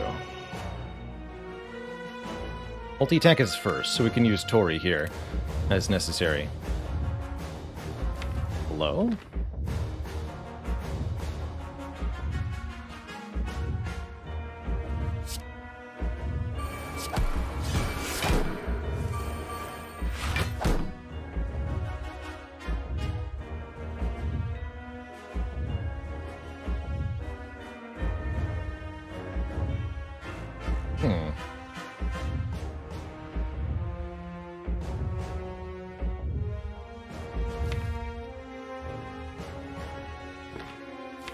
Meditate gets me Empty Mind, Fear No Evil, which is pretty powerful, but I really do want this beta to be put in play. I guess that's where the Liquid Memory comes in.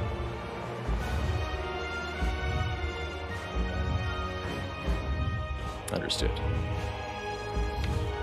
Yes, that's where the Liquid Memories comes in.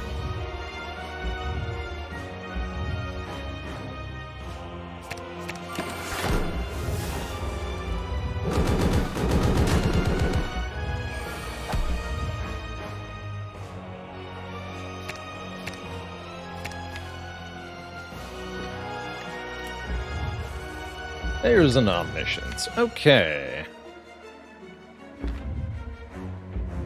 A little awkward, though.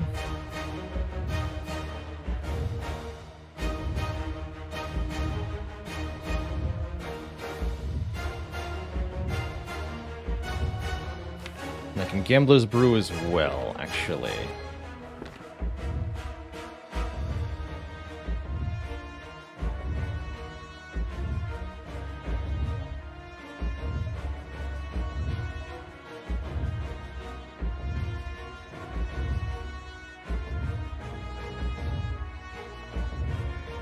There's a few ways to do this.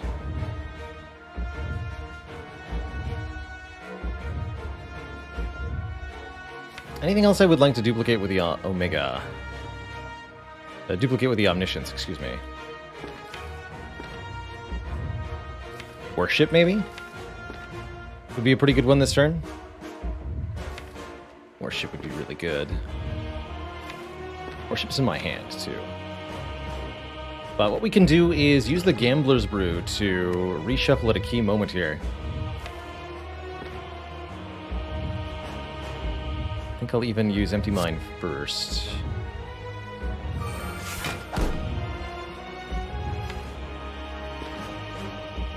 Perfect. So now if I Gambler's Brew, we're guaranteed to get Omniscience. So keep Blasphemy, discard this.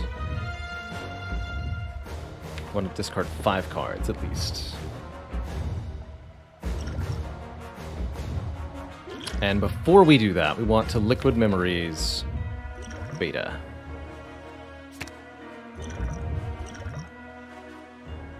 So 1, 2,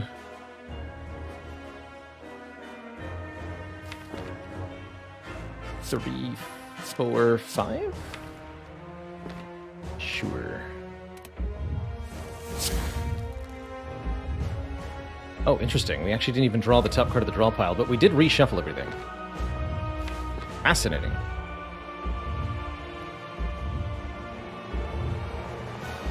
Oh, I was supposed to discard the Omniscience. Whoops. Yes, I was supposed to discard that. Brain fart. That's fine, though. Truly.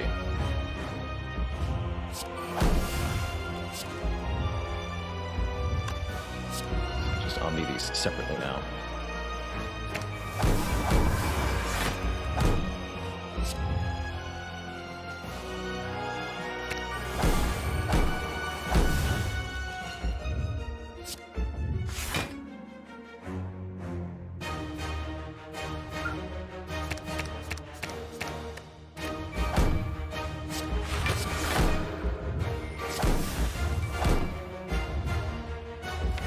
Okay.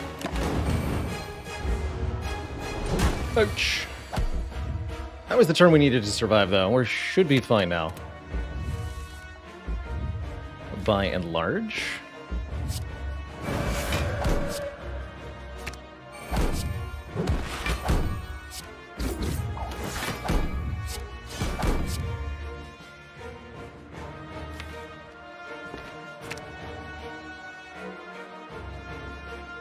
Empty Mind is in the draw pile. Good.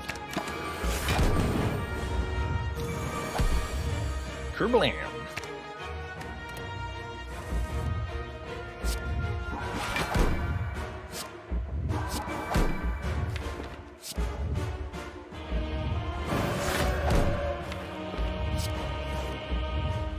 Just using the stance changes for the block, primarily. Not really worried about a whole lot else here. Of course, when opportunities present themselves, we'll take them. Looks like we're good.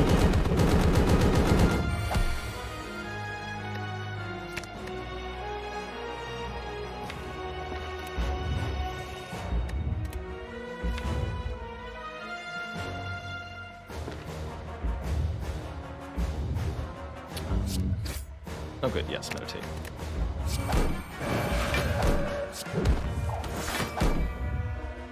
Wonderful.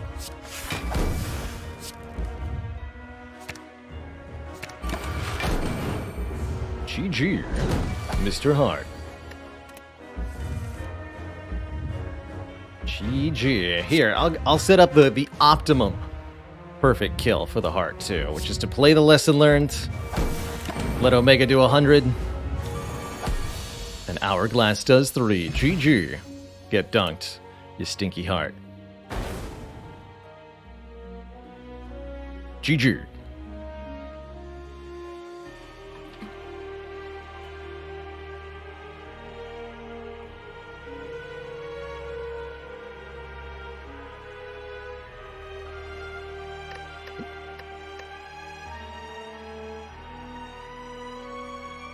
GG, what a fun watcher run. We got to put heavy use to the Alpha, Beta, Omega sequence, doing exactly what we expected. Patching the long-term fight weakness. Anything with less than 400 health got killed instantly by Blasphemy. But anything with more than that, we needed the per turn damage for the kill. Worked out beautifully.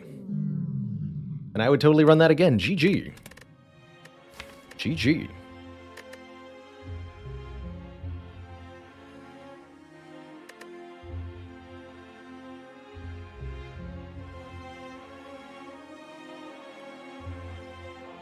Up the streak.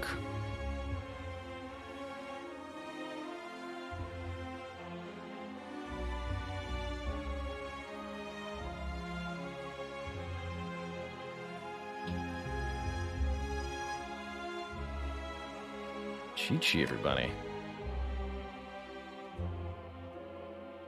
Next up, it's going to be some Ironclad then. But first, it's break time. Gonna refill the legs, stretch the water, all that good jazz. When I return, you know there's gonna be some more swanky Ironclad action. The best, as usual, the Iron Lad. Will it be another Dead Branch corruption run, even though we just had one on the defect? Maybe. But that wouldn't be a bad thing now, would it? Alright, I'll be right back.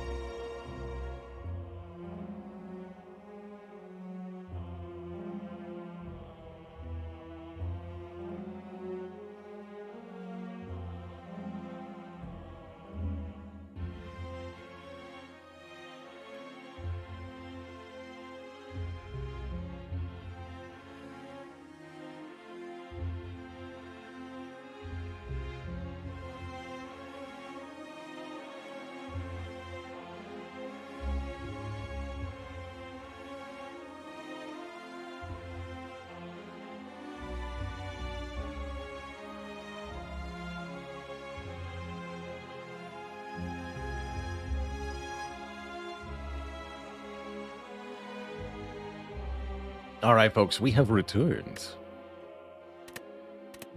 I'm feeling right as rain. So excited to see what is in stock for this run. Could be anything that happens, you know, when you start up an Ironclad run. Is it going to be really easy? Is it going to be really hard?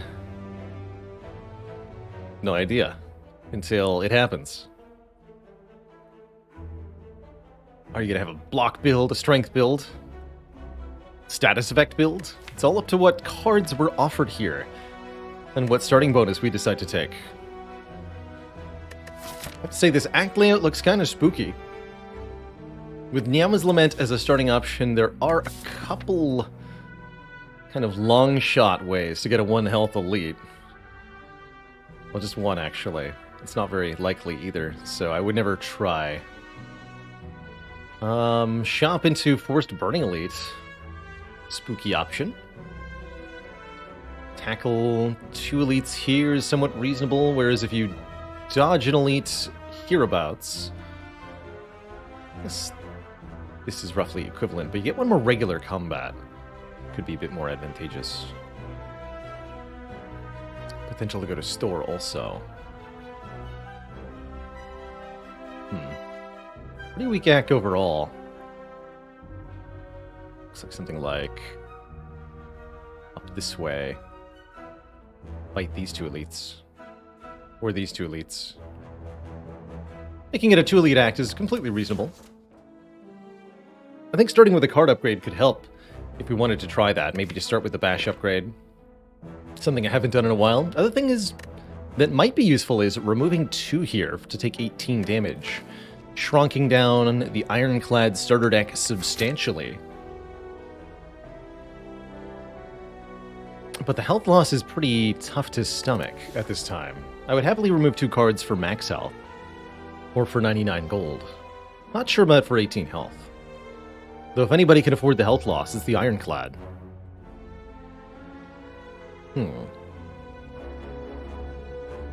But the other characters, the more I've played, the more I've come to find that remove 2 starts are just absolutely fantastic. So perhaps that is then the leading logic here. If it works for the others, surely it's good for Clad too. Probably remove 1 strike, 1 defend, although I think there's a decent enough argument for remove 2 strikes. Would not remove 2 defends on Ironclad. Well, actually, I mean, that's pretty good on if you're trying to speedrun. On A20, I don't know that I would do it.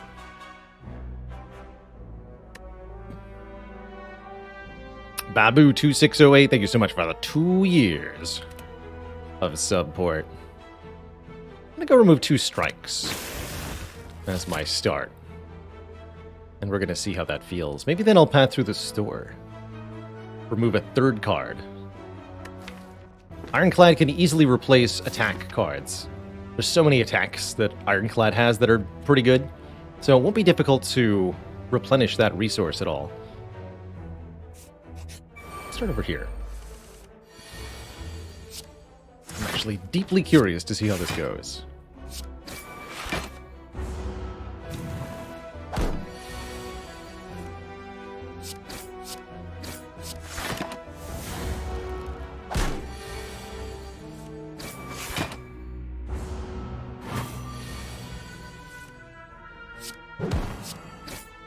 Up some health from the first fight, that's good. Really good potion as well. Oh man. Amazing choices. Lava Pummel Strike to replenish the removed strikes and keep the draw going. Whereas Truget to slim this down further could lead to something like dropkick shenanigans as our future. Honestly, either way, the Pummel Strike helps a lot. Let's take a Pummel. Have to replenish some of that missing damage big time.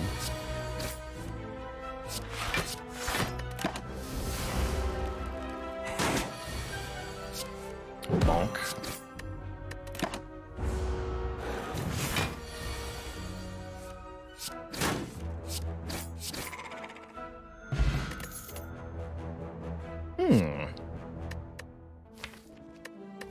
If there's ever a time for Metallicize, it's in the first few floors.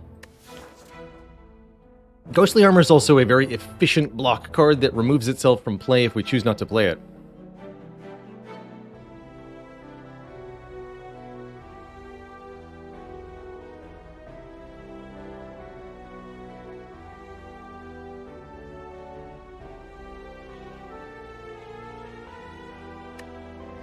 I don't think I would ever take the Seeing Red here. I think I'm more likely to regret taking the Metallicized than the Ghostly Armor. But that is a card I want to explore a little bit more. Let's grab it. Let's grab it.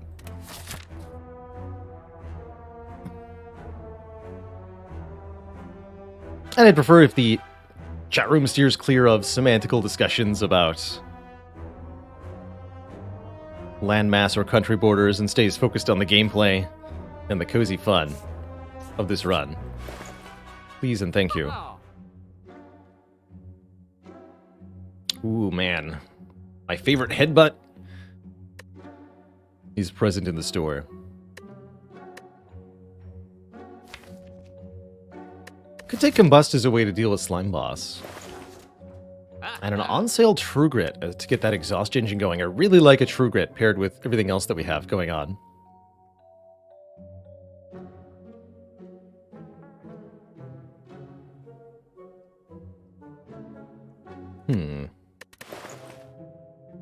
Given that we started with a removal start, I'm really inclined to take a card removal here as well.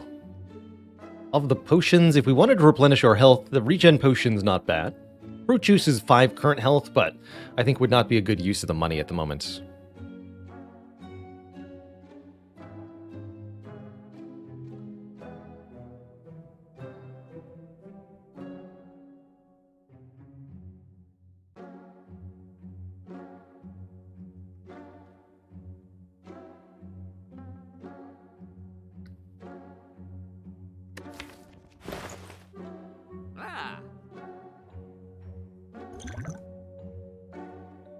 Let's take this True Grit. I'm going to remove one more strike.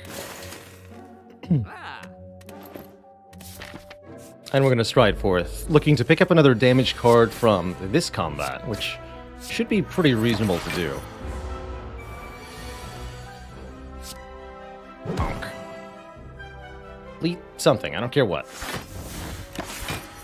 That works too.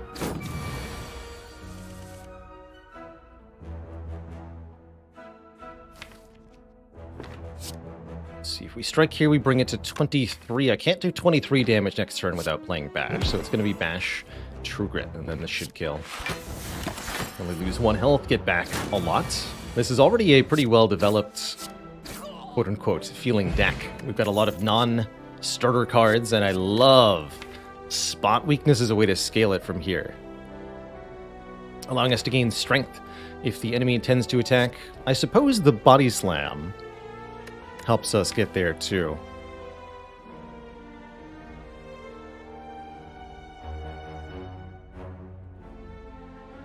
A very nice card with True Grit and with Pommel Strike. Body Slam upgrades to be 0 cost. Not something that a lot of Ironclad cards can do. Actually like Body Slam a little more against Slime Boss?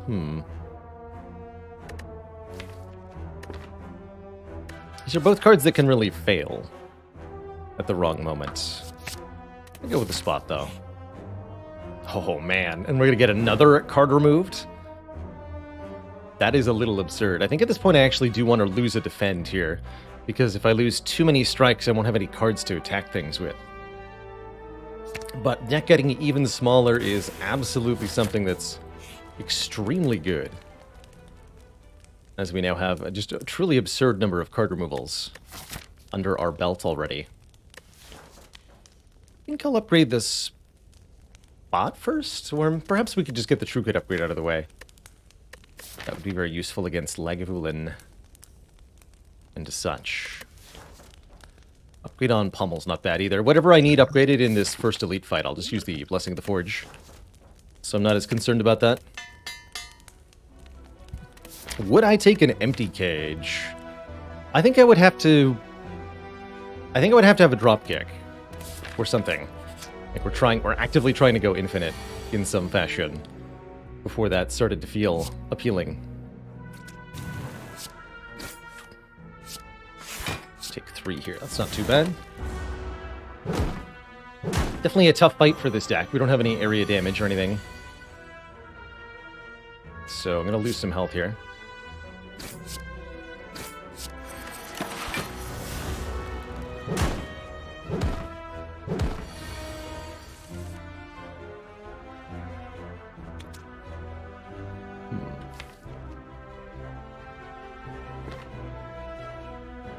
Interesting. Actually, Bash Strike should just kill you, right? Yeah, there we go.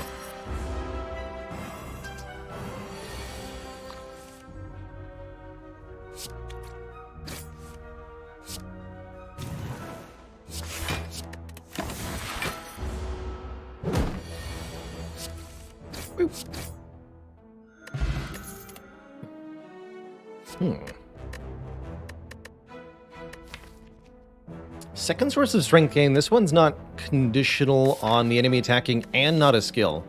So it's comfortable to pick up right now also. From there, we have a lot of incentive to start taking strength scaling cards. Cards that strike multiple times or otherwise benefit in multiple ways from strength. Like Pummel or Whirlwind or Sword Boomerang or Heavy Blade or stuff like that. Double True Grit's a weird option. I don't think that's really good for 2 elite fights here. I think we'd much rather have the strength. I suppose that Power Through could have been quite nice as well as a block option. 3 sentries are definitely awkward with how few actual cards are in the deck at the moment. This would be a good hand to upgrade.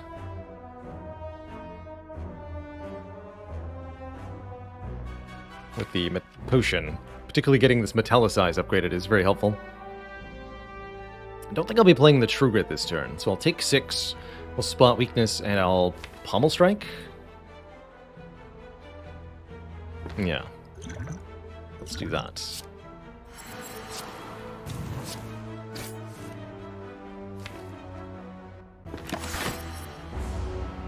Accept this outcome. Pink.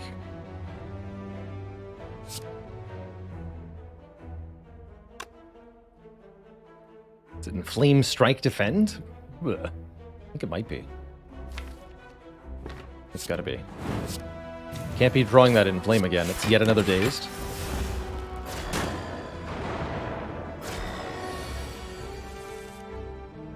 Oh good, this worked out. Exactly 16 damage. We have no hope of ever killing this one next turn, so let's put the damage on the one with the lower health.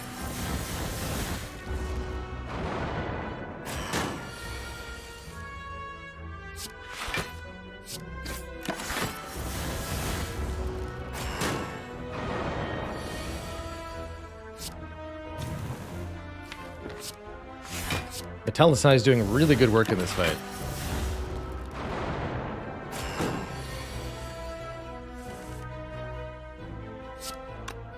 Very good.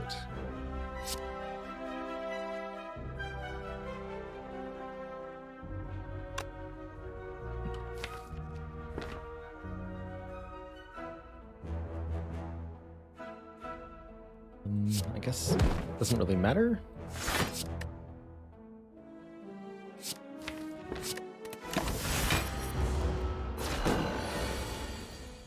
Really wasn't sure what to do there.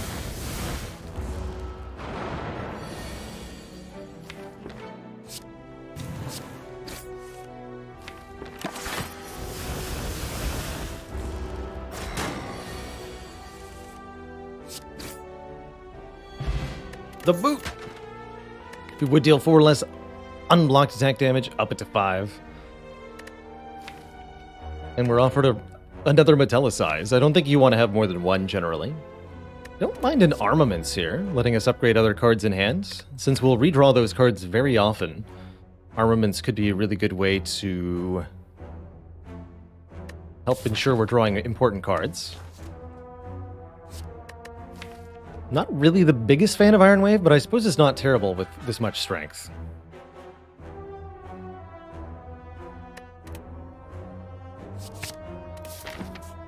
I'll take an Armaments. And an Art of War. If we don't play any attacks on our turn, we'll gain an additional energy on the next turn. Said I am a little concerned, not hugely concerned, and now I'm a lot less concerned about this elite fight. Actually, I'm no longer concerned. This is not a Gremlin Nub, and that means we can play it nice and slow, benefiting from the Art of War while this nerd falls asleep, and use the Armaments to get upgraded block cards.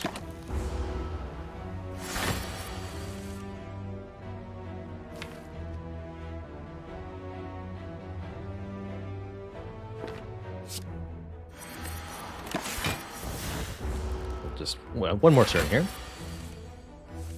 Now we can Arma the Bash and have upgraded vulnerability for quite a while here. Wake up!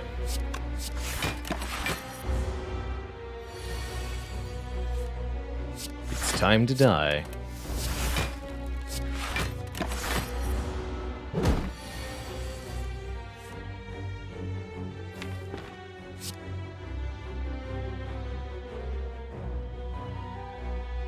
Upgrade the pommel. That draw 2. And then I'll spot weakness at the end here, I think.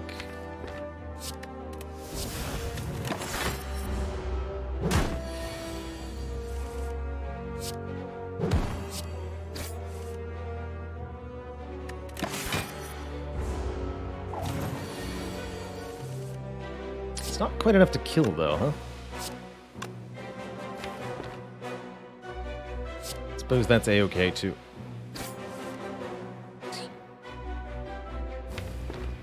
Just keep true gritting stuff down.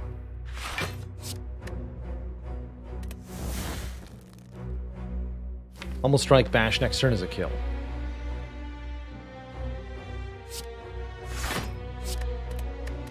Should be, anyway.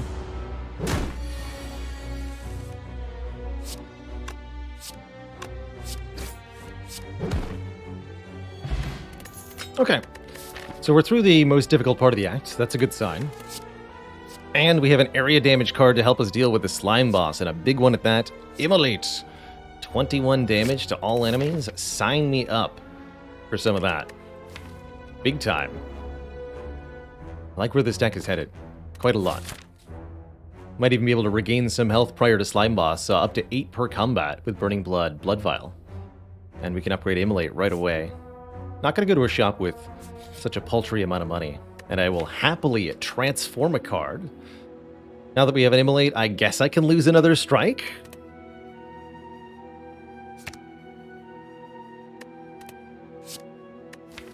And now we're a dual-wield Metallicize kind of deck. Oh dear. What's happened? Dual-wield lets us copy any attack or power. And my hope is we'll see maybe a mummified hand later to capitalize on that. That would be my favorite. Personally. Let's take the Art of War line here.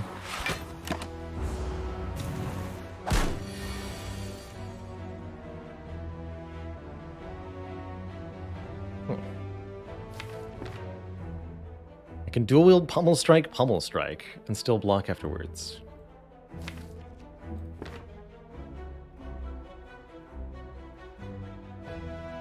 Or I can Armaments the Metallicize and make copies. Lock for 8-13. I think I'll do the dual wield Pummel Strike line. Cool, we even get the True Grit, so I actually perfectly block. Good. Dual wield actually did something immediately, which is surprising. Oh man. And a choice between Boomerang or Battle Trance. That is a tough call. Battle Trance is hella card draw. But Boomerang is very good with this much strength.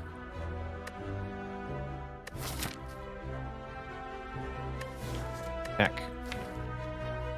Taking the Trance, but it might be the wrong pick, admittedly.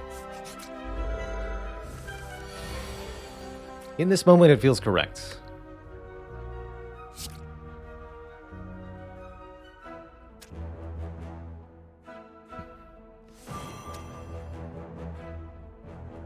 Arma, Defend, True Grit.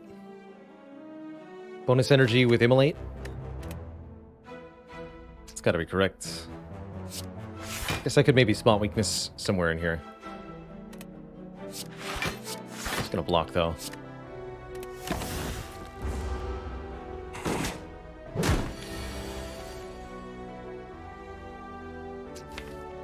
$50-50. Yay!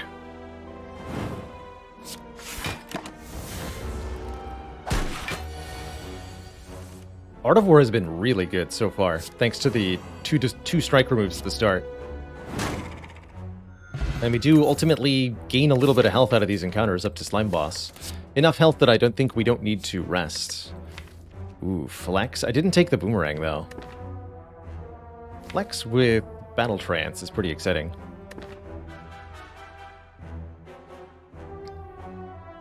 Hey there, Chijil. I mean, we're on a 6 right now, so who knows? Anything could happen.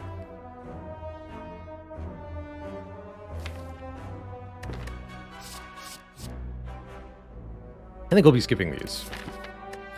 This Hemokinesis is not too bad either. And I'm going to greedily upgrade that Battle Trance to make it draw 4. That's my upgrade of choice prior to Slime Boss. If we need to use the Distilled Chaos during this fight, that's fine, but I think overall we're going to be in really good shape here.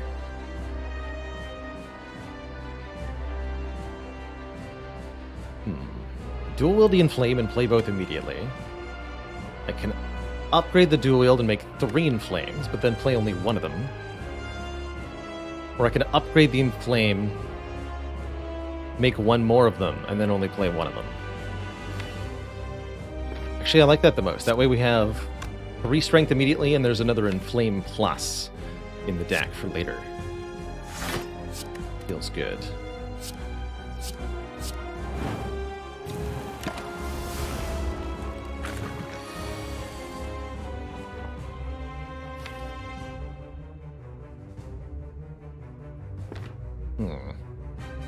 Bash Immolate does not split the Slime Boss.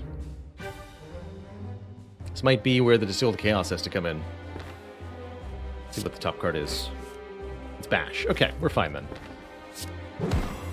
As we get the Vuln down now, next turn, Immolate, Strike. Should be good.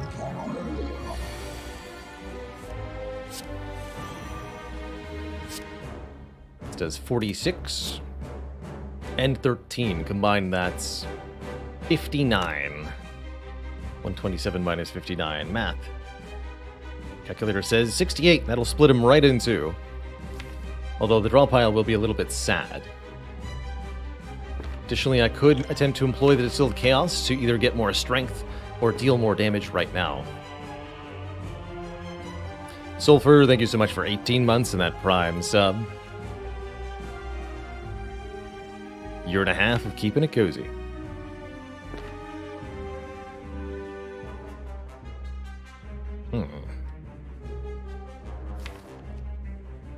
There's 3 hits and we're hitting 3 cards. Not a very good ratio.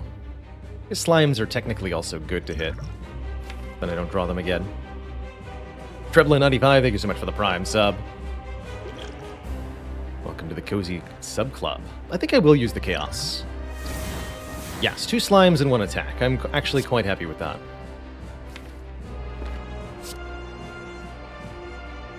Guess that means I could spot Weakness Immolate. Have a bit more strength. But less health is also very valuable.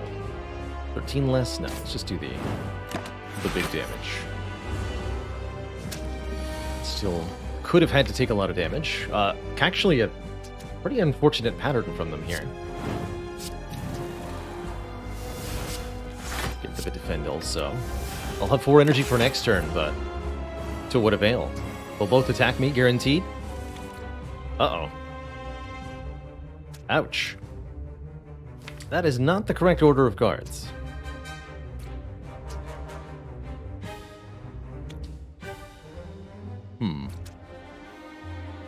Well, the good news is we have enough health to survive this. I believe I want this gray slime dead first, so you're the one I'm going to bash. And I will get rid of slimed and play defend, I suppose. Cling desperately to my remaining health. Please immolate. Yes, good. Dual wield the immolate. Kind of like that, actually. It does exactly 25 while weakened, so yes, this is surely the best line. We duplicate this so that I'm much more likely to see it next turn. Then play.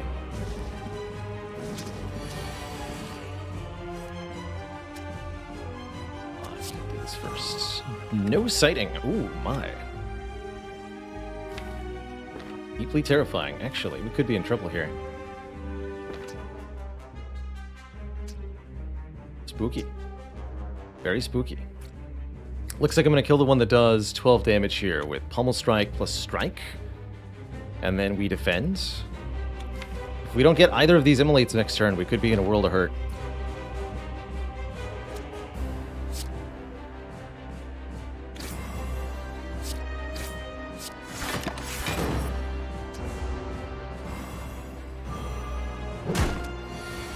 No, we're good. Okay. Whew.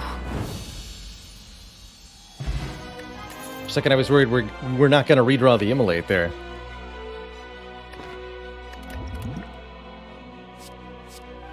Beautiful. Beautiful. We have an Inflame, we have a Spot Weakness, we have a Dual Wield. I think that makes a Reaper an incredible addition here, allowing us to massively sustain ourselves using our Strength gain. The double tap would be pretty good as well, letting us play Immolate 2 times.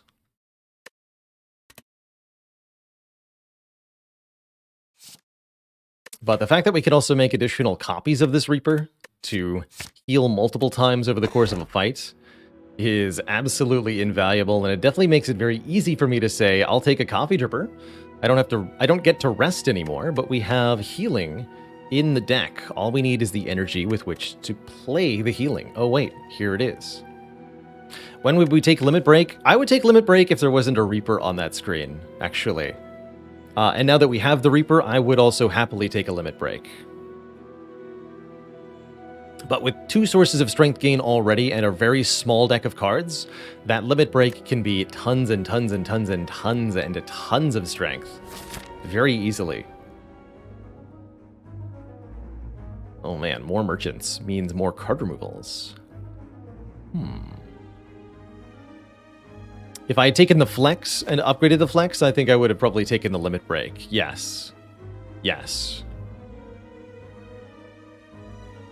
Yeah, we're like missing a Pummel instead of the Metallicized to have allowed that to occur. We just had a little bit more damage for me to really want the Strength immediately.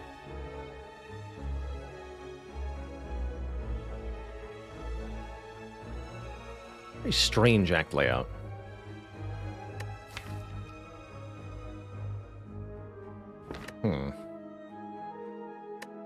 At the shop, I would what? Remove a strike? What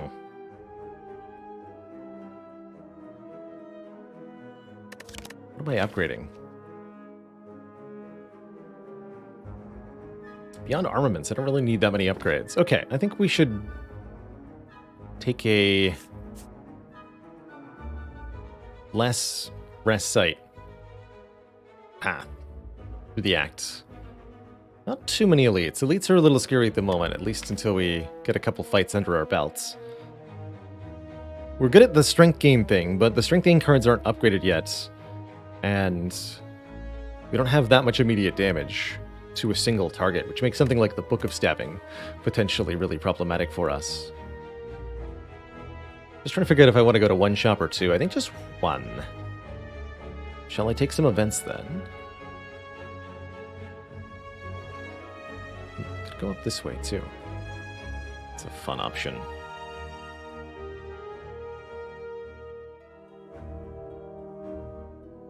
Yes, we'll head to this store. But I take bites here? Probably not, just because of how many strikes we've already removed. But with Blood Vial and Coffee Dripper, usually you'd want them.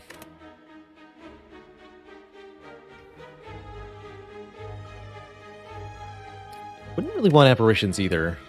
I think I should be taking combats over events then. Actually means I maybe want to go this way. Okay, let's try that. Theoretically, combats are just free hit points for me, most of the time.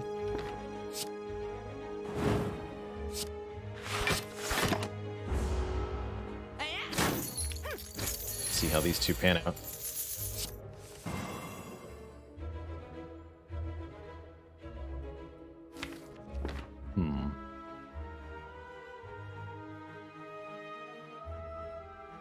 It armaments the Reaper than True Grit. I don't know that that's actually helpful.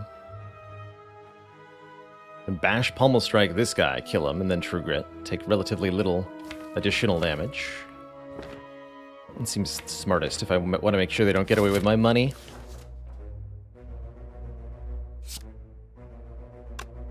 That's 8 plus 13, yeah.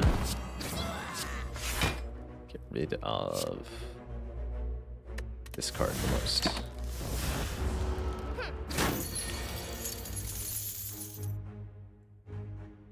Rude.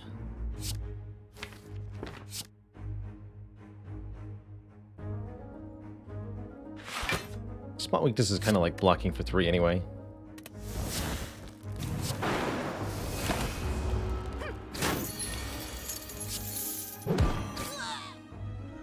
Bit of a wash on the health. We do pick up a blood potion, which is healing at any time. And I love to see a shrug here as a way to block and draw a card, or maybe a cleave so that we have a bit more area damage. Now, I'll take the shrug. Shrug's going to play a lot better with our Art of War, I think, than the pommel strike would. Or offered another prismatic shard. How amusing. That said, I don't know that this is the time or the place for this, necessarily. Although there's some pretty fascinating stuff we could do with cards from other colors, involving Reaper, especially. I think twice. Thank you so much for 5 months of support.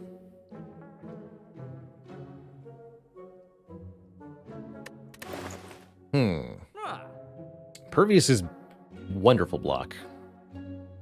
Card removal is very appealing here.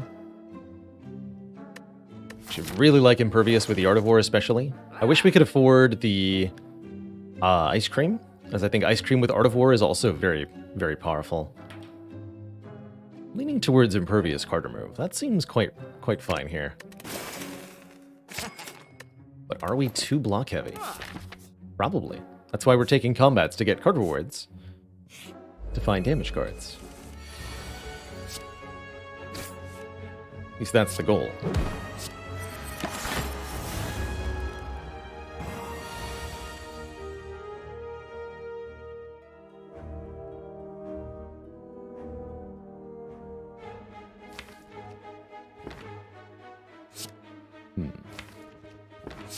This is going to be a bit of a problem of fight with all these days.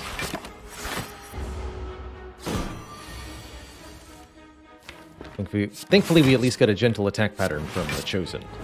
Don't take much here.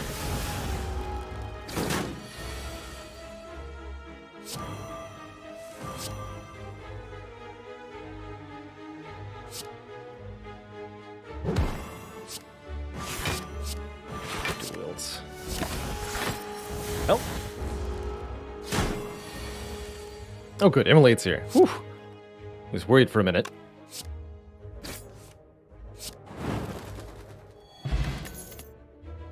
Heavy Blade Plus. I have to tell you, chat, I am not a fan of Heavy Blade, but in a deck with this much strength and with a free upgrade on it, I'll take it. This card slaps for 5 times our strength. Plus 14. So once you have 5 or so points of strength, it really starts to hit very hard.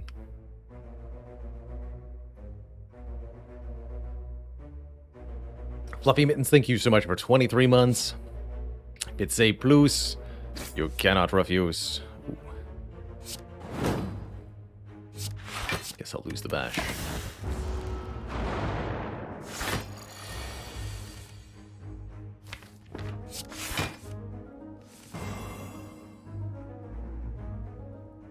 Let's go Spot Weakness Reaper. Solve multiple problems. Or is it actually better to go Inflame Reaper? That way I can't redraw the Inflame. Galaxy Brain. I think I do want to redraw the Inflame one.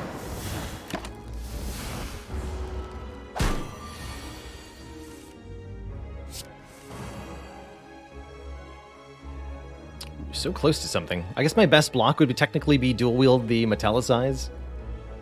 Play them both. It's gonna go Metallicize, defend Reaper, defend Immolate, excuse me.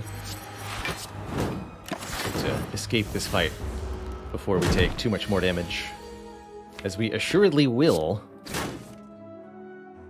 We stay here too long.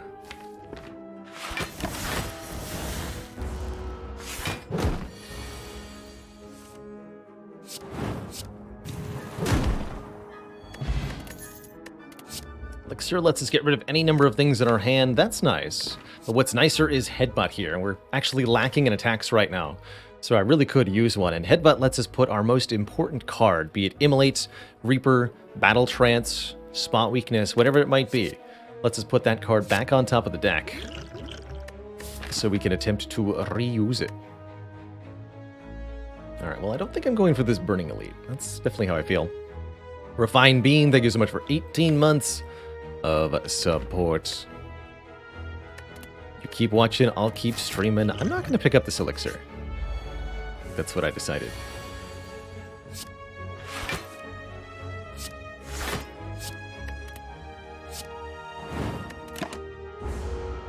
We'll get to not do damage to this neck. Heck.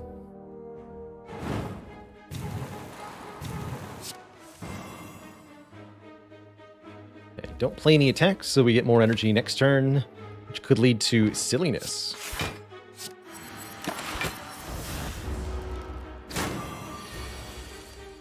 Two-cost Reaper, dang it. Well, I can dual-wield the Pummel Strike, and all the created Pummel Strikes will be free.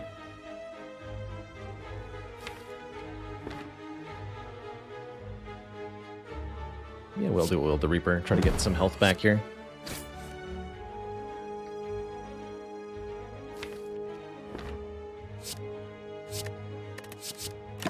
Here goes.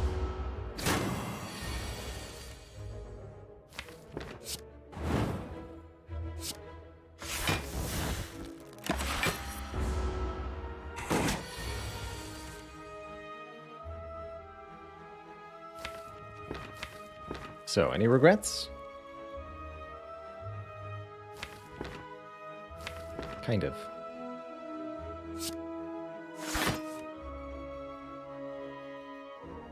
It's gonna be 3 health back. These are 5 health. Give me the Reaper back. Please and thank you. Ouch. Okay, well, this has not gone as intended, that's for sure. Help! Help!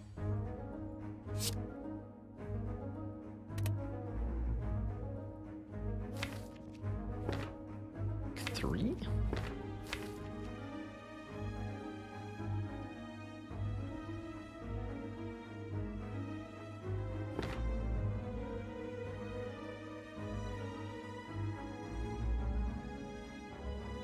Could I have headbutt the Immolate and run it for lethal? Sure, but what I'm trying to do is get health from the Reapers here. For example, I could have just killed with Immolate right now. I'm choosing not to.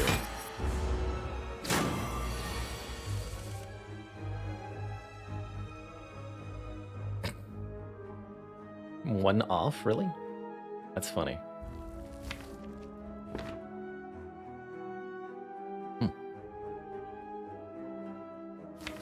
In that case, I'll do this.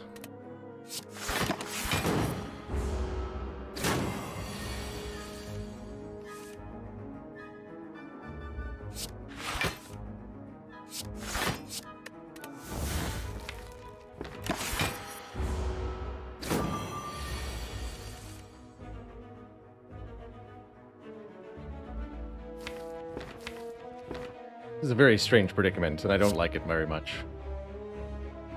Help.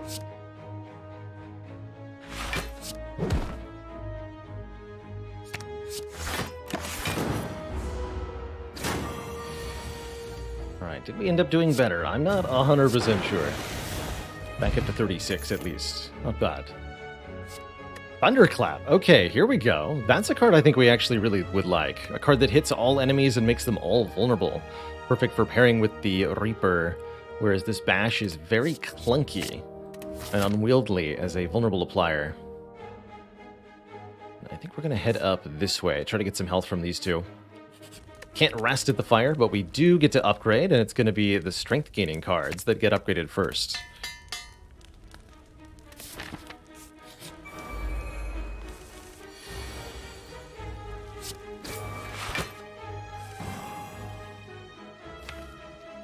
Alright, well, that's not my ideal draw.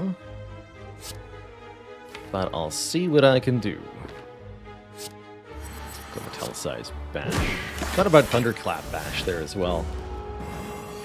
But I figure we're going to have to block at least one of these turns. This is really not a fight where I can mess around too much. Next turn we have to block quite a lot, so I think putting Shrug on top is probably our best bet. Unless there's a way to get a kill with these cards. Look like it. Even with Vulnerable Immolate's not going to do enough here. Actually, maybe Battle Trance is my best block card. Put that atop.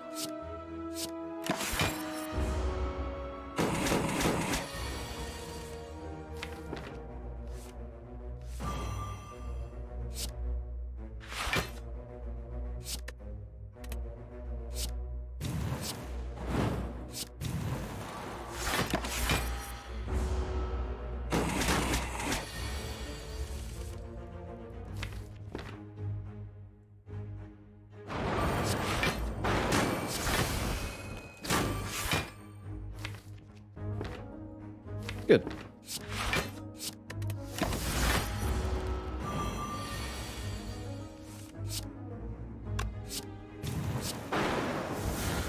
We end up healing quite a bit off the snake plant. That's exciting news. When would I upgrade armaments? Probably next, actually, now that we've gotten the important one-time strength card upgraded. Armaments, especially with bonus card draw, becomes a pretty good upgrade. So that might be next. Could also maybe upgrade the spot weakness to just keep making the strength gain better.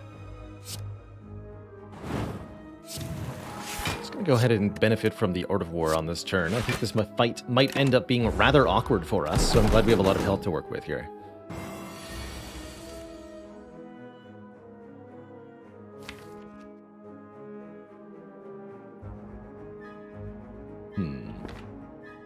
Something weirdly arcane-like. Headbutt, Thunderclap, Shrug into it, dual-wield it, play them both? I don't think so.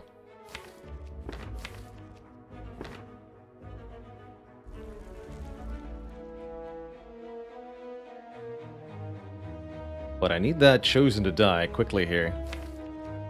Actually, maybe that is what I'm doing.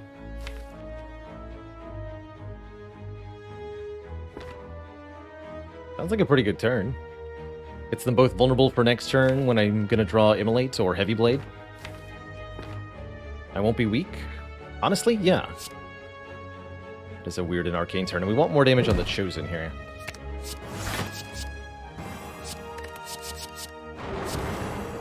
Boo! Get booted.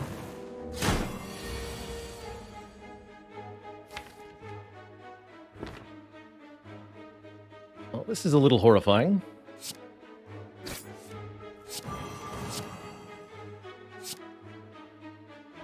Won't kill you. Or you. Oh, is this also just shy? Oh no. I distributed my damage exactly wrong.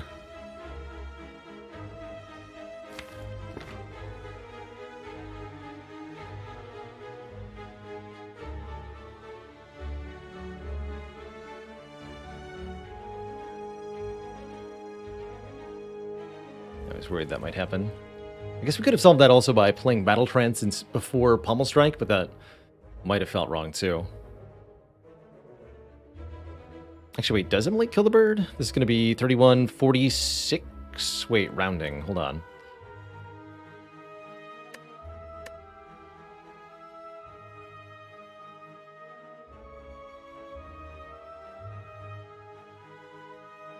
Oh, it's actually 23.25 damage. Yes, Immolate does kill the bird.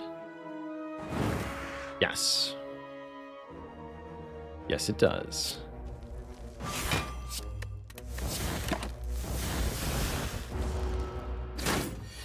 Not too bad. Well, could get worse. I'm not going to play the spot weakness, as that puts a dazed into the draw pile, and the strength doesn't do anything.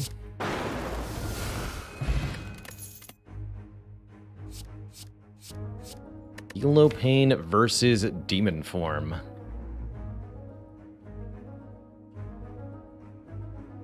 I have to tell you, this is a demon form deck.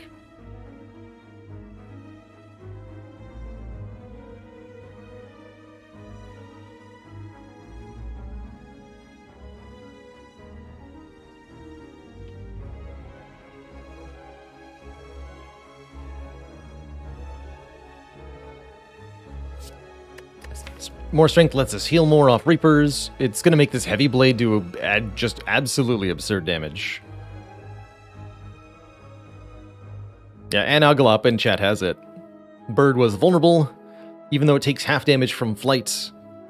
The full calculation with the extra damage from Vuln and this 3 strength we had is just enough to get a kill.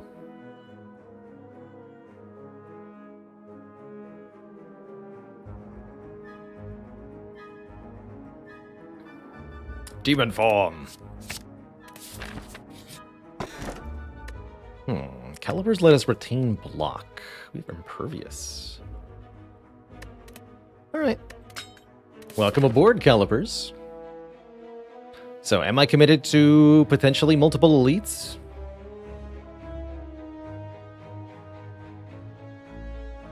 Let's try one and see how we feel. It's these guys. Hooray!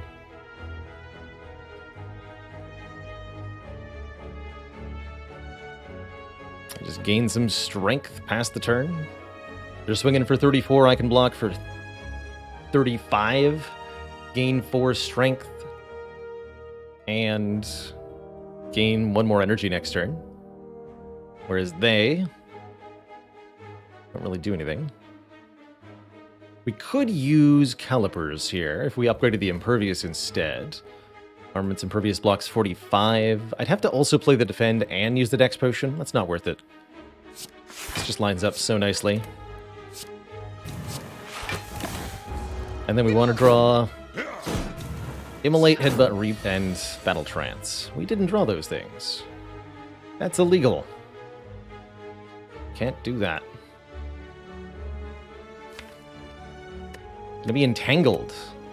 So unable to play attacks, which definitely incentivizes me to play demon form here. This is gonna be a couple turns before we can play damage cards again. Reaper heals for an awful lot more than True Grit blocks for. I could do Heavy Blade plus Reaper plus True Grit. That almost kills one of them, but almost doesn't count.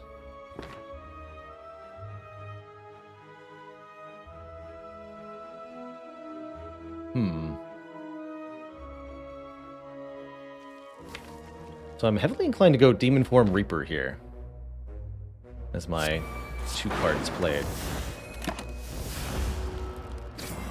That's what I'll choose to do. Okay, unfortunately we did draw Immolate this turn. However, I don't think it's going to matter. Well, actually it might a lot.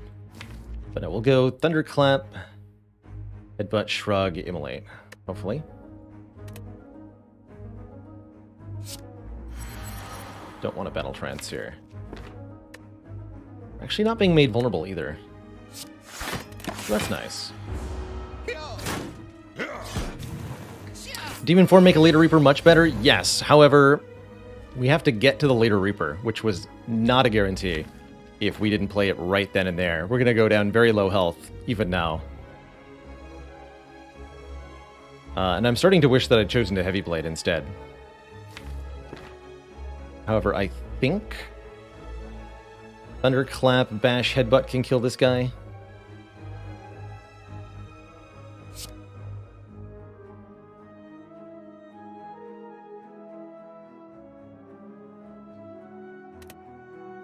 right? It's going to be 9 plus 18. Oh, yeah, that's plenty. 18 plus 19, yeah.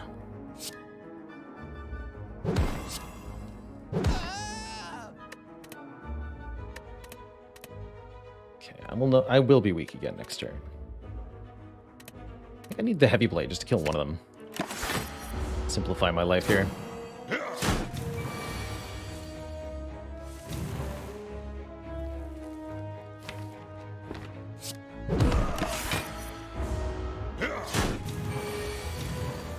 Not 100% sure if I made the right choice on whom, but I'm gonna roll with it.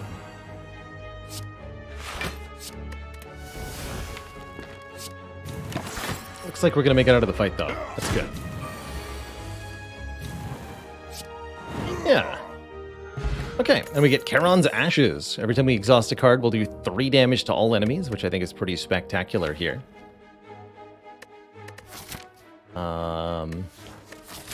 Second Arma is very cute, but unnecessary. Skipping all that. Do I fight another elite? Maybe. It depends on what happens here. Ooh, very much depends on what happens here.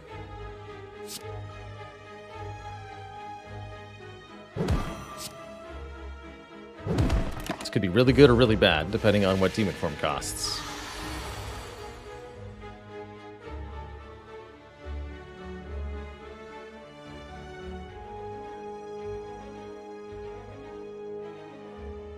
I skip the Immolate, I do a way less damage, but I do gain more strength and have more energy next turn. Lots of block coming up. I think we'll do that.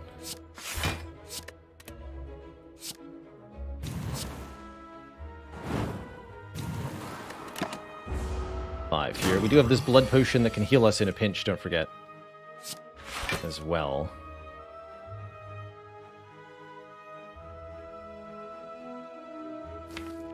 That's a great turn next turn.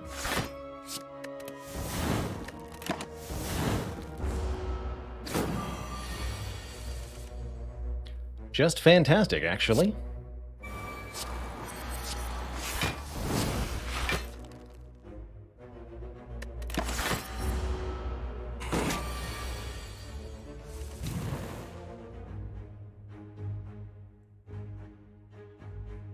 Could win right now, but I think we can do better.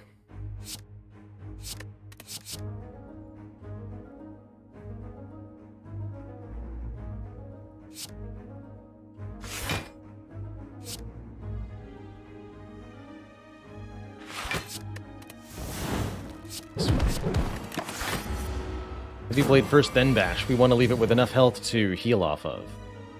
Potentially.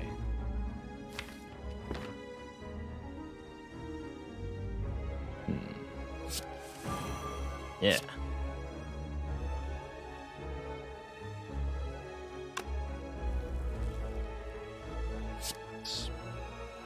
Spot weakness, Reaper. Defend.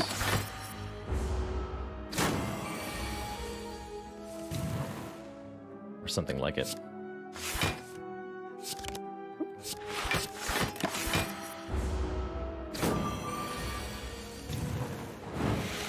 Okay, able to get some health back there. A fire potion, which I will drink this blood potion to pick up. So we're actually at 57 health.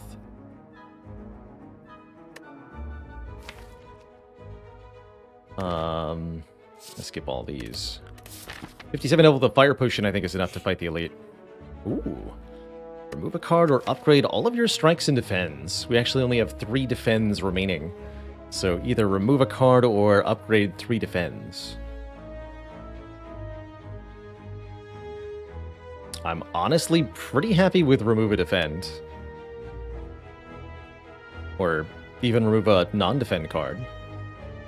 Calipers is a decent enough reason to upgrade, it's true. But I'm also inclined to say Calipers is a decent enough reason to remove. Get down to the really good stuff.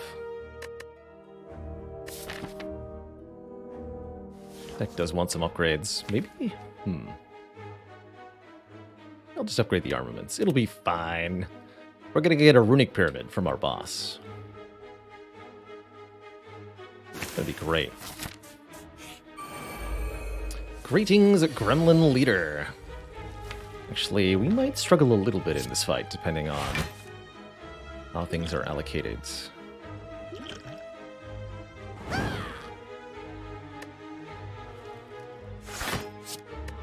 Technically, it didn't play an attack.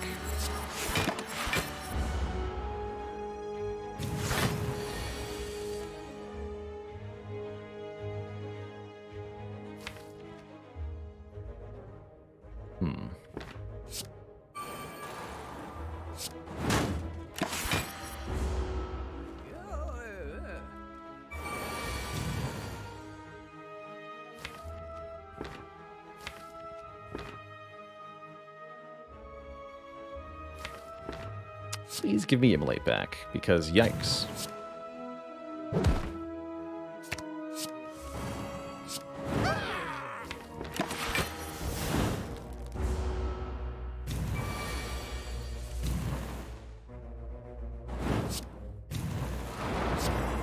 Bonk. Well, that went well. And holy moly, the reward. Magic Flower says healing is 50% more effective during combat. Blood Vial now heals 3. Burning Blood now heals 9. And Reaper heals for 1.5 times the damage dealt. That's pretty cool. And with his Art of War, I am heavily inclined to say that Shrug It Off is a great take here. More shrugs. Yeah, truly no cost left to this coffee dripper. None. I'm just gonna play it right now. Built to full here. Oh, we even got boot value on the Reaper, by the way. That's a thing.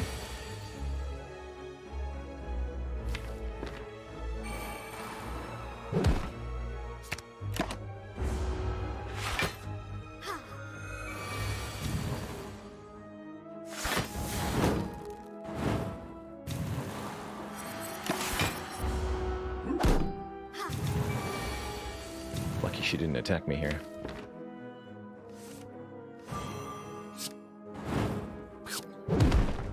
Bonk.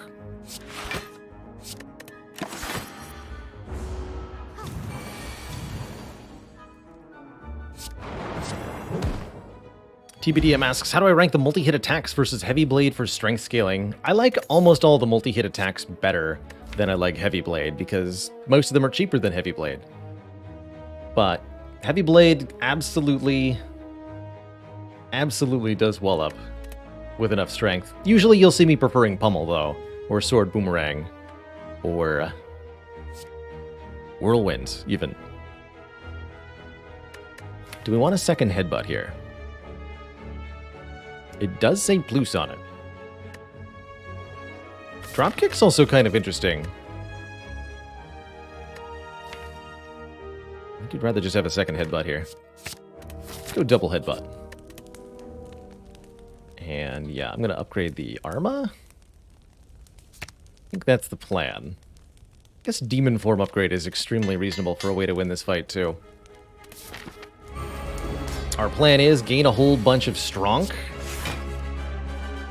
by playing Demon Form on turn 1, and then win.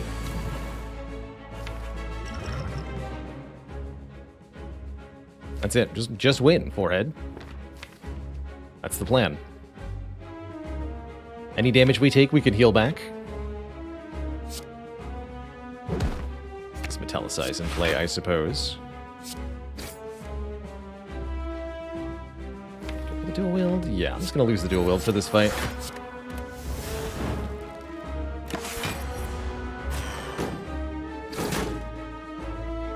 Hey! That was my card.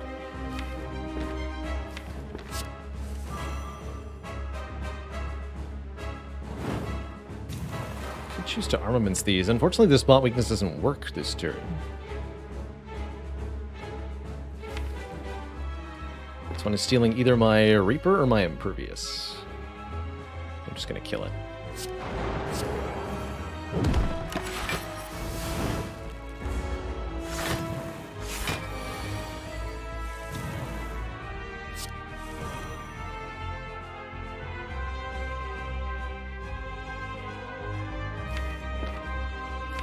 Battle Trance goes in the discard pile.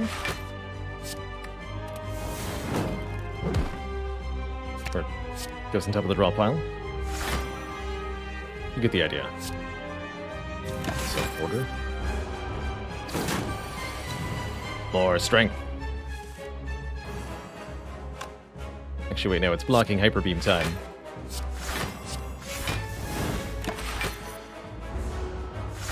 Thank you, Calipers.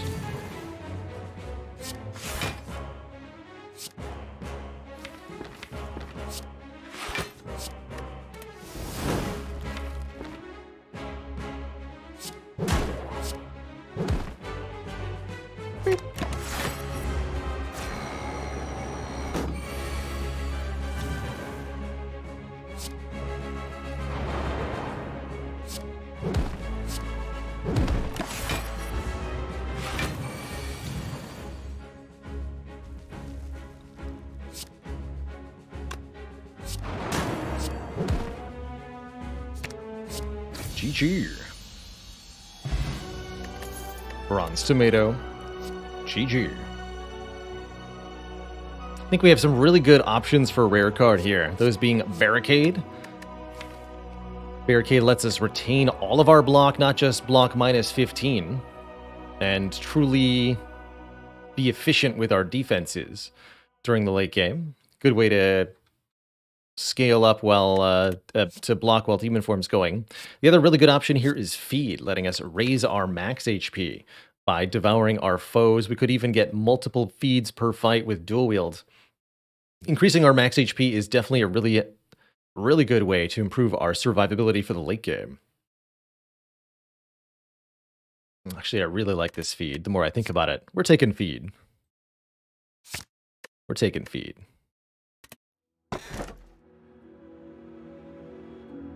The power.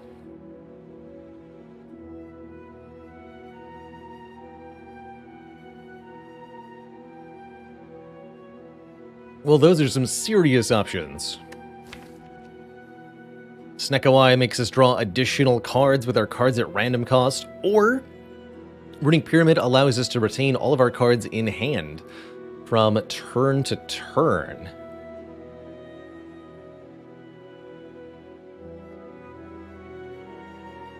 I did upgrade that armaments, which really makes the Runic Pyramid quite exceptional here. What the Runic Pyramid lets us do fundamentally, Runic Pyramid no longer causes us to discard cards at the end of our turn. That means we can set up mana-efficient turns with the Art of War. We can set up optimal kill turns with Feed. We can make multiple copies of any card required. I think Pyramid is going to let us gain as much as up to 140 max health by the end of this run. I think if we did a really good job, we can get to 140.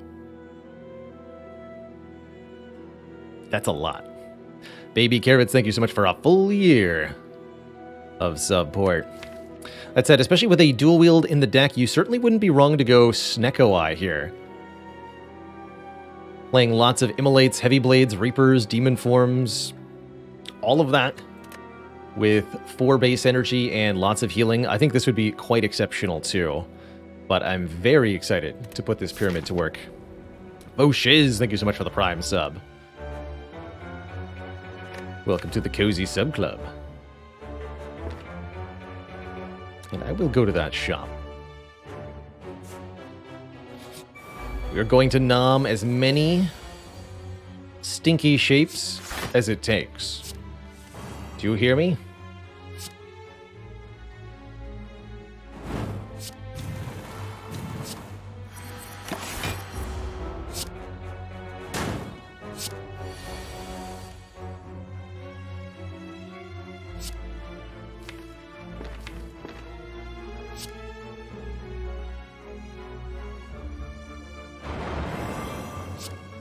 Oh, that's too much damage now? Oh, shoot.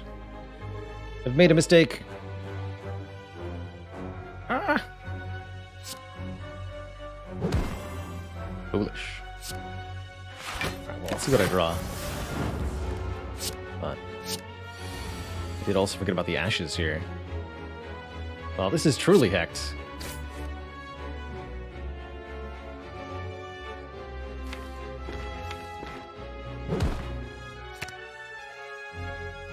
Truly disaster has befallen us here today. Charon's Ash is really messing with this. Oops.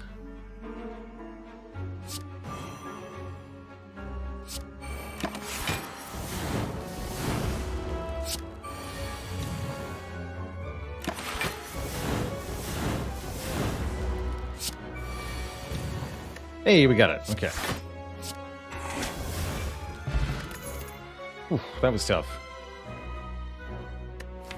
Seeing red. A little bit of energy generation would be a good idea. Duplicate a card in your deck. Ooh. Man, only the Snecko Eye. Hey there, Monospatial. We might actually see some Monster Train later after this run. I think Monster Train is a very, very good deck-building roguelite. Not quite as replayable as Slay the Spire, but thoroughly enjoyable and very fun to break. They're really, really different from one another, and I appreciate that Monster Train especially focuses on making every run feel quite unique. They're both great. They are definitely both great. I think I should dupe the Reaper for maximum good. That feels like the play. Oh man, Red Skull giving us strength below half health, very good with what we're doing. Could take Preserved Insect to make elites smaller. We could also take the Medical Kit to allow us to get rid of status cards, which could be helpful against stuff like Spire, Spear, and Shield or the Nemesis.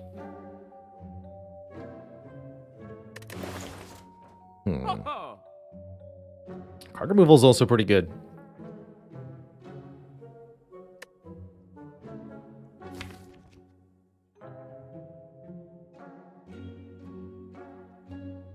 The Medical Kit also does damage with ashes, which is quite nice. Lets us get rid of our own Immolate burns, that's true. Hey there, Roy G. Biv. We'll be seeing some Roguebook on the 24th when the new character arrives. Definitely. Definitely will be Roguebook this week.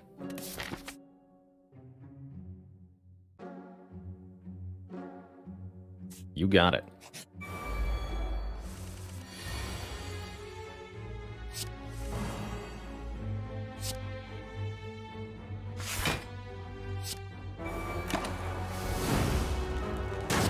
You might as well just put that in play. And get rid of these burns. Good.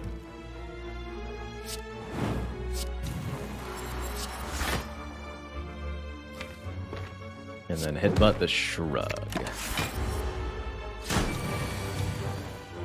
Okay, here's our feed. We also lastly want to see the armaments. A lot of things we want to see, you know?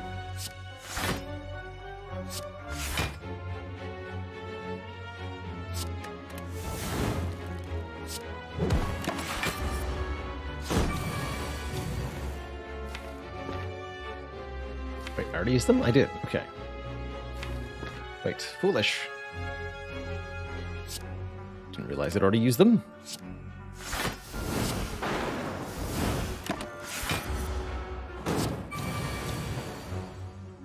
That means I won't be upgraded feeding.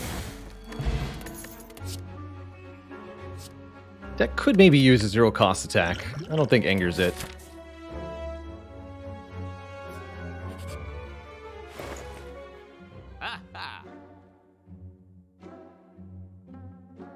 Another True Grit, another Shrug. Nah. Let's give it. And we are going to upgrade the Demon form outright so that I don't need the armaments for this card to be maximum plus.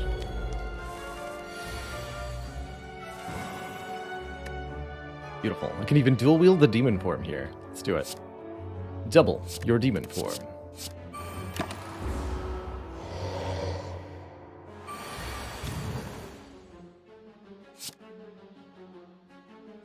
Double your plus.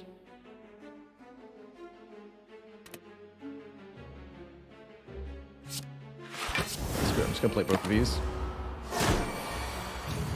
We'll get the health back.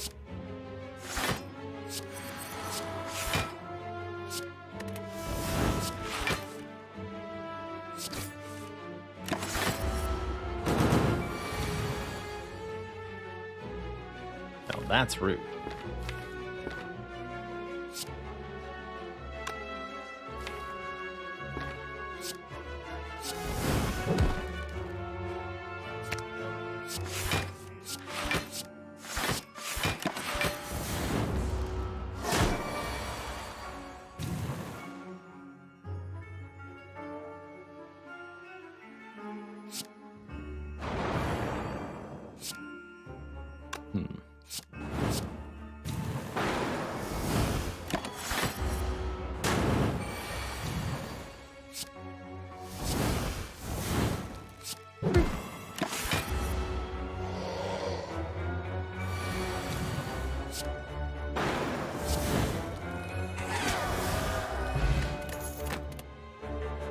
And now that we have the medical kit, this power through is incredible.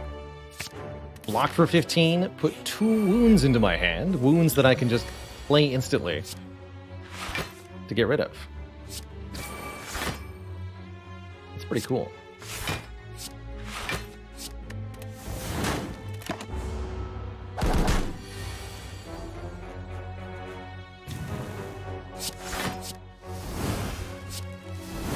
Like so.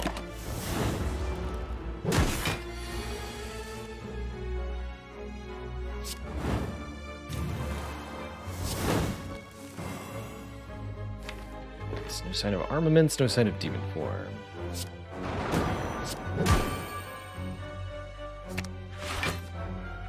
It's not yet.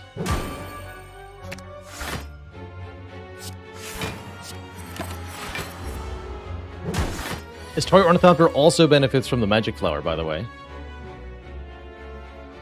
So we got benefiting from that on a lot of levels. Very good.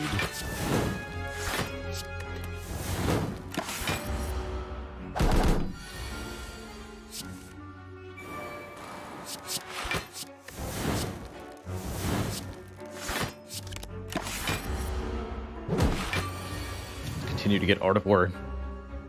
The demon form naturally really combos well here with the pyramid and the Art of War, because we want to play the demon form and then all of our block cards, followed by all of our attack cards all at once. It's kind of cool.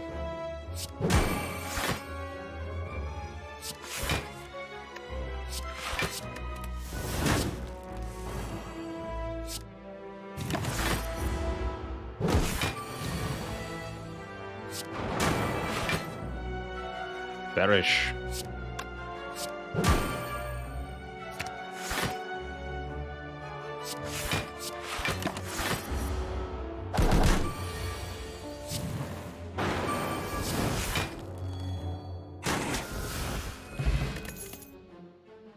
Definitely going to take a disarm here, letting us remove strength from an enemy. Really good way to slow down the Time Eater or the Awakened One at the end of Act 3. Also a really good way to help yourself against the Corrupt Hearts with its multi-attacks. I don't really feel like upgrades are that valuable at this point. I think I'd rather take an event on the way to this Burning Elite here. That event is a combat, and that combat is going to gain me some max health. I'll take it. I will absolutely take it.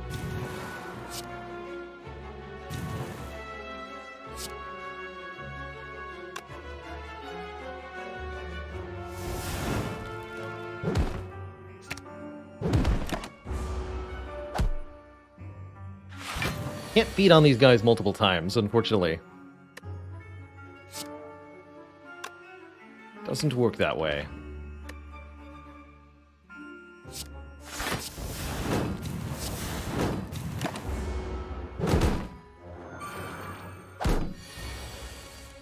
There's only the last one that dies. Counts for that effect.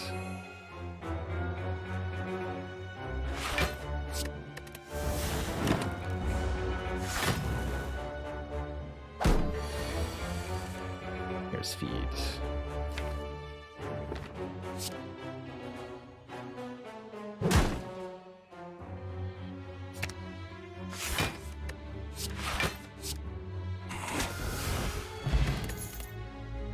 Second copy disarm seems very reasonable to me.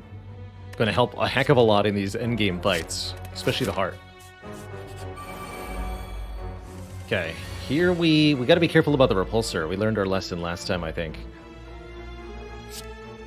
But if we play this correctly, we may be able to feed multiple times.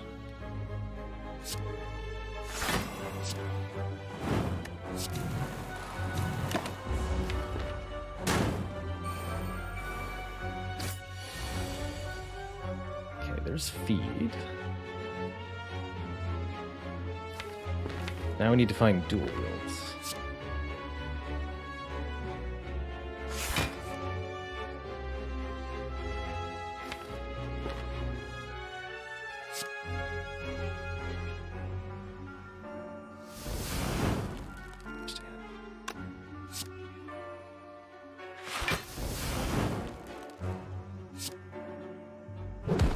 Kill the repulsor quickly too. Eventually necessary.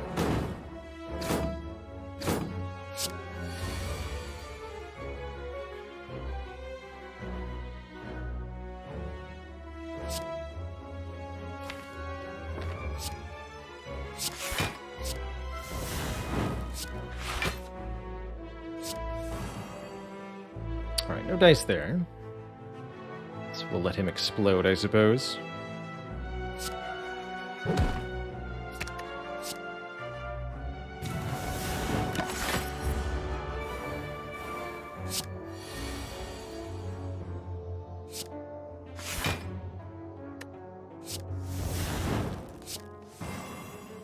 There's dual wields.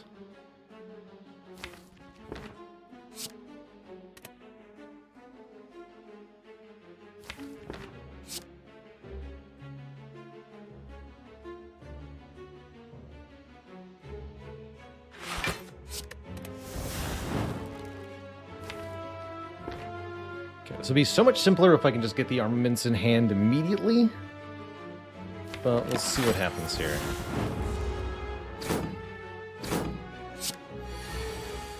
No dice. Okay.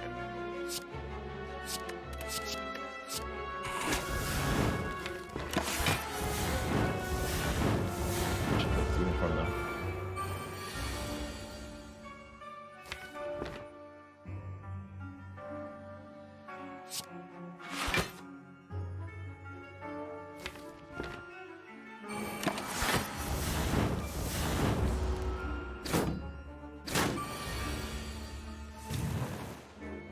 Oh, and I'm not going to be able to play most of these cards without murdering them either, though.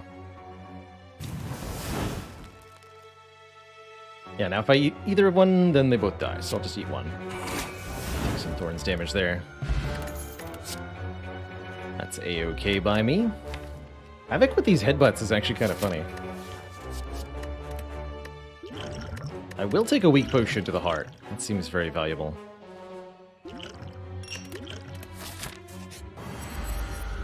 For blocking the initial damage.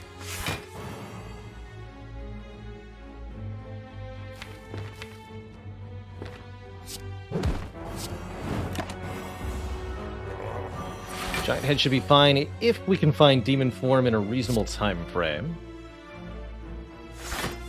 Otherwise, we might have problems.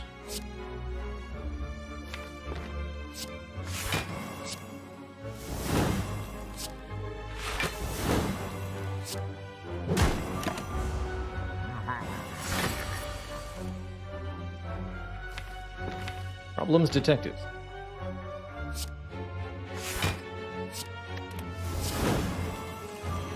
There you are. Get in play, sir. You're needed.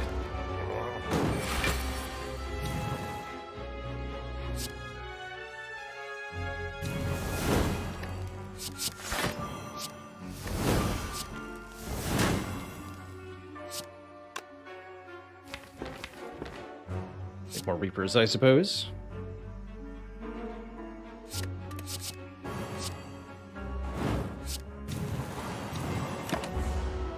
That's how we block, is with the Reapers.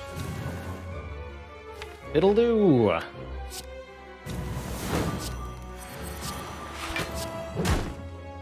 Bash, please.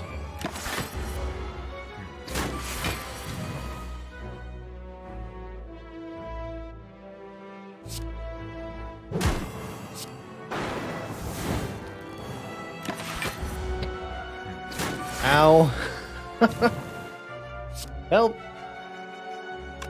It burns. It burns so bad. Please, will anyone kindly let's make it stop.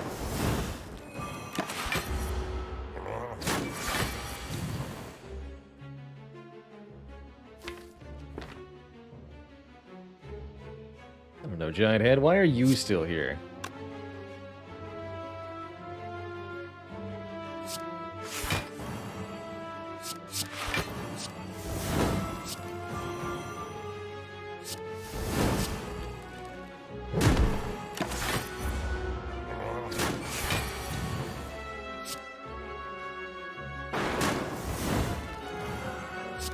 Nom. Like it never happened. Fossilized Helix prevents the first time we would lose health each combat. Could take another Inflam. Body Slam also decent here. Akashingo, thank you so much for the 6 months of support.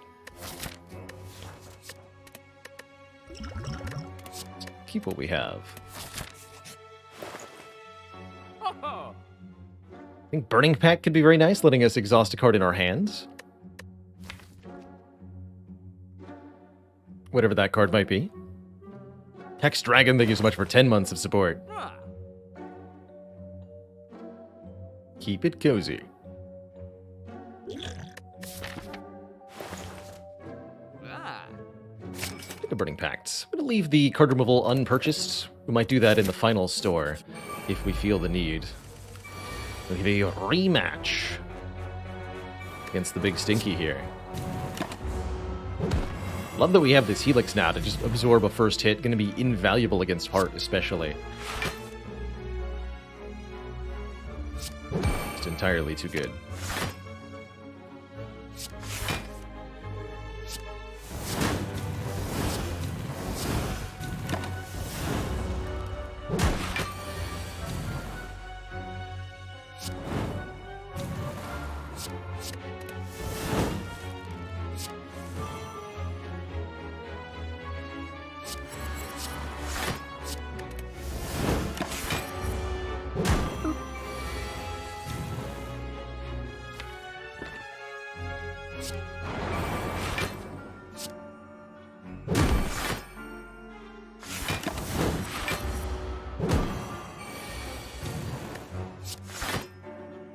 Four. How dare you? Ooh, and there's another strength card. Sword Boomerang. I think that might be a necessity over this Shrug. We've got plenty of defense. We need a little bit more offense. And I think it's going to be this Boomerang right here. This is our first Ironclad run of the day, our third total run of the day. And it's looking hot. 40 cards to be too much? Don't think so. I don't think there's necessarily a such thing as too many cards in a Slay the Spire deck. Especially if all of those cards are upgraded, it can often be worthwhile to just add cards. Or if there's some other kind of bonus for getting more and more of them. Some decks simply operate better with lots and lots of cards, like those that scale with many powers, or require exhausting a lot of cards, for example.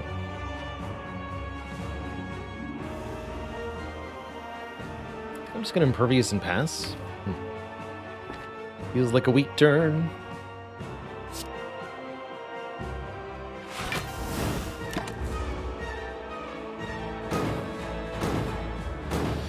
Time Eater will be very easy to beat with Demon Form, ideally multiple Demon Forms.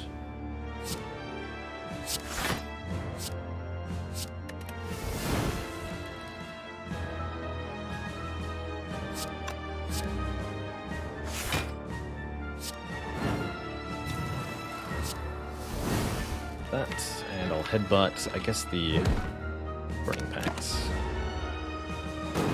Can't keep the buffer, unfortunately. Would have been nice here, but that's okay. We got what we came for.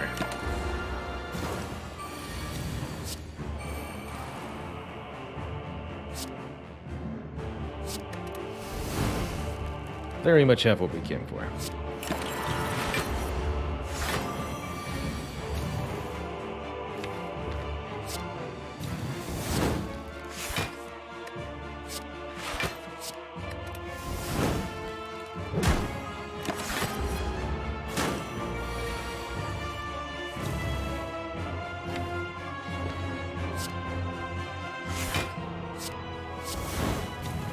What's happening now?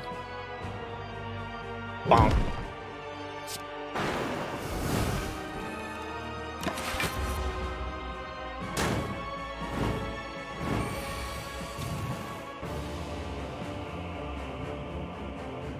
Just kill, right?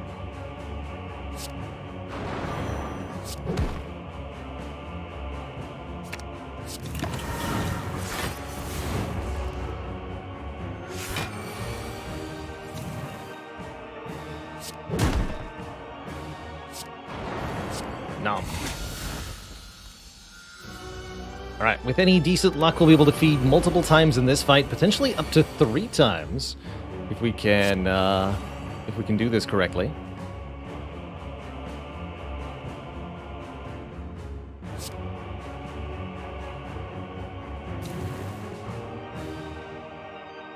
I like buffer block on this hit, because otherwise it's annoying.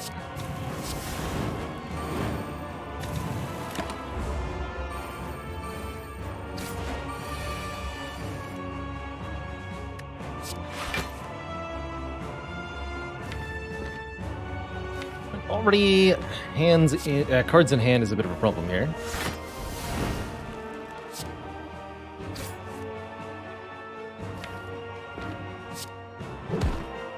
Get one of them down.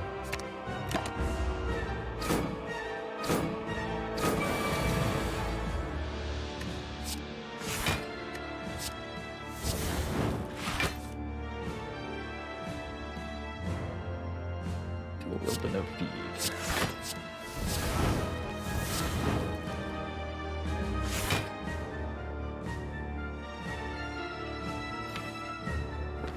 Technically, I could. Sure.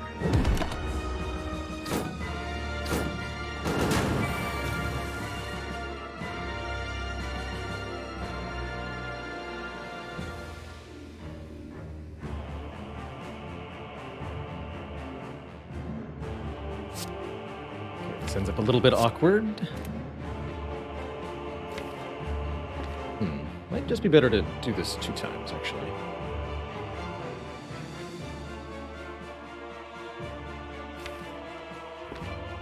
Second one has to die fast.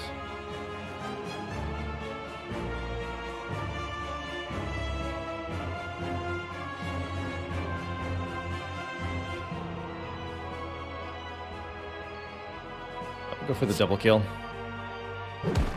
Double kill's out of reach, I think.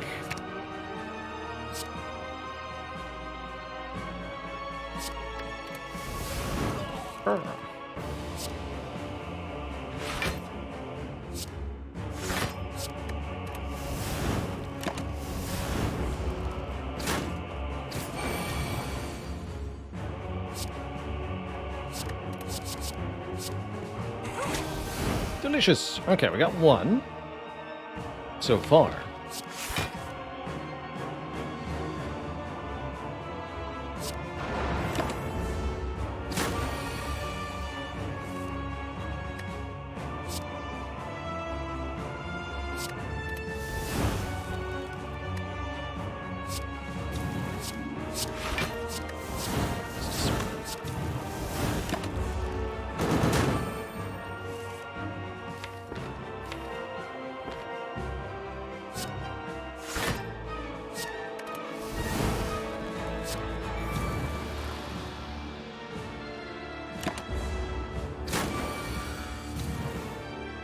And now we wait.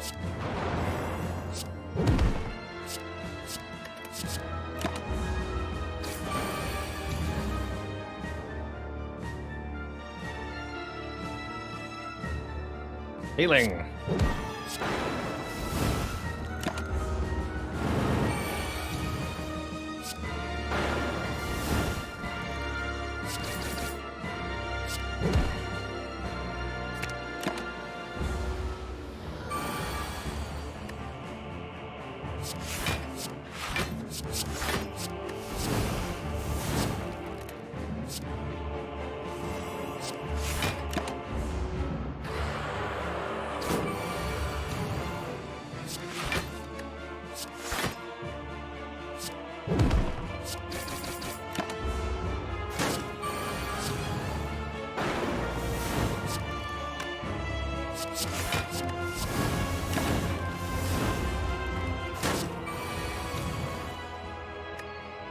Tasty.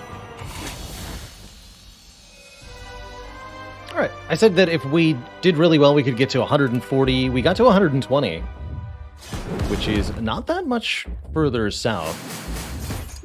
And it's definitely going to be enough to let us tank through the opening attacks of the heart, especially combined with the helix and the disarms. I think we're in shape for a very good and clean end to this act.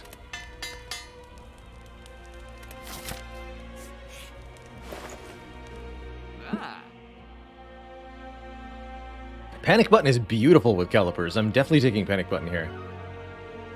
But what about duplication potion? Our next card is played 2 times. Dupe Pot Demon Form. That's a heart win right there.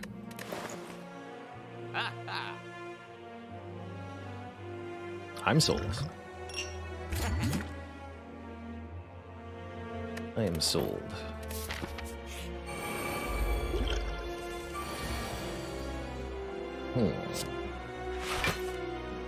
Well, this is not good.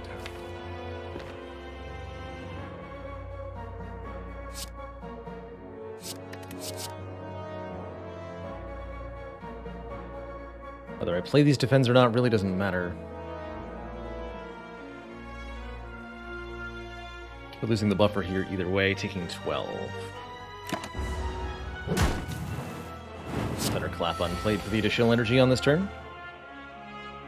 Suppose I'll be using the Arma to do some good damage with Charon's Ashes here.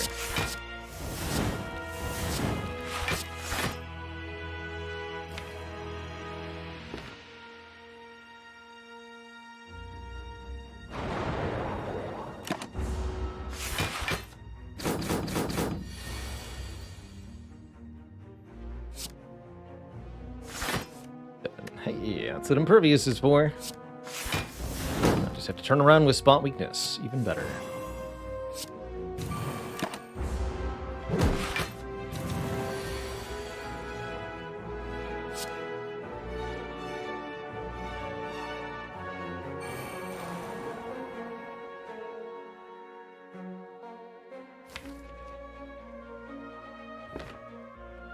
Terms coming up.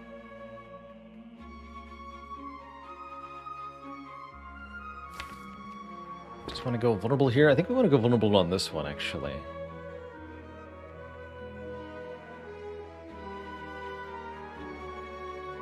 Or neither, perhaps.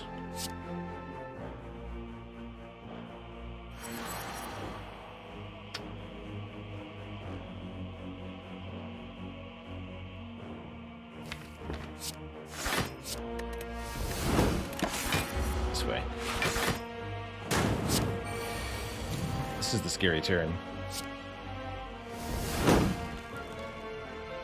This is definitely the scary turn.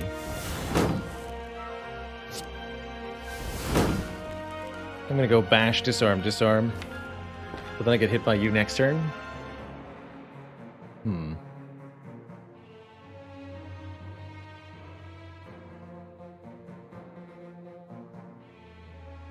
So it's actually this then. Disarm you. Bash you. Turn around. Take an awful lot of damage here. I'll preempt that with some weakness there. The plan is just get most of it back. By whatever means possible.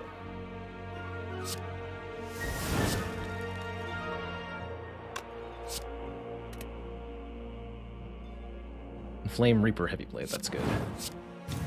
No shame in overkill.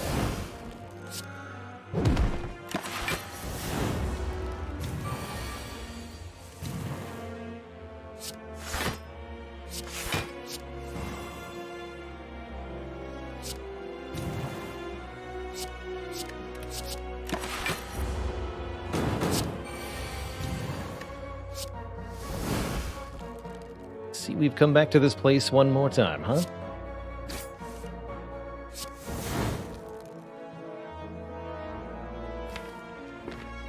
So close.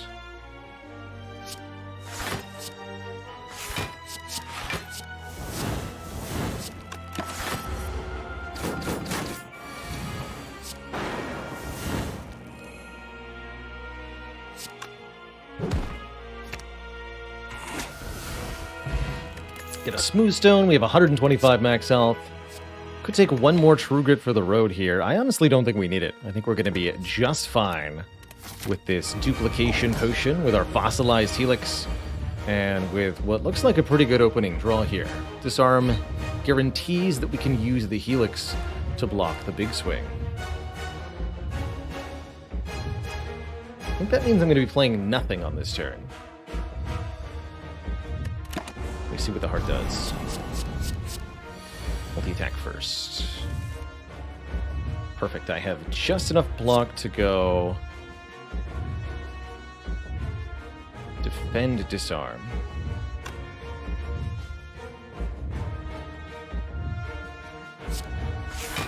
Taking it slow might be okay here. Any additional cards played and we'll lose this buffer.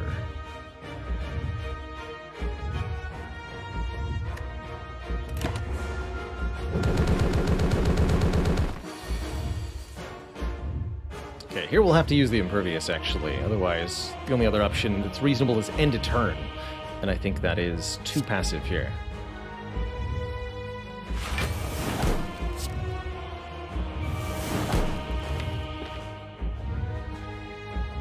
Much too passive. Get the feed now.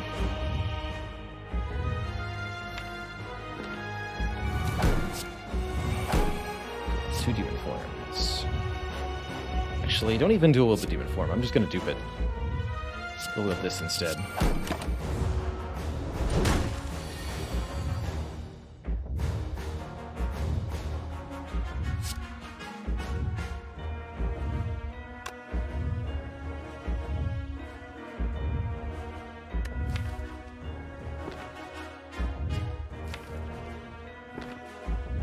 Seems fine.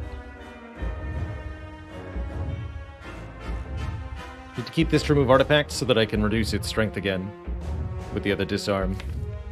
Don't want to play that disarm too early.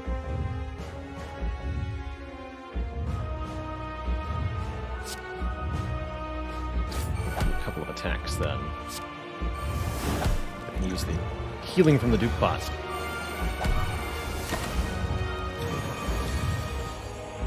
Okay, there's a multi-attack. Can't really meaningfully use disarm here.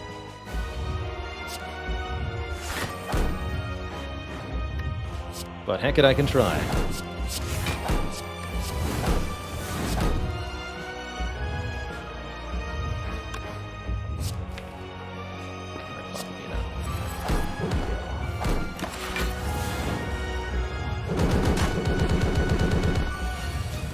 Ouch.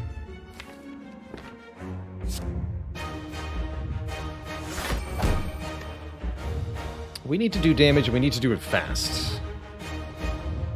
Or else we are in deep trouble here. So I think it's Heavy Blade time. And we'll heal that back shortly with our Magic Flower.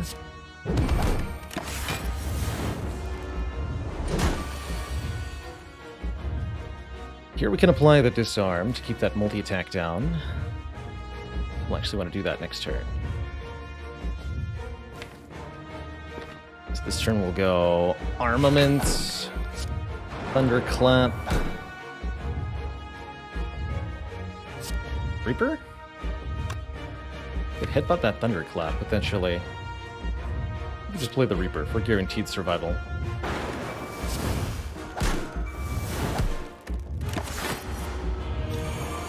We have our disarm ready for this. 6x15, no, 3x15. And we're gonna headbutt. I think Thunderclap.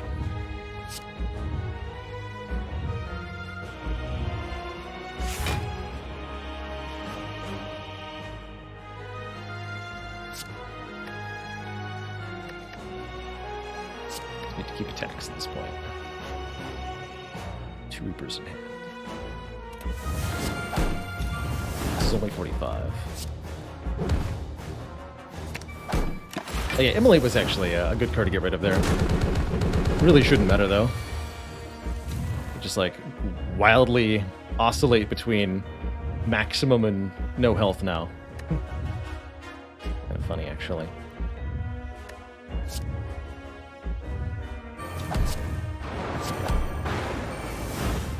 $96 health, please.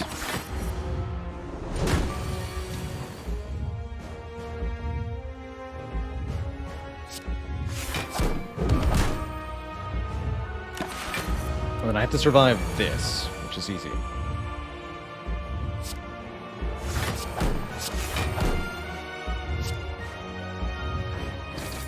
GG, Mr. Hearts. GG.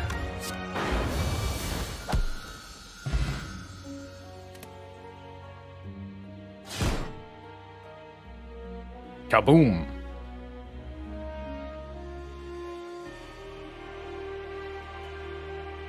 GG, everybody. GG.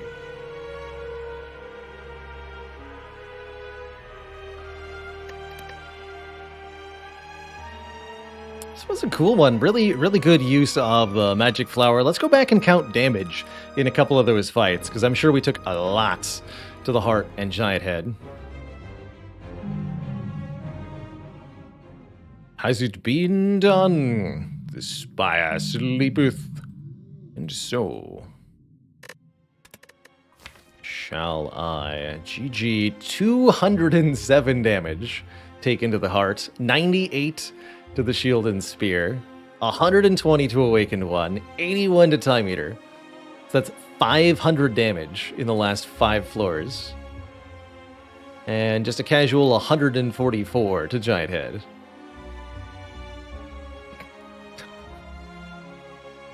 And that Slaver's fight was 59. That's the other big one.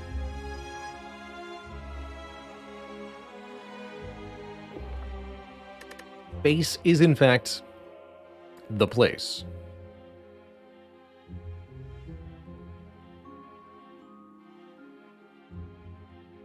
Just block with your face. Easy.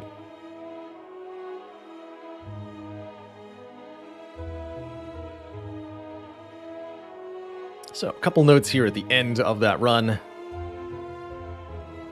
Towards the end of Act 3, thank you, the Lurch himself, for the $5 tip. Lurch says, thanks for upping my game and making me approach cards differently.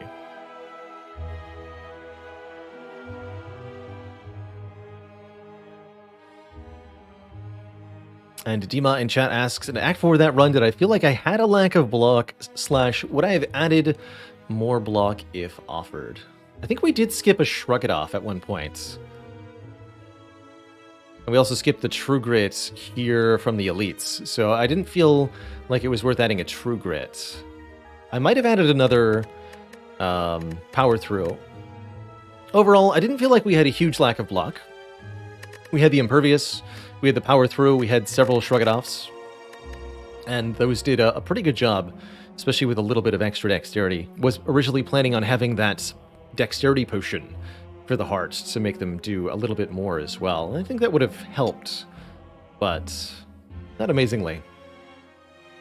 Usually Ironclad deck has to make some balance between tanking damage and blocking, and I felt like we had a pretty good ratio there.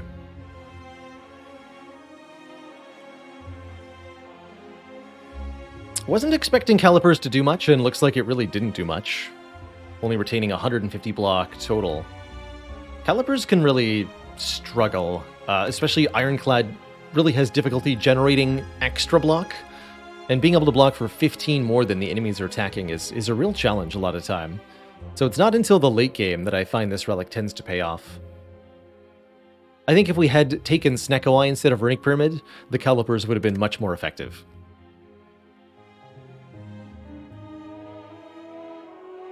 Hello and welcome, new chat member. Yes, these are HD 600 Sennheiser headphones, and I highly recommend them. Most comfortable, best sounding headphones I've ever personally owned. So good. All right, well, I think I'm going to call that the end of the Spire today. We had 3 incredibly, amazingly, awesomely good runs. We'll break it out the Monster Train for a little bit of deck building variety towards the end of the stream. Coming up tomorrow, there will be more Slay the Spire and then some Rogue Tower in the second half of stream. That'll be our community-voted game this month. And then Rogue Book, a different game with the Rogue in the title. When that comes out, when the update for that comes out on Thursday. HD 600, that's right. These are the wired open can variants, but depending on your own needs, you'll want either wired or wireless and open or closed ear style. I go with open ears because it's imperative that I be able to hear my own voice when I'm talking for the stream. So, Monster Train's on docket here.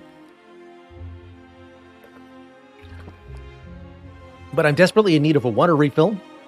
So I'm going to take a quick break, refill my legs, stretch my water. When I return, we'll do a run of the Monster Train to wind out the night.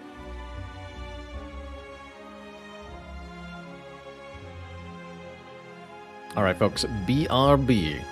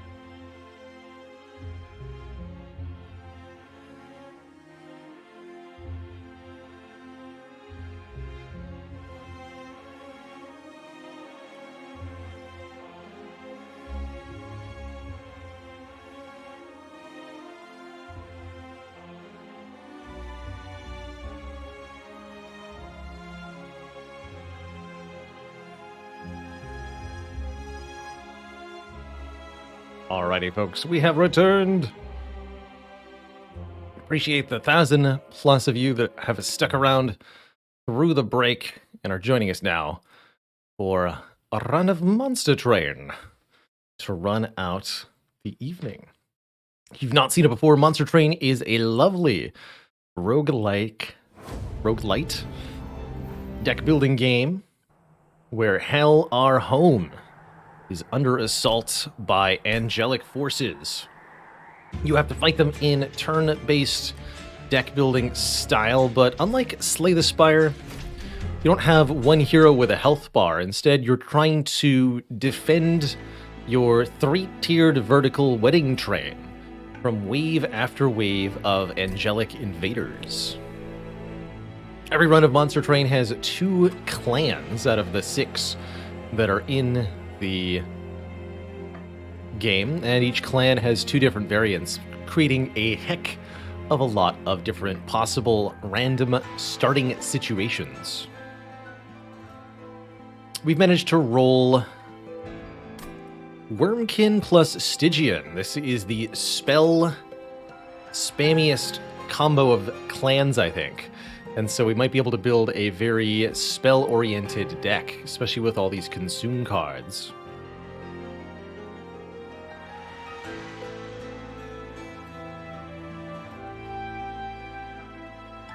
At the start of each run, we get to choose an upgrade path for the champion as well as an artifact, kind of like the relics of Monster Train. And we may additionally take some pact shards to get another artifact, which we'll be happily doing. So we can either take a Repeater Echo Rite, which returns random consumed cards to let us play them again. Really nice with these hosting kins. Or Shellsmith, which gives us armor whenever a card is consumed. To everything on the floor, really good for durability. I want to go pure spell, so let's go Repeater version of Echo Rite. And we're going to spell spam as hard as we can. Ooh. More stacks of Frostbite, and Frostbite does not decay. We have a lot of cards that apply Frostbite. So that's actually kind of neat. Frostbite is essentially poison from Slay the Spire in this game. Frostbite does 1 damage per stack, normally goes down by 1 each turn, but would not do with the Cuddlebeard.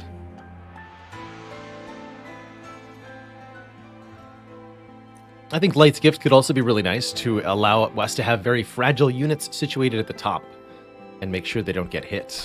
But let's try Cuddlebeard. And we'll also get another one. Oh my. Base charge applies 2 echoes to each floor at the start of battle, fueling the Echo Breaks and the Ancient Resonance.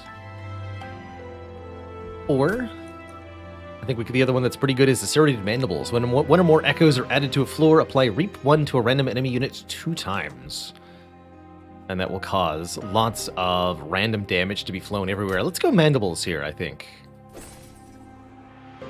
And what this is going to do as a combo is fling damage over time effects onto everyone, always. And it's going to be pretty brutal for these poor enemies, I have to say. They are not going to like what happens here.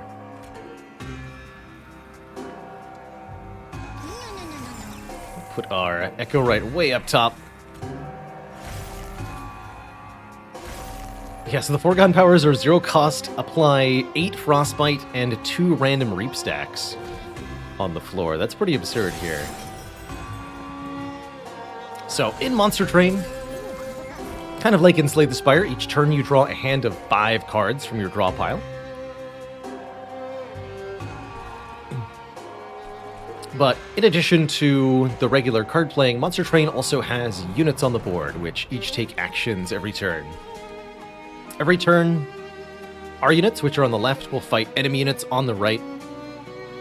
Enemy units strike first, attacking with their damage values to our front unit, and then our units will strike back at their front units. After 1 round of combat goes back and forth, then enemy units advance to the next floor until they reach the last shard of the pyre after 3 turns of being on the train, where they will directly damage our health bar. If the last shard of the pyre reaches 0 health, the run is over, and we lose. That's how it is.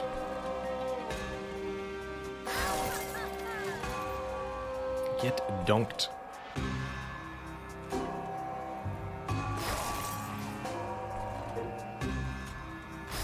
You can go to the back.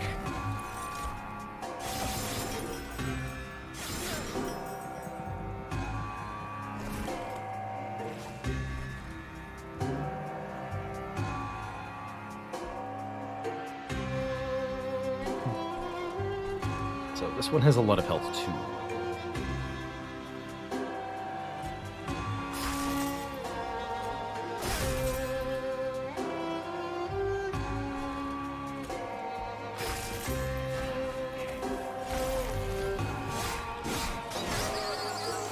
The spikes, though.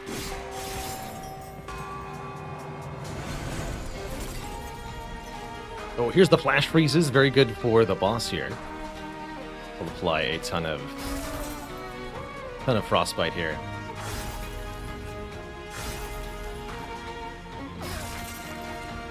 And a ton of reap.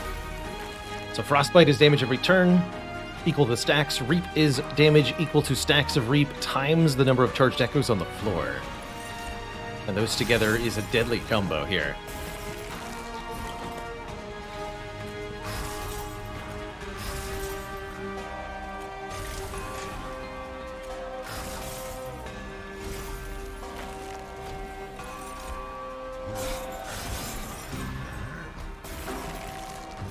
Poor guy never stood a chance. GG.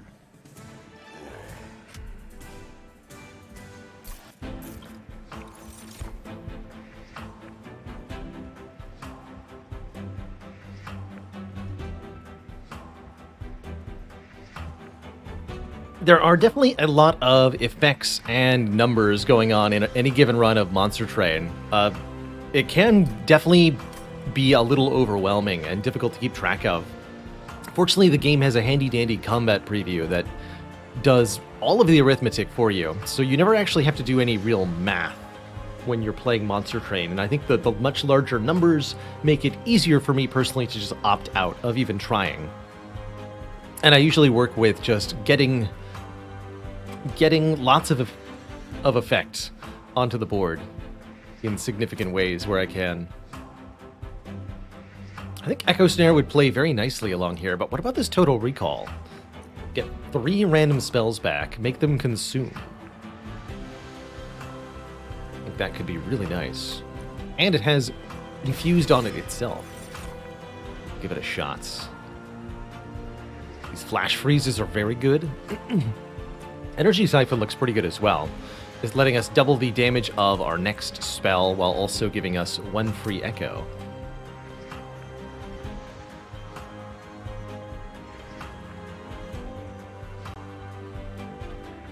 Any of the deck builders that I play particularly solved? I wouldn't say so. Certainly not Slay the Spire. Monster Train, I know players have gotten very, very high win streaks on, but I don't know if that's with random clans or not.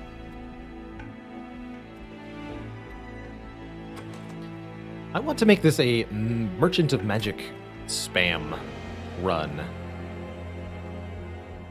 Oh, we get Merchant of Steel over here anyway? Okay, yeah, I'll go to this Merchant of Magic. We'll ignore the first Merchant of Steel. I think our spells are going to be more than enough to get through the next combat. In Monster Train, every card has 2 upgrade slots, and into those upgrade slots, upgrades can go. Upgrades are not different per card like Spire, but rather have just a flat modifier of some kind. These Ember Stones are -1 cost, for example, which is really useful on quite a few things. Or Permafrost here, which makes a card retain, staying in our hand until we want to use it.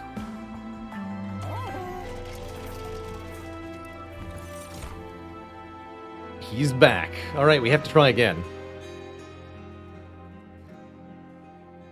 I wish I had taken base charge, though.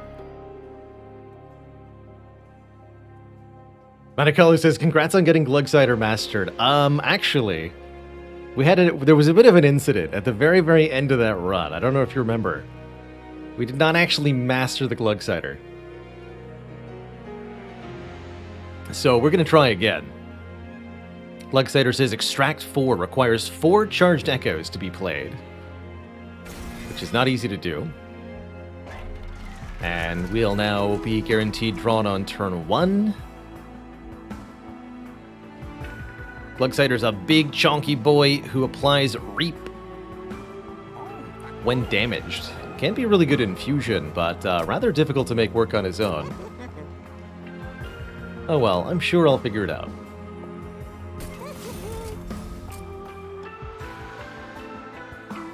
Let's make this Ancient Resonance cheaper as well. Adding plus 10 damage onto this makes it do 10 more to all, the Ancient Resonance.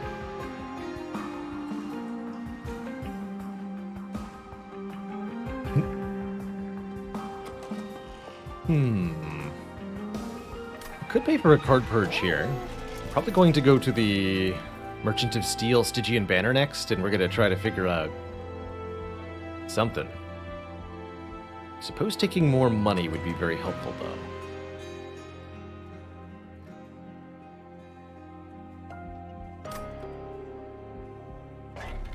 Could also pay for a shop restock, but I don't think it's going to be worth it here. Okay, I'll take the money and we're going to go into the fight.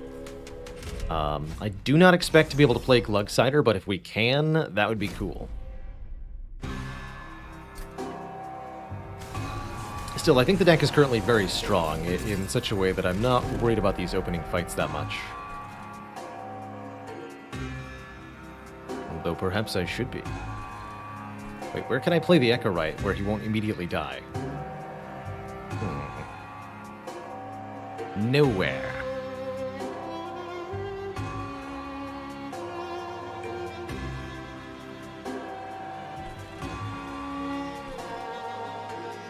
Down here, actually. Technically. Okay, down here you go, then. Good luck!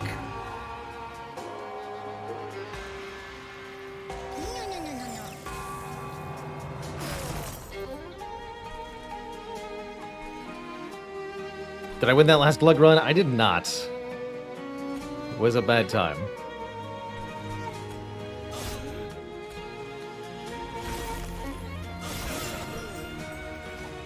Got really close, but could not quite finish the last Divinity.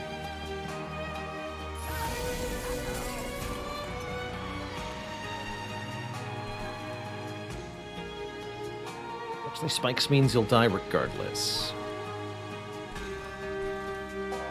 Some of this is going to get to the Pyre, but it's only 1 damage per guy that gets there, so I can just ignore all this and only take 4 damage.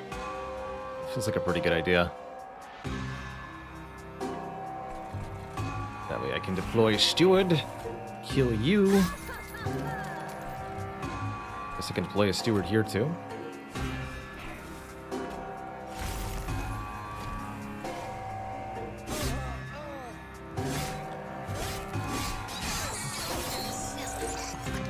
I should really probably focus on stacking echoes on one of the floors here.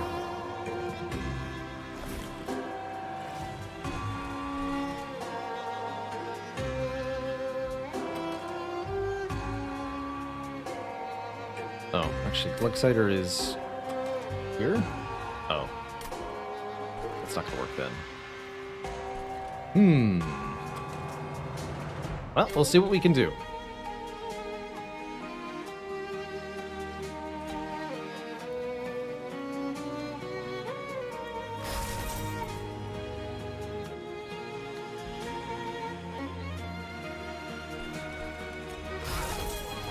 This way.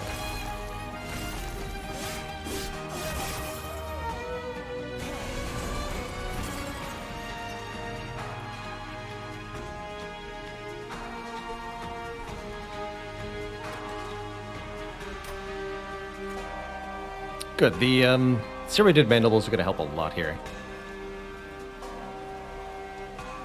Go Energy Siphon, Ancient Resonance, and then Echo Break a few times. Oh, you're still alive, though. Oh. Heck. So we did not get as many stacks of Reap on him as I was hoping.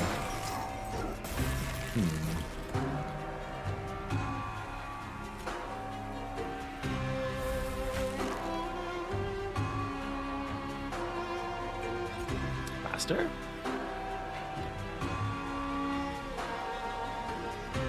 He hits her so much, it barely matters to play the Steward. Just want to stack the Frostbite. Okay, now we do this. Steward. Go break. Work on power. There we go. Look at that. Lots of DOT.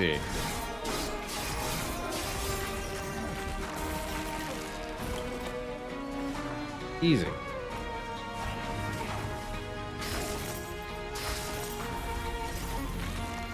$32 from Frostbite, 72 from the Reap. Wow. GG.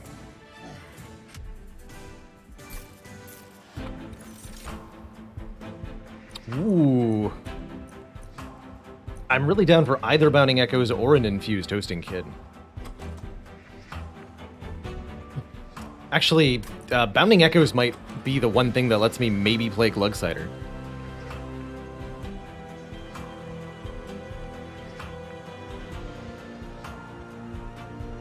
Great question, Monoway Spatial. So there's a slight difference between normal enemies and boss enemies regarding whether they move up on the floor. Normal enemies will fight only one round of combat and then move up to the next floor, but the boss of each fight has the relentless property, which means that they will fight on a floor until one side is wiped out. This creates a difference in how you tactically approach bosses versus how you approach the regular enemies. Because bosses often you have to kind of tank their damage output. Regular enemies is more about how good your own damage is. Oftentimes. Spell chain. I was hoping we could find intrinsic for the Bounding Echoes, but we still may be able to at later Divine Temples. If we can guarantee that card's on turn 1, we might be able to make the Glug Cider a little bit more consistently useful. Quick. And what are you? Ooh. Interesting.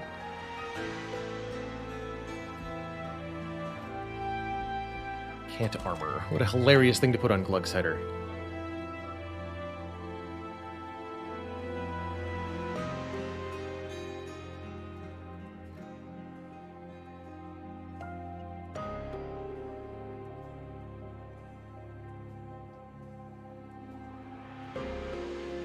We have played a lot of Into the Breach on this channel.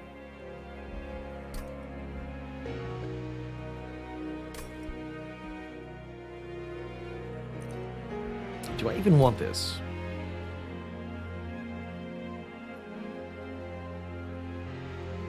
Use it the next floor. I don't think I do. Actually, having something to go in front of Echorite seems reasonable. Yeah, Shark would be good fused with Glug. That I agree with, 100%. That would be beautiful. Heck, I'll take the Guard of the Unnamed. I've decided. And we're going to do what here? Unsure. Give Glug Cider some attack power. Yeah.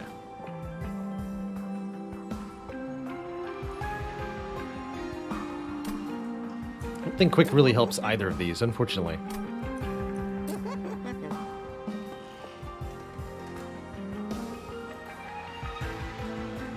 Let's try this.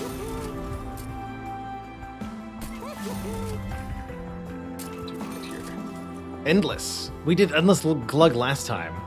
Did not work out very well. That's what I remember. It did not work out very well.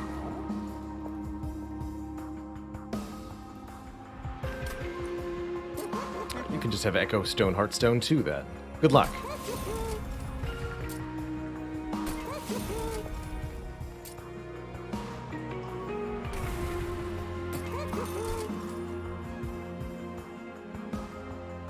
Merchant of Magic next floor? Probably? Probably.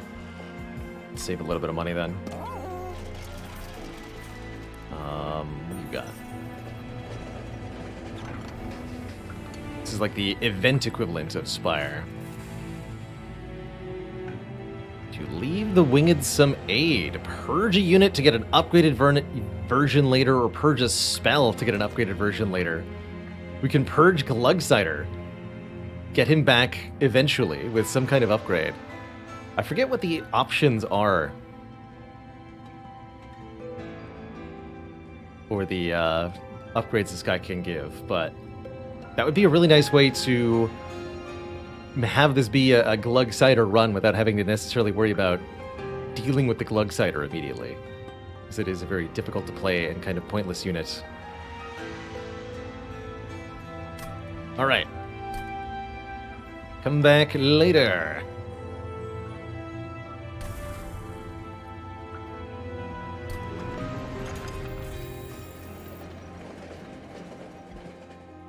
And do I want any crazy upgrades here? I could pay to purge a spell. Most of the spells I have I like. Or spell chain. I don't think that's worth it either. Keep our shard count low as we go into the mid-game here, fighting our first boss, Daedalus. Daedalus summon bomb. Very rude. Gonna put these two up top, I suppose.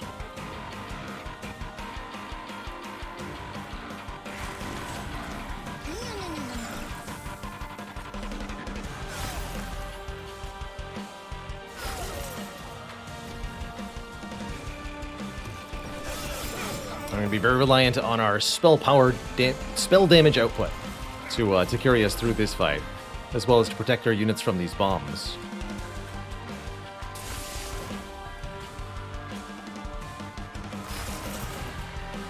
Get him.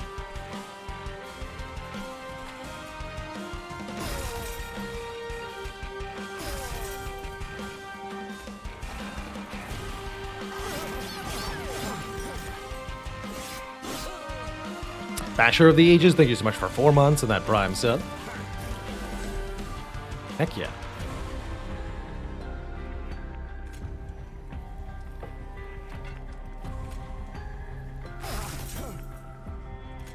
Stack the Frostbite on the boss. Seems reasonably wise.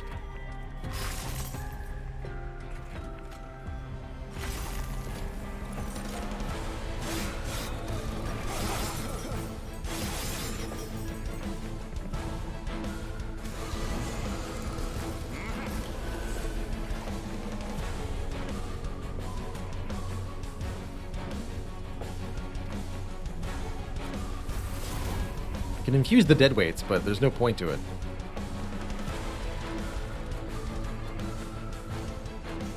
We're gonna have a lot of cards. A lot of enemies on the top floor next turn, excuse me.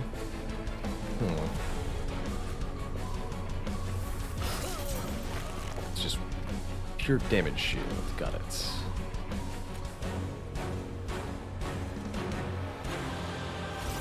Dang.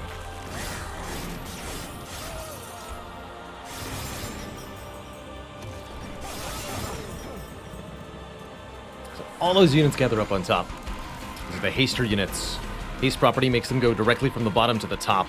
You can stop it by killing this back unit, but we weren't able to do that. Fortunately, that actually helps us, because then they all die at the same time to our area damage card.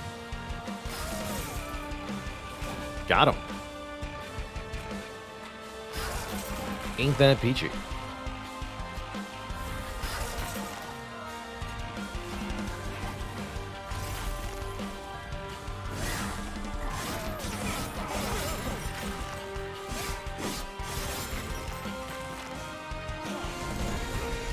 So much damage. More Frostbite.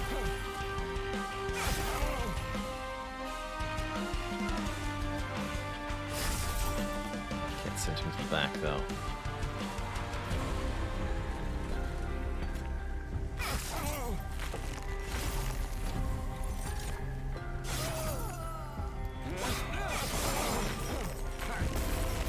40 frostbite. Means he takes 40 damage per combat round. I think that's going to pair really well with having a tanky Guard of the Unnamed to go with the Echo Right, as we're stacking frostbite onto things. That may mean that I want to cross-pass our Echo Right into the version that gives armor on consume cards, because then we can constantly be layering armor on everybody in a really helpful way.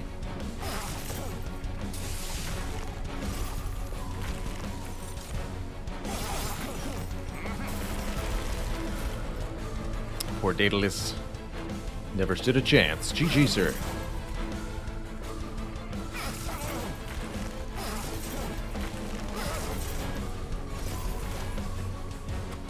Whoops. Bonk. GG.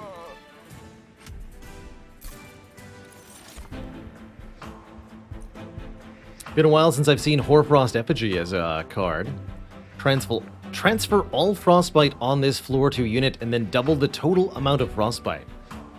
Kind of like a catalyst, but 3 cost. Very odd. Echoes of the Past could allow us to apply big stat bonuses to units, although we don't have that much actual, like, raw attacking power. Or this Ice Empire, a very powerful card that does damage, but only to units that are on the top floor of the train. I do kind of like it, though, actually. I'll grab it with the infusion on it. Oh boy. And then can't units.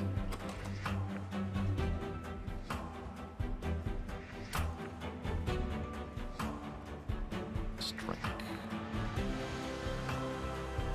Could take the Siren of the Sea here to infuse into our Guard of the Unnamed, giving him more stats whenever we play a spell, but I'm not sure that we want to do that.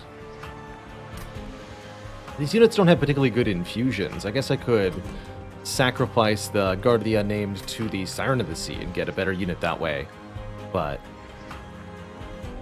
then I'm losing the upgrades I put into the Guard. I think I'd rather just skip the card reward here. Say none to any of these, although Cold Kalia is very nice with that boosted frostbite, I have to say.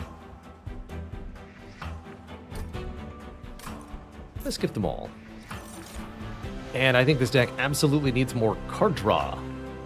More cards in hand each turn lets us generate more charged echoes, play more foregone powers, more energy siphon, more stuff from bounding echoes. You always get offered energy plus draw or plus capacity each time you defeat a major boss in Monster Train, and you'll usually see me go for the plus draw.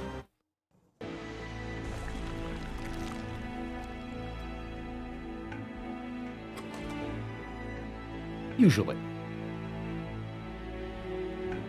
So now we get to further upgrade our champ, in addition to the other good stuff over here. I am going to take a peek at this Wormkin banner, as well as consider the option of maybe some spell power upgrades here. Vine Temple has a value stone and another purge stone. No intrinsic still, unfortunately. We do get offered the armor version of Echo Right, and I think that's what I want to veer towards here. This does less damage, but is going to be a lot more survivable, giving armor 4 to everything on his floor, notably also the Guard of the Unnamed, whenever a card with Consume gets played, which is going to be a lot. So let's do that. And what are you? Oh, we do get a Keeper of Echoes. Spire apply +1/+1 to friendly units. Or strike apply reap to enemy units. A little bit of area damage reap. That'd be a fun thing to add to the Guard of the Unnamed, so then we're applying reap 1 to everything every turn. It's only a little bit of damage, though.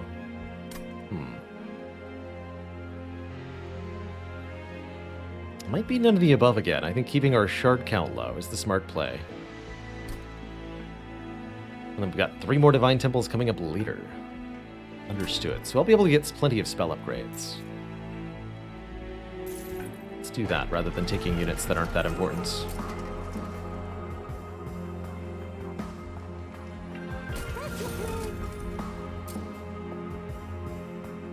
cheap. Not paying for the Eternal Stone. Not when Consume is great, but here we go. Hold over. Hold over. I can hold over the Ice Empire, or I can hold over on the Energy Siphon. 0 cost, infused, spell weakness 1 to something of my choice each turn. I think could be very useful. Hold over on the Flash Freeze is also pretty good.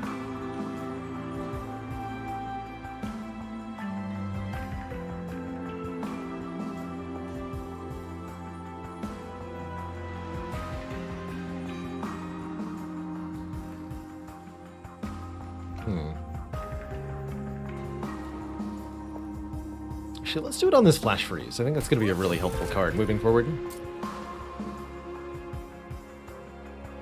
This 190? No, we can do better than that. Keep this plus 10.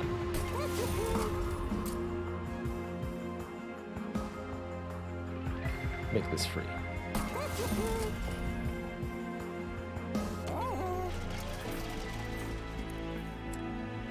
I'm gonna go Unstable Vortex Hellvent. What card would I like 2 copies of?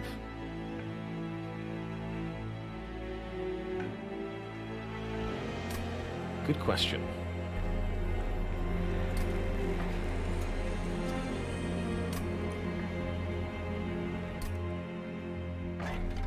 Really good question.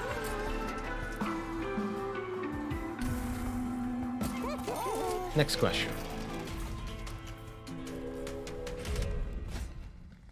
Spike shouldn't be hard to deal with, given that we have a newfound propensity for massive amounts of armor. Although anything that gets to the pyre will do a little bit more damage to us.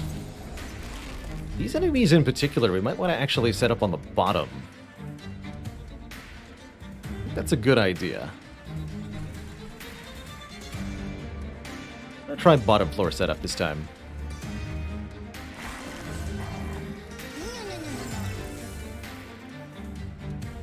Put the big main in the back.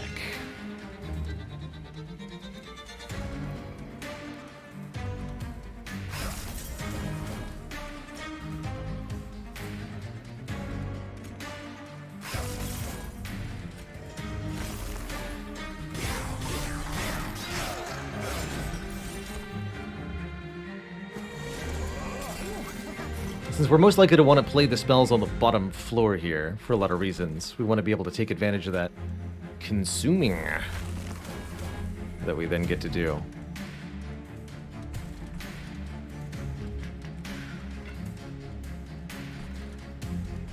Okay, we'll use the foregone powers on this nerd.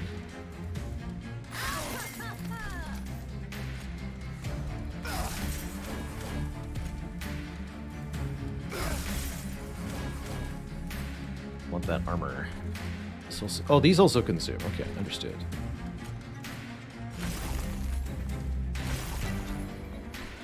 Fair enough. You guys are so tanky. These guys with their arms in the air get stronger every time they advance up a floor. That's the purple resolve ability that they have. 6'4 Ninja, thank you so much for 2 full years of support. You mad person, you.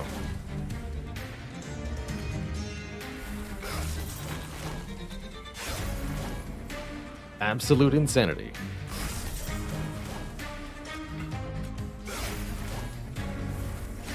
Look at all this armor.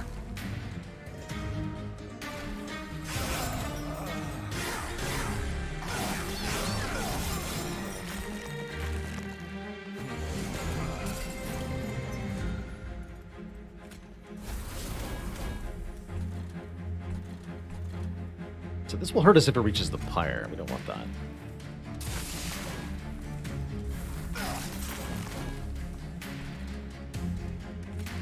We'll play this infused train Stuart.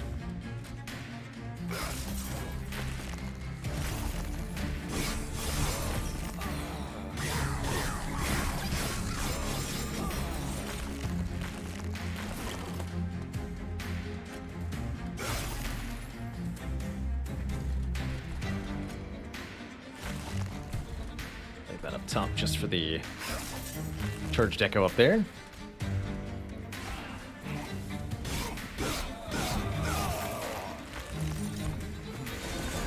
here's our boss. Boxbinder. Combat will occur until one side is wiped out. It's going to be our opponent, unfortunately for them. Got a lot of armor.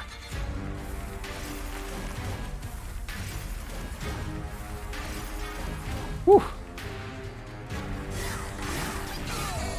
And that frostbite never decreases, too, which means having long, relentless fights.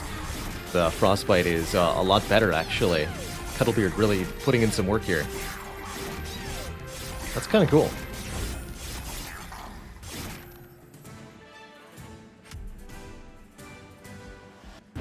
You're remembering correctly, Unknown Force. The last divinity is going to reset both Reap and Frostbite, and so we need to figure out a way to defeat the last divinity that does not necessarily involve those two things. I'll happily take the rationing scales here. That's going to let us effectively sell our health a little bit. One or more. Damage the damned is interesting. Total Recall is an option here. Not necessarily a good one, but definitely an option. I'll keep the deck smaller. Take a little bit more money. Oh, this could be a fun Harness the Titan situation. Apply 5 magic power to other spells in hand, and we can potentially scale some of those spells multiple times. It's rather intriguing. And since it's got the infusion on it inherently, that's pretty good. AoE Frostbite with Crystalline Seeds, also really good. I'm going to try Harness the Titan. I think it could be cool. Oh, and we're here to be offered Glugsider back. Oh my gosh, he got the revenge too. Additional health, revenge, plus 1 attack power. We want the best version of this upgrade, so you should hold on to this guy for a little bit longer and get even stronger than this. But I'm very excited for what we're going to be creating here. Could Pyrebound, Ice and Pyre be a divinity killer? It could be. Yes, it could be.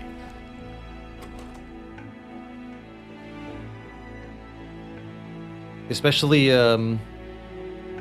with holdover, or not holdover, with zero cost energy siphon. We can do some serious stuff.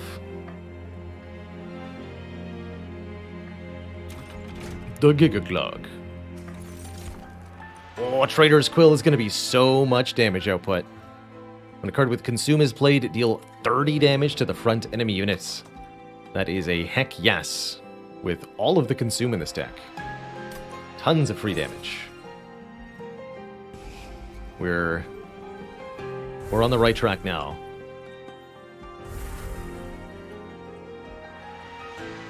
Cure first.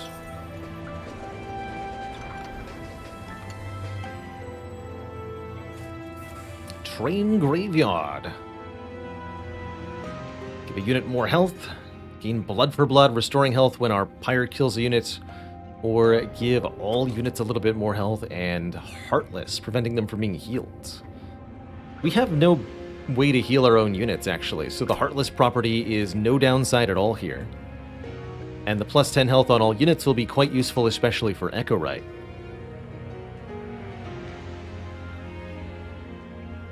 Yeah, so we'll take the Large Shard. Oh, actually, wait, Glugsider heals. That's right. Excuse me, Glugsider does have a way to heal himself. Good call, everybody. In that case, why don't we make the Guard of the Unnamed a little bit tankier with the small shard. I'm not going to use the blood for blood, but good catch. Yes, Glugsider has Inspire Heal 5, that's right.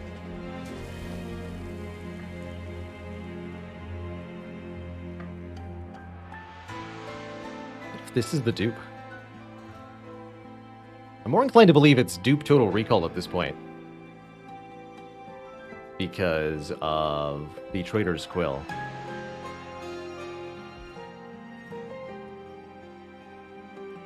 Yes, Inspire, Heal 5.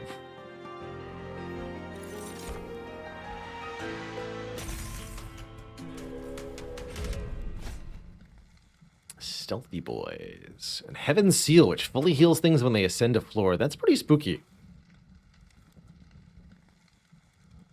All for a random artifact. I don't think that's going to be worth it, quite frankly. With how reliant we are on damage over time, and with only 50 pyre health because of the rationing scales, I think Heaven's Seal would be a potentially disastrous mistake to try to use.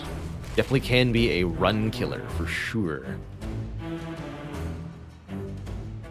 I think these stealth enemies kind of necessitate that we go higher up in the well, not necessarily. I could absolutely try deploying on the bottom. Will it work for me, though? Let's find out.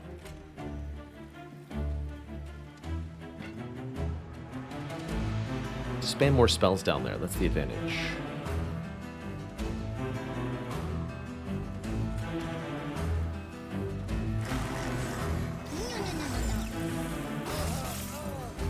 Oh, I should have. Fine.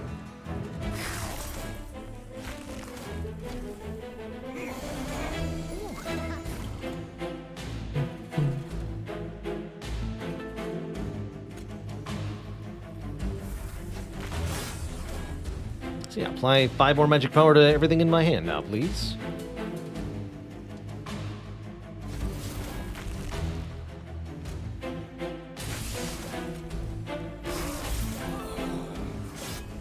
You know, maybe we would have been okay with the random thingy after all.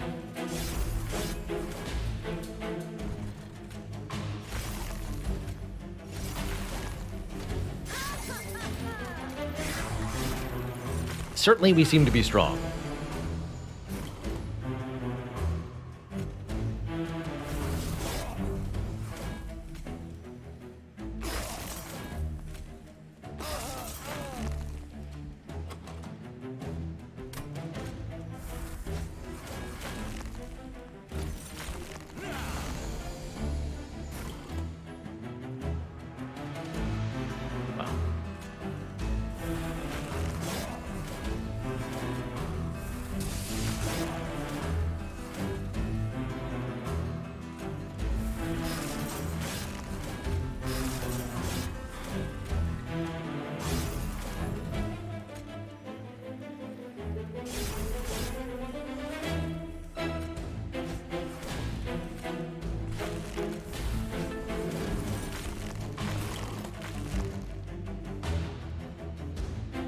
There's nothing to play. Hello? Help! Can't hold over my flash freeze because I can't draw it. Nothing to play it on.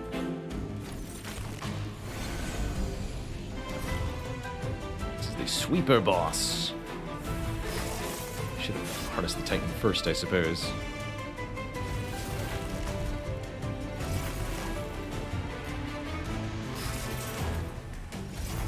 GG to that boss. Wow, just being caught in the relentless fight for so long against this tanky shield guy.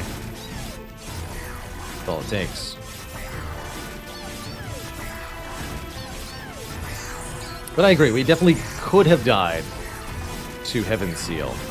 And honestly, a random artifact isn't that good in Monster Trade. A lot of them aren't very useful. So I'll shed no tears.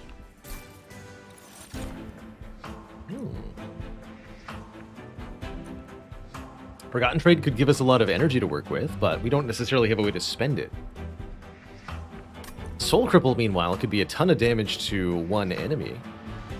Not helpful against the last divinity, though. I'm gonna take the big kill an enemy card, and oh, I was hoping we would see the Glacial Seal. Now there is a good unit to put into the Guard of the Unnamed. Oh yes, you're the one. Welcome.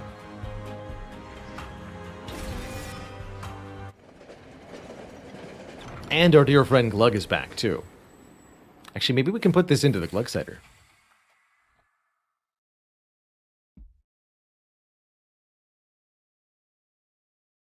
Oh, that's right. It's Revenge. Apply +1 attack power to friendly units, plural. So now he boosts the whole floor whenever he's damaged. If we could fit a small unit behind the Glug Cider, that could actually be meaningful. but as it stands, mostly seems hilariously irrelevant. I have to tell you, I think our best odds lie in looking at the Merchant of Trinkets here. If we can find the relic that the Bog Slime, it's called, gain a charged echo whenever a card with Consume is played. That would be the way to win this run. Merchant of Trinkets, we can look at up to 6 artifacts.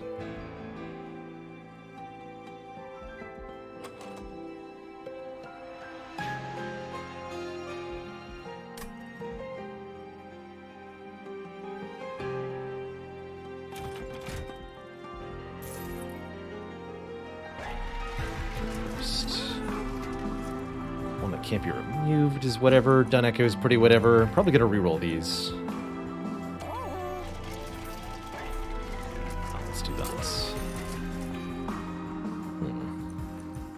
These aren't very good. Token of a Traitor is probably the best. Playing a spell deals 2 damage at random. But I wouldn't call that amazing here. Okay. True Stone, -2 cost. Okay. Problems.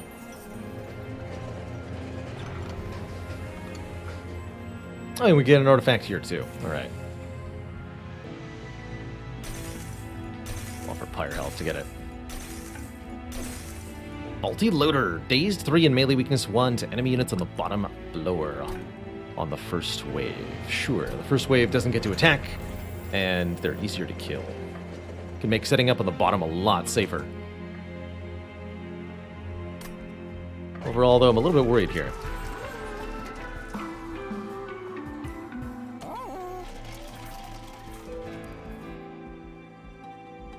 Merchant of Magic next.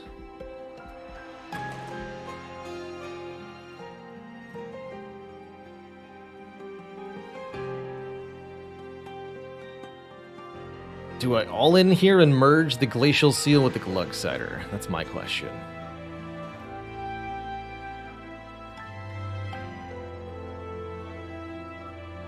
Or do I put the Glacial Seal into the Guard of the Unnamed? The unit that I can more reliably get down, and then... That seems like the wise choice. Or no? Yeah.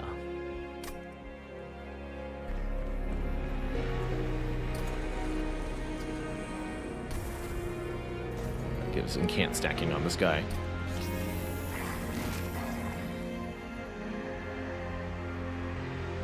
Just need to make sure we're able to get enough shards. We've got Divine Temple, Divine Temple. Okay.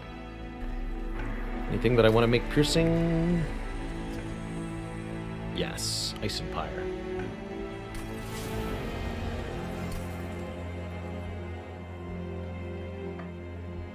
Okay, and then we'll fight Arcus. Simon Says, the boss fight. Arcus summons Dark Shards, which penalize you for taking a specific action on the floor. This Dark Shard penalizes us for playing a non-Mortal unit by dazing our units. I think he's also got the penalizing for spells in this version. This is the version of Arcus that summons stinky curse-adding units, so I'm actually quite happy to play on the bottom here.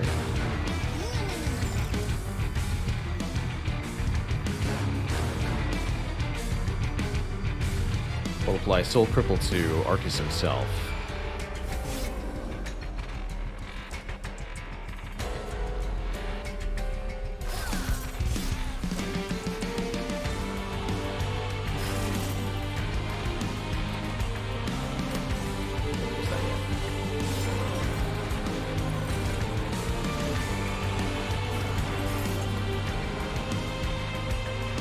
So, if our units die, we're penalized. That's not a problem. Thankfully.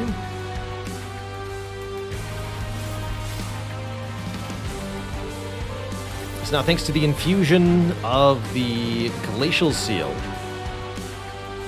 or Glacial Totem, We apply Frostbite 4 damage per turn to all units on the floor of the Guardian whenever we play a spell. I think -2 cost on Soul Cripple would have been worth it. I'm not sure how I missed that as a thing that I could do. Maybe we'll get another chance.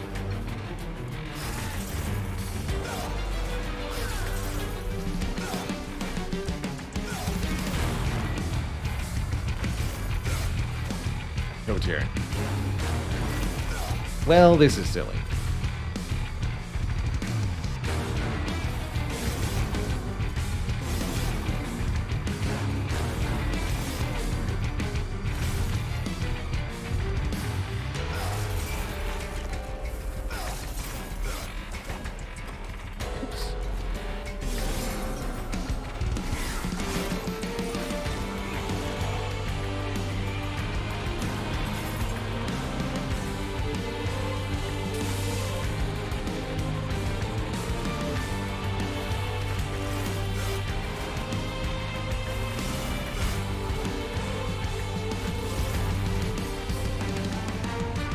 Easy.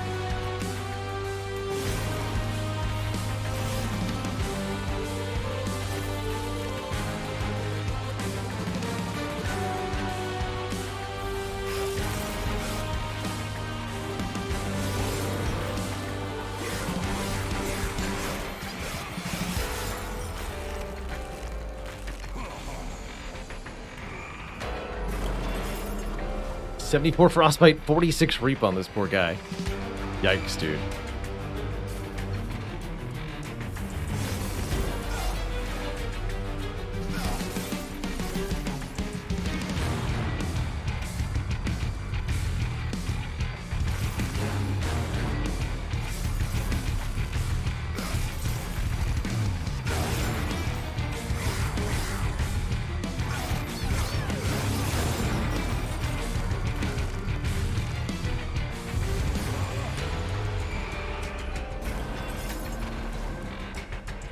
He's here and he's ready. Glug Cider. You get him, Glug.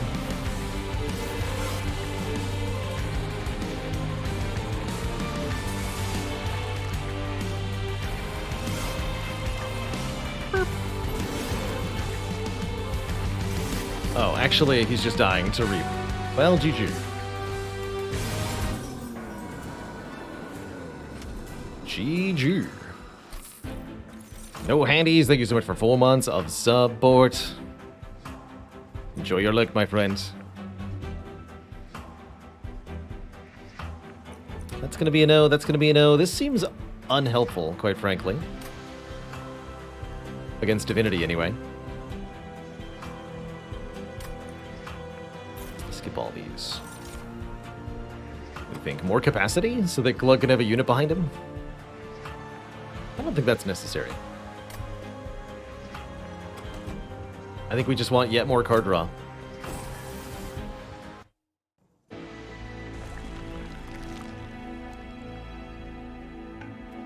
And we're gonna go Merchant of Steel, question mark? No upgrades that I want. Okay, we'll go to the Merchant of Magic. Good question, Romano Skyman. I'm not sure the exact ordering when you play Hoarfrost with the various effects that we have going on. Good question.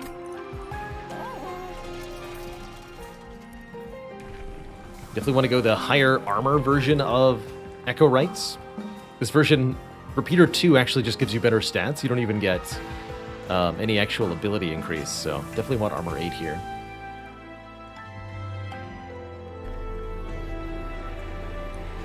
Magic power there is intrinsic. Okay, sweet. That's probably worth it.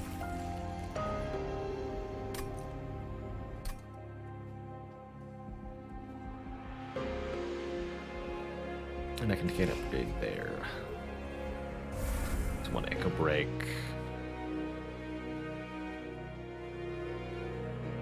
There's 2 Echo Breaks.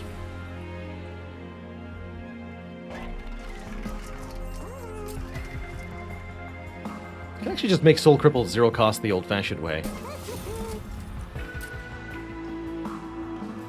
Ain't nothing wrong with that.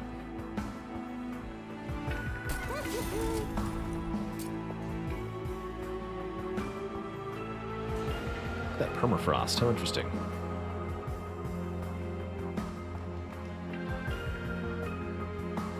This is a good one for permafrost. Just gonna reroll. Yes, add consume, please. Don't remove consume. Add consume.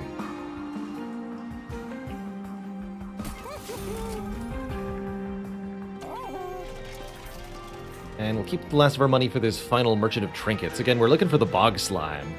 That's the trinket we could, or the artifact we could find that would make the biggest difference in how our last stuff goes. Spell Shield 2. Sounds challenging. Let's try it.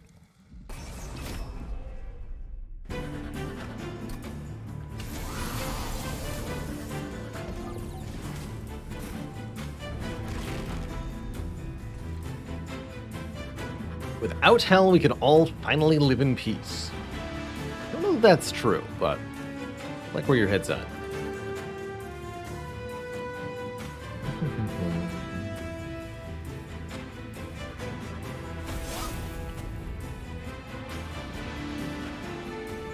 We should be able to play Glugsider on the bottom floor if I deploy these two in the middle here. That should be fun.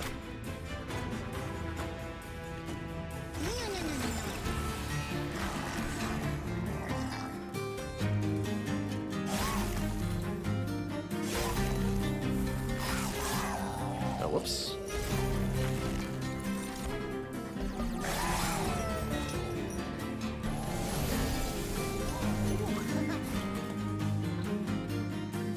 Apparently you're getting away. How fascinating.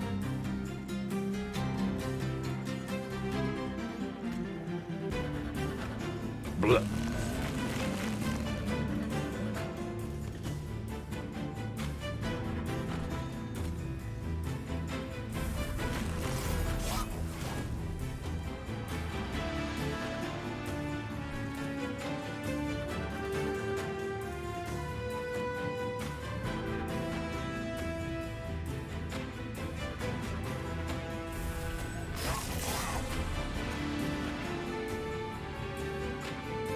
Like Ancient Resonance to kill that back one.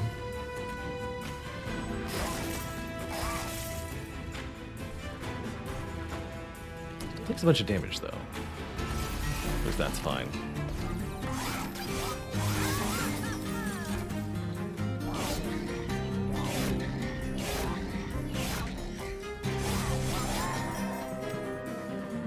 Revenge!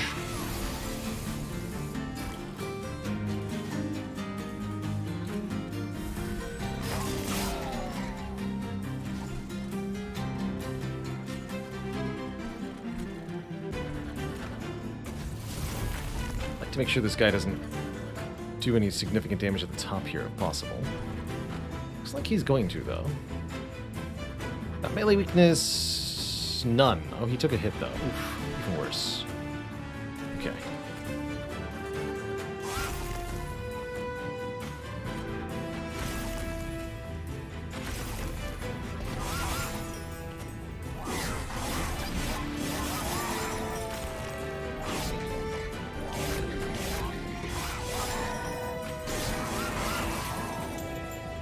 Okay, the rationing skills mean that taking damage here doesn't matter that much.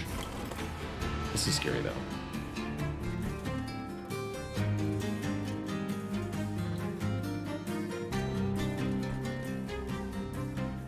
Minus 95 on Glugsider. Whew.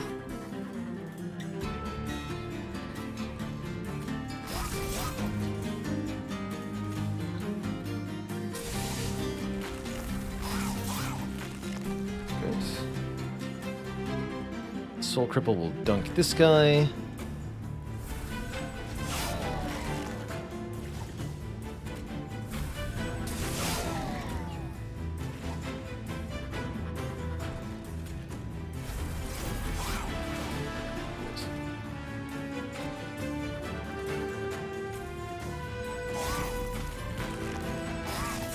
Get him, Glug.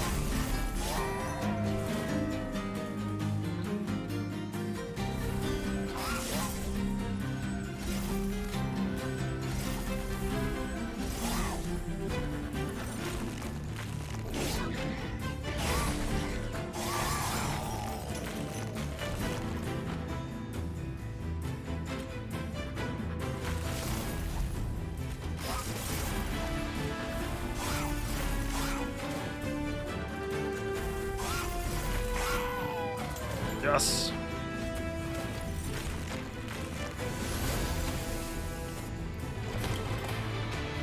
Show them the meaning of pain, Glugsider. You've got this. Oh, these guys in the back, though. Yikes. Your pain, I guess. You're gonna die real fast, though. Oh, well.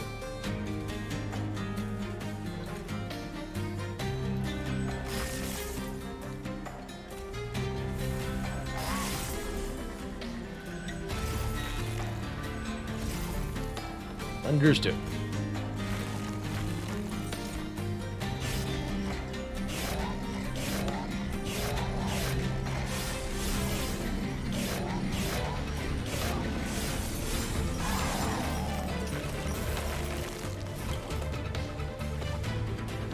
Well, that did not go quite as intended. But I think we'll still find that we are wonderfully fine. Still find that we are wonderfully fine here. That's right, that's what I'm trying to say. Goes back. Play them again. These have all of the Frostbite and Reap stacks in the world, sir.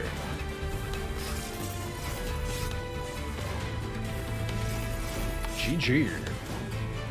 Everybody dies.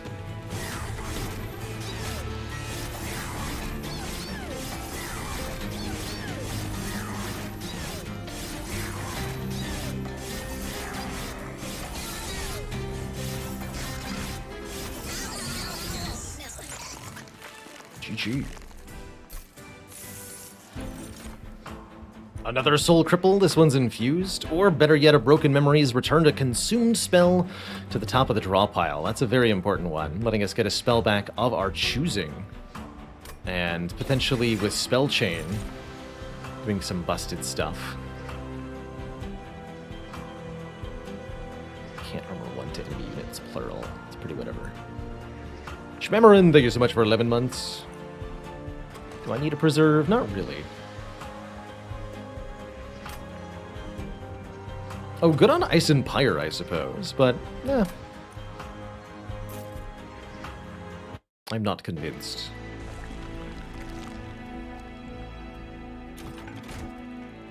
Alright, show me Bog Slime.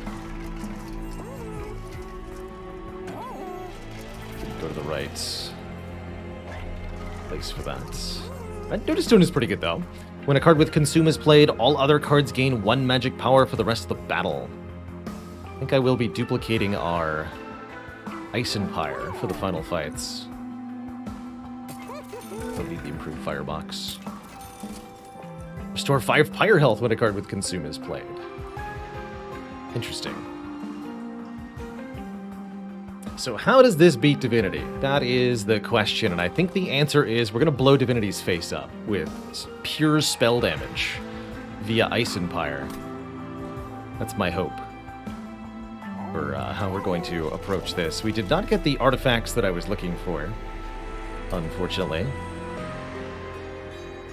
I guess I am -2 costing the spell cripple? True Stone alone is not enough. Oh, I'm actually duping a card. Right, and we're duping Ice and Pyre. That's correct. So that gives me, what, 5 more shards? That's right. So then if I take the 10 shard upgrade here, we'll have exactly 100.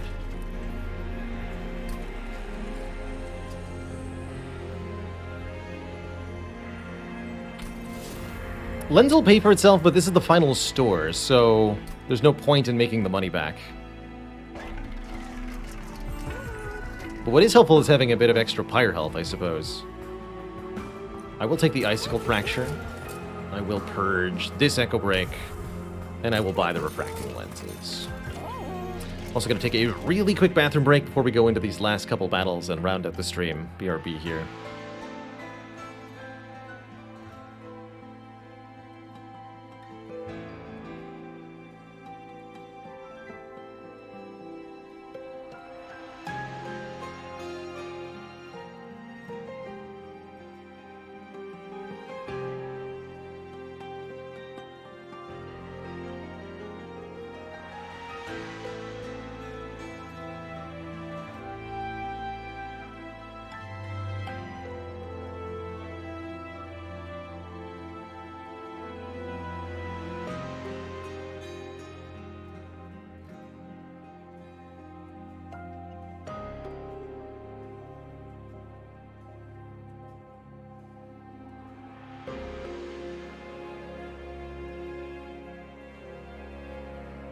Okay, we're back. I don't think we looked at the magic store either.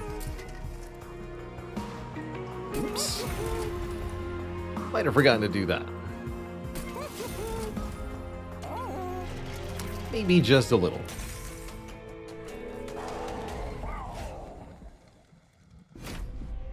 Seraph the Patient. Personally attacks your units each turn, which can be really annoying if you don't have a good defense mechanism there.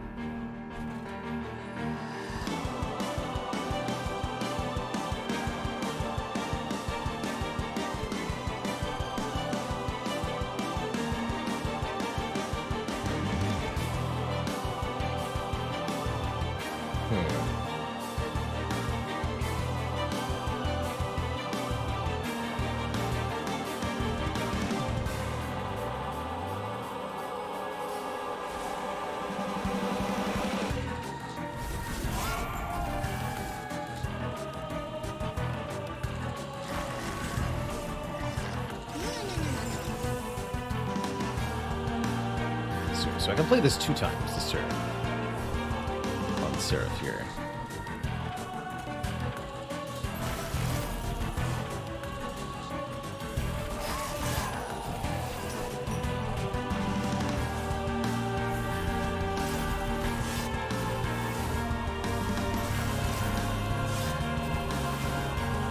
How much do I want to try to play Glug on the bottom floor next turn?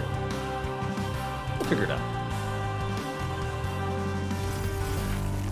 We take an awful lot of damage from Seraph, although we're also notably doing a lot to him. Hopefully he'll go to a different floor. Thank you. Oh yeah, we've got Glug on the bottom floor if we want him. Believe me, I do.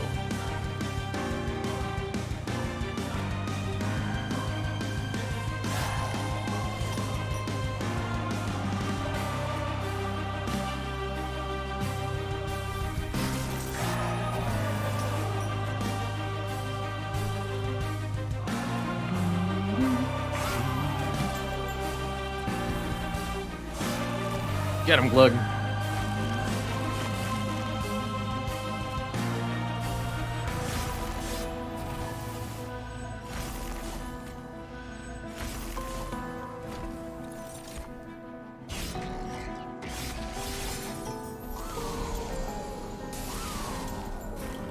To the middle floor where he can do no harm. Good.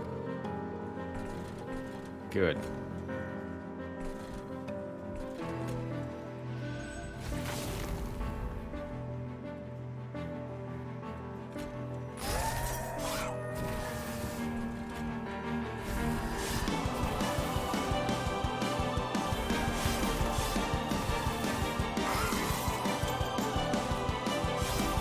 More frostbite for you. More!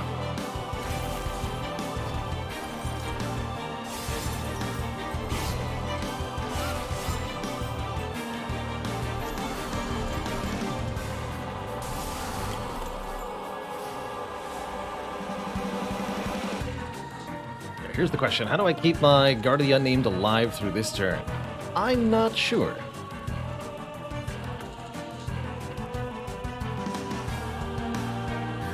Guess we're going to generate a lot of armor. Here goes.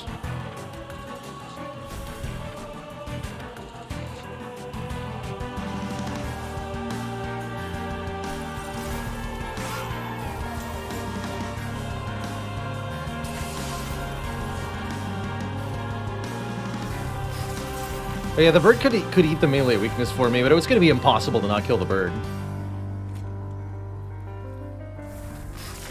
There's no way I can pull that off. Ah, heck. Well, down he goes. 165 damage, holy crap.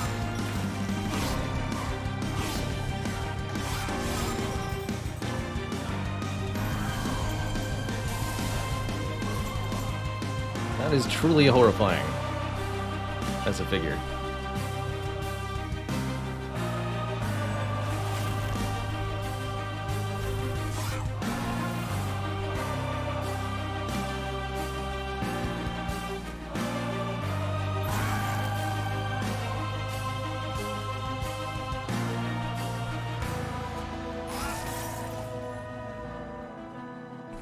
More armor.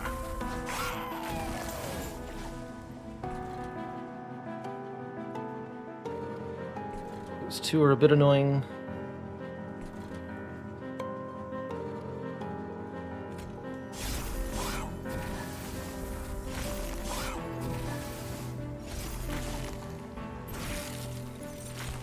It's the first time I've ended with a card in my hands. Good job.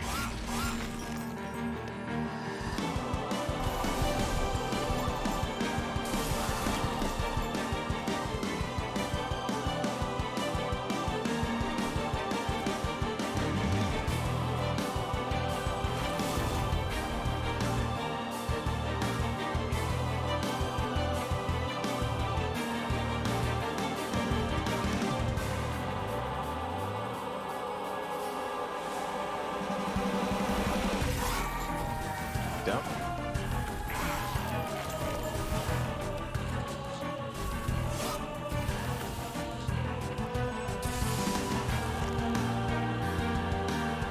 Minus 139. Yikes.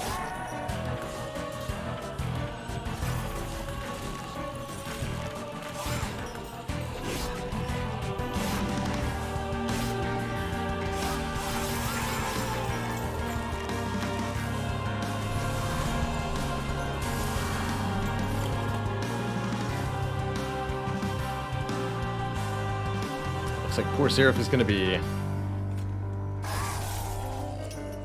out on the street shortly here.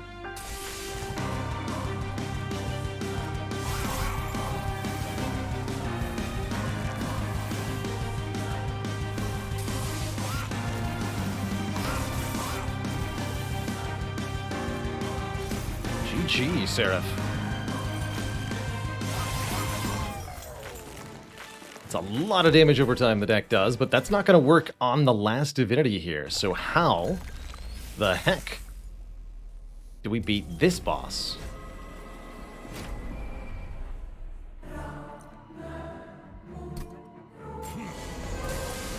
Last divinity exists on all 3 floors of the train simultaneously, with each floor having different properties. We did get Glugsider on turn 1 here, which is going to make things a bit of a challenge. Looks like I can't play them. That's rather worrying.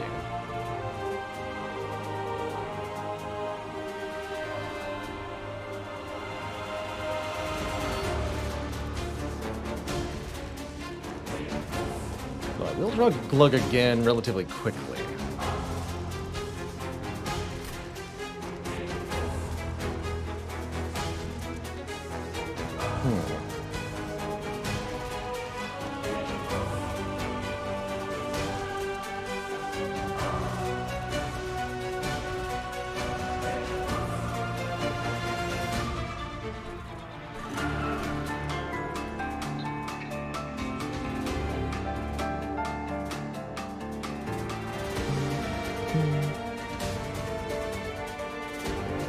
That means Glugsider's the card we don't play this turn.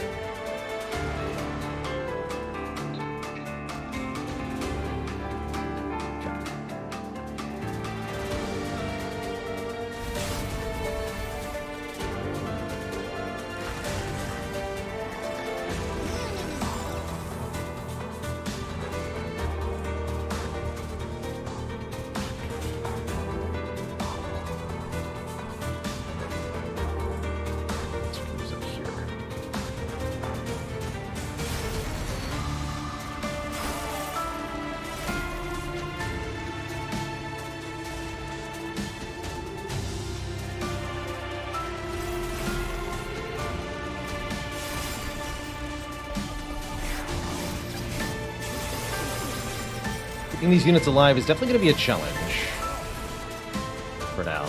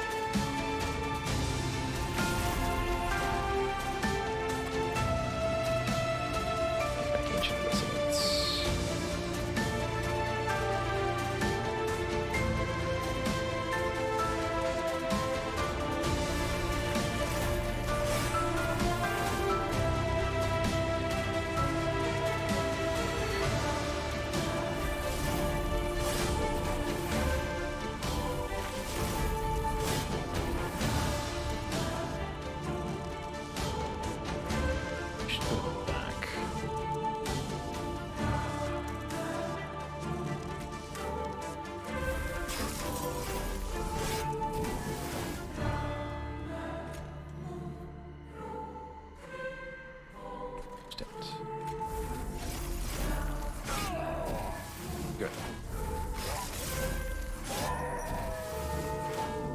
Strongly prefer my units alive.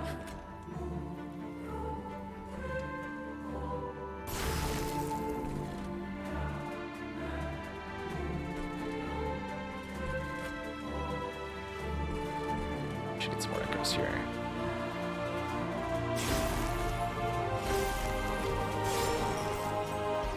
The goal is lots of damage output to help prevent these things from getting to the top floor.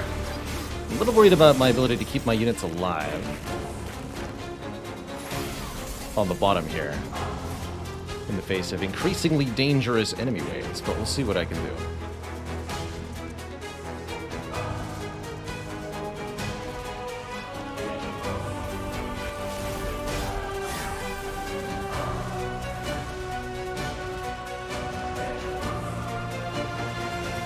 You guys are fine.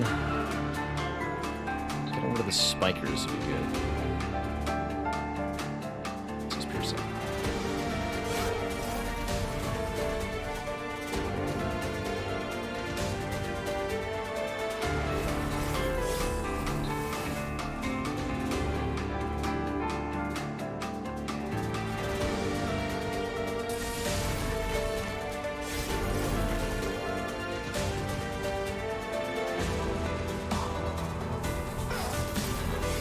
Minus 42 is not encouraging here.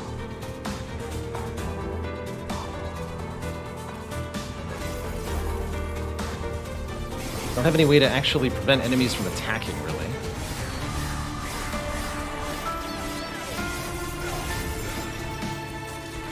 We're not going to be able to hold on here.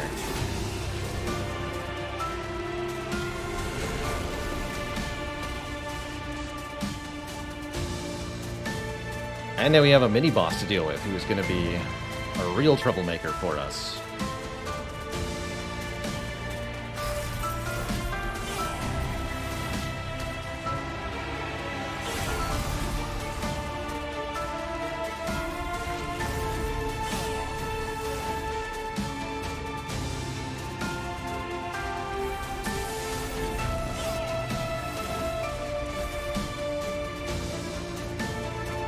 Be back mine.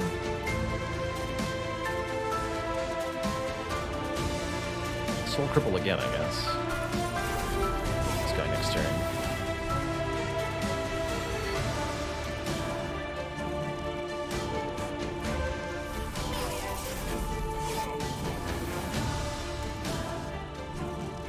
dealt with.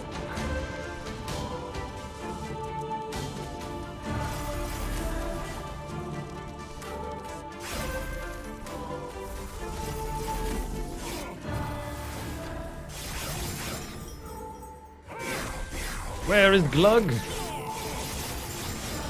The very important questions. Glug's gonna go on the middle floor when he shows up again, which is not now, but will be next turn, guaranteed.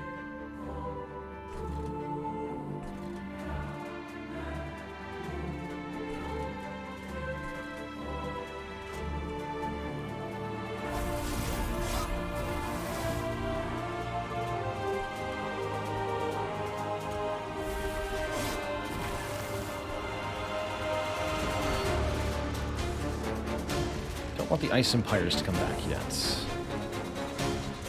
These need to die.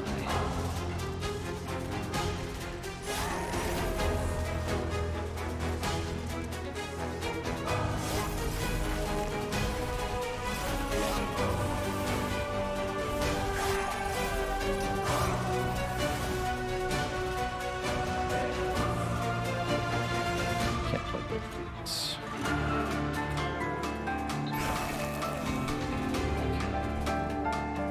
They're already dead.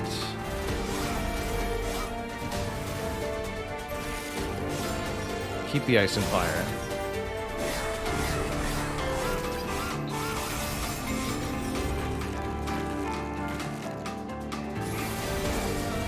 There's really not that many cards left in the deck now, which is quite good.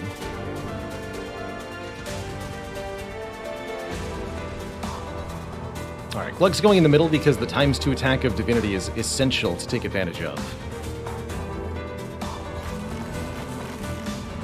I don't see how we're going to be able to do it otherwise, and we need to play a lot of stuff down here, it looks like.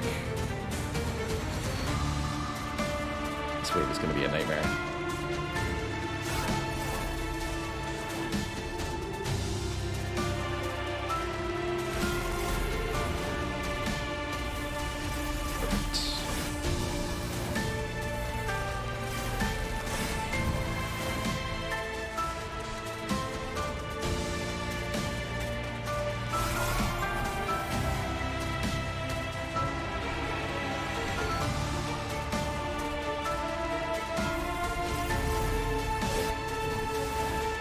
The Ice and Fire.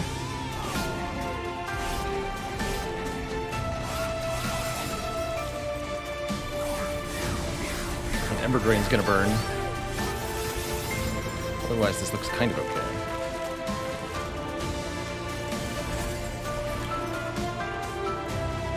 Just one energy, huh?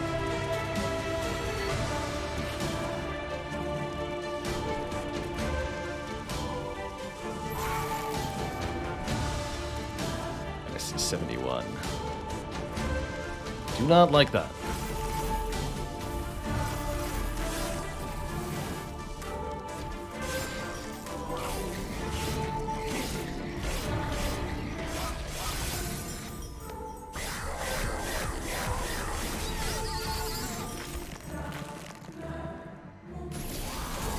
It's time to be deeply concerned.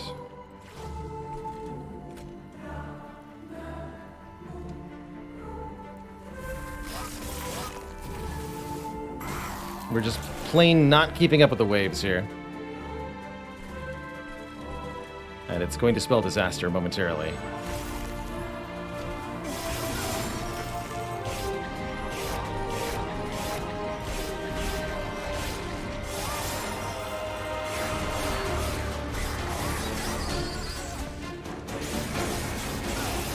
Oh, I see what's happening. I'm not able to draw cards because there aren't any cards left. I've destroyed every card in the deck. I was like, why am I only getting 4 cards? Because this is all that's left. And if we're out of cards, we're dead. We are dead, dead, dead. Twitch chat. I'm sorry. I failed you. I did my best. I really did.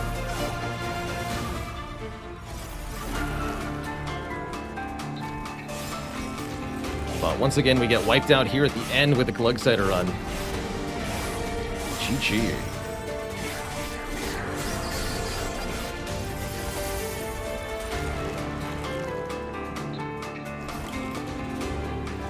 Minus 20. Alright, you got him, Glug. You got him.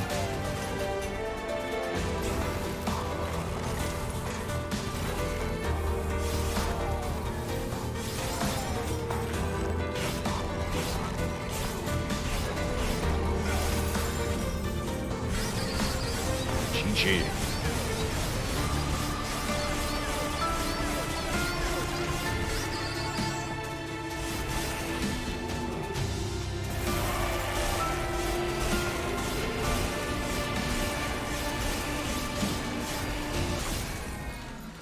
We gave it our all, but it wasn't good enough. I think for this run to have succeeded, we're going to need some kind of piercing area damage card that could wipe out a whole floor at once. Maybe if we'd put the plus 10 magic power and piercing upgrade onto Ancient Resonance and duplicated it, that might have been enough, but we really had no way to actually defeat the waves during the last Divinity. GG. GG. Alright folks, that's going to be it for me tonight. We'll be back tomorrow with some more deck building action. Slay the Spire up first, followed by, later in the stream, Rogue Tower. Random roguelite elements meets tower defense. Pretty cool genre mixture that I'm excited to try out.